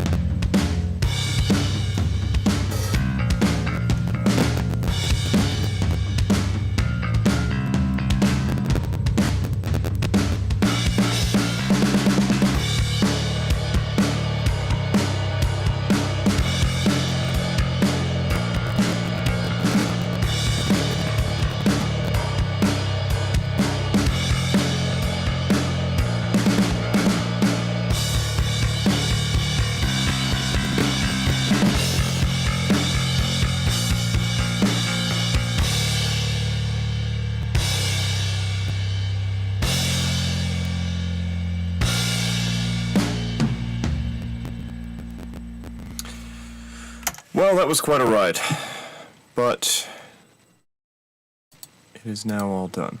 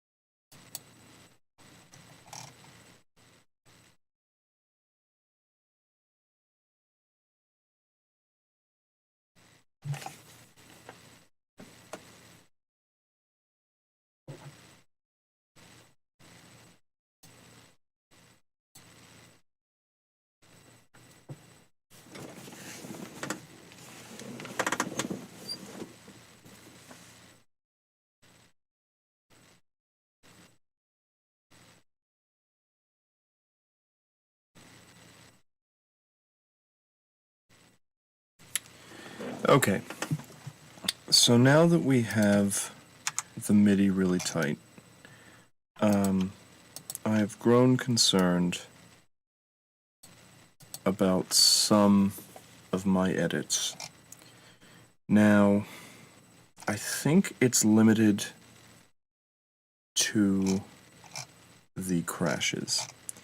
So, what I'm going to do to address my concerns is I think these toms are fine because they're not very good. This is fine as well. Let's go back to soloing this. We'll come back to Easy Drummer. Where are you?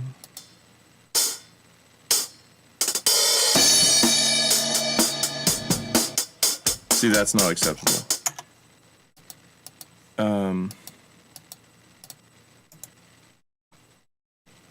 So what I'm going to do is find one that I haven't edited, show in Explorer, and we're going to sort by date created, and note that the ones I want were created at 10:02 p.m. this stupid time, and that I want... Oh, well, actually, let's do it like this.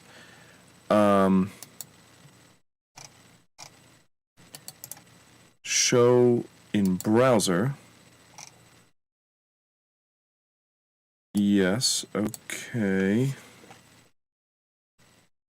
162,800. Is that the number of all the ones I want? 162,800. Oh man, that's awesome. Okay.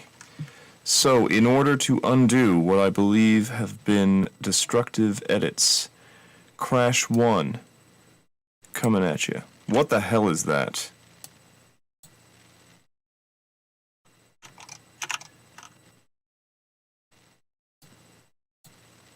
What?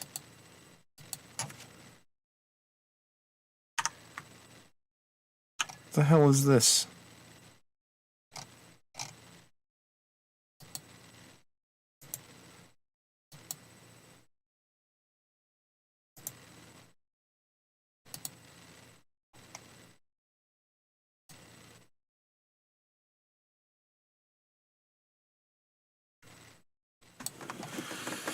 I'm not sure I'm following here, Ableton. I'm not sure that I am following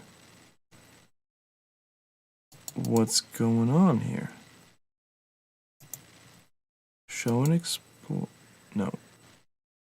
Okay. I just don't even know what to say.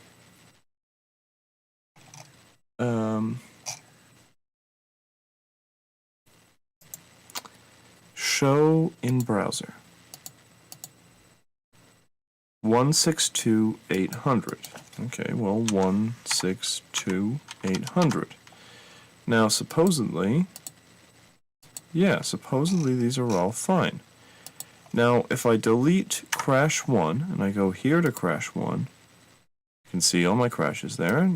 Okay, well, why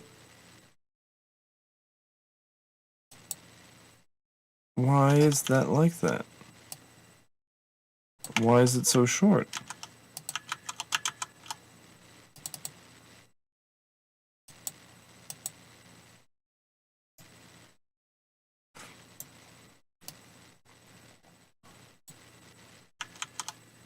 Oh, for fuck's sake.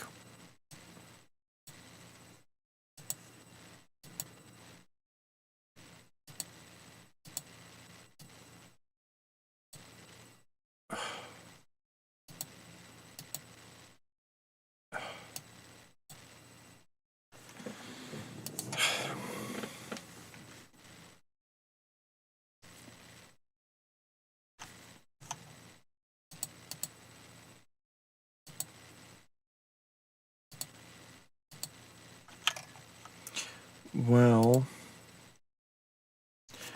I think what I might do in order to get my project back is I can save my progress on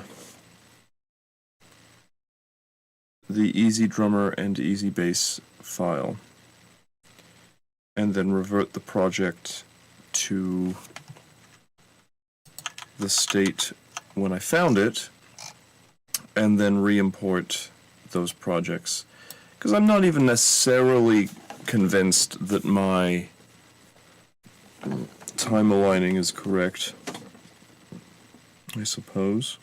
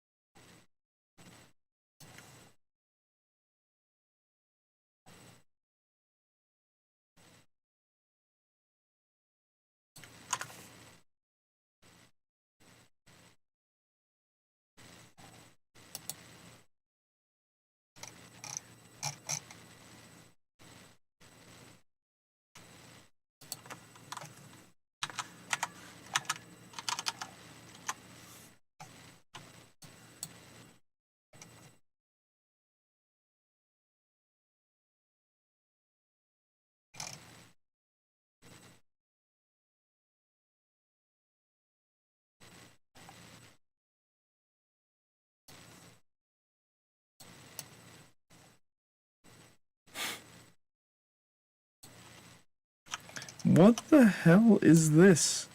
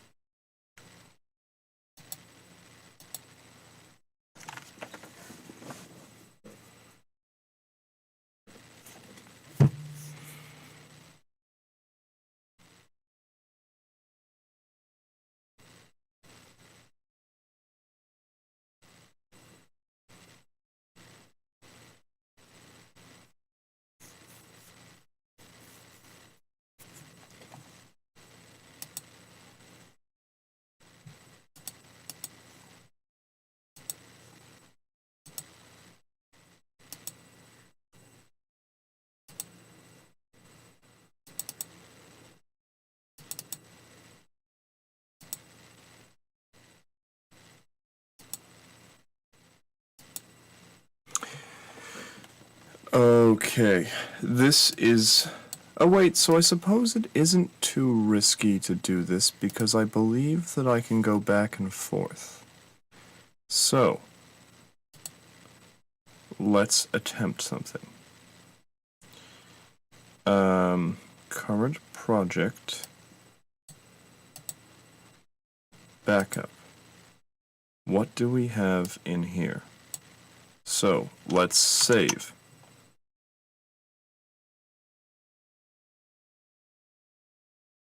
Today's date is 6/17/2022.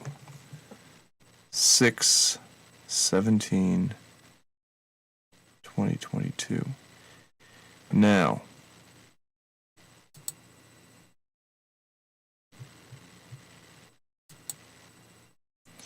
what if... So I should be able to switch between these two. And I've also saved my Easy Bass and Easy Drummer projects. So, theoretically, now, do I want to go back to 6.16? What else have I done today? I guess my claim...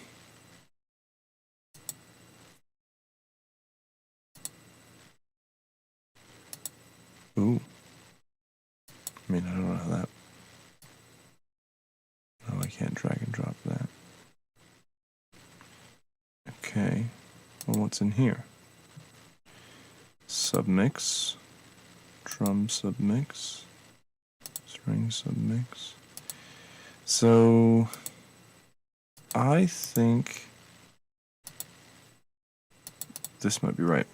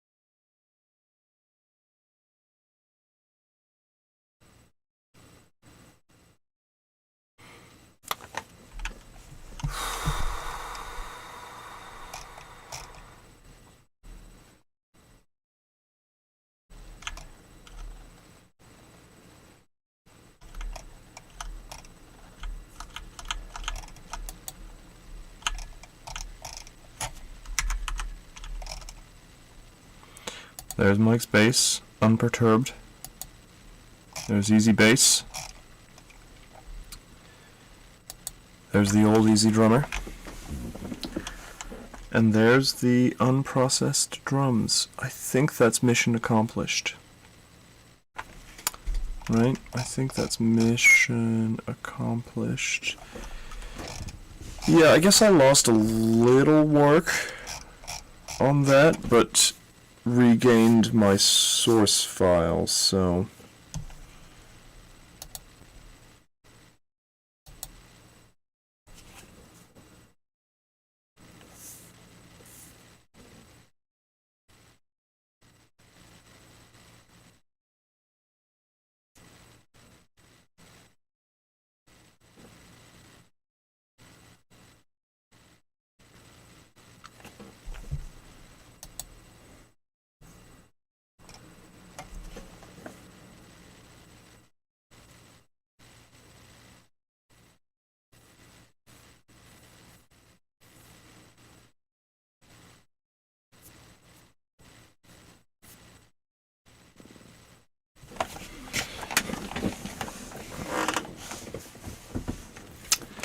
Okay.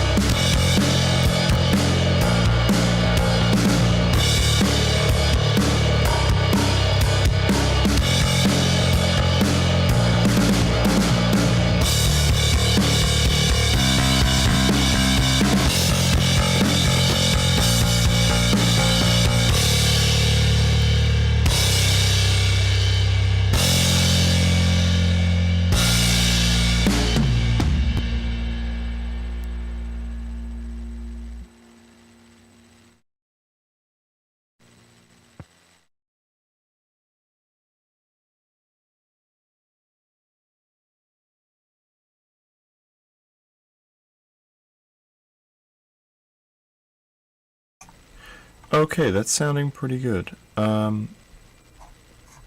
would like to hear everything in the mix together, so let's listen to that.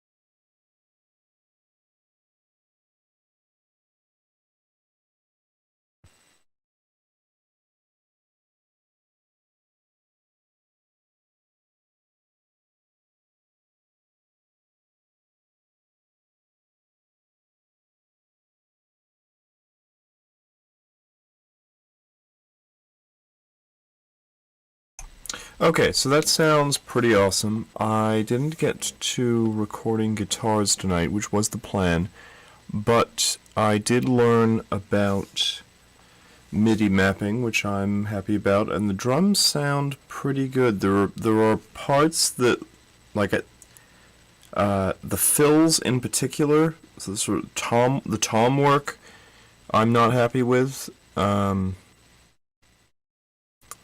And the ride cymbal sound is not right in Easy Drummer. I blended in a little bit of the ride from the acoustic kit, and it sort of carries it enough, but there's a little bit of awkwardness there. I think I need better sound selection. And I think ultimately I've decided that the acoustic kit versus MIDI kit argument, I think, has been pretty resoundingly settled to MIDI kit because of issues of precision and issues of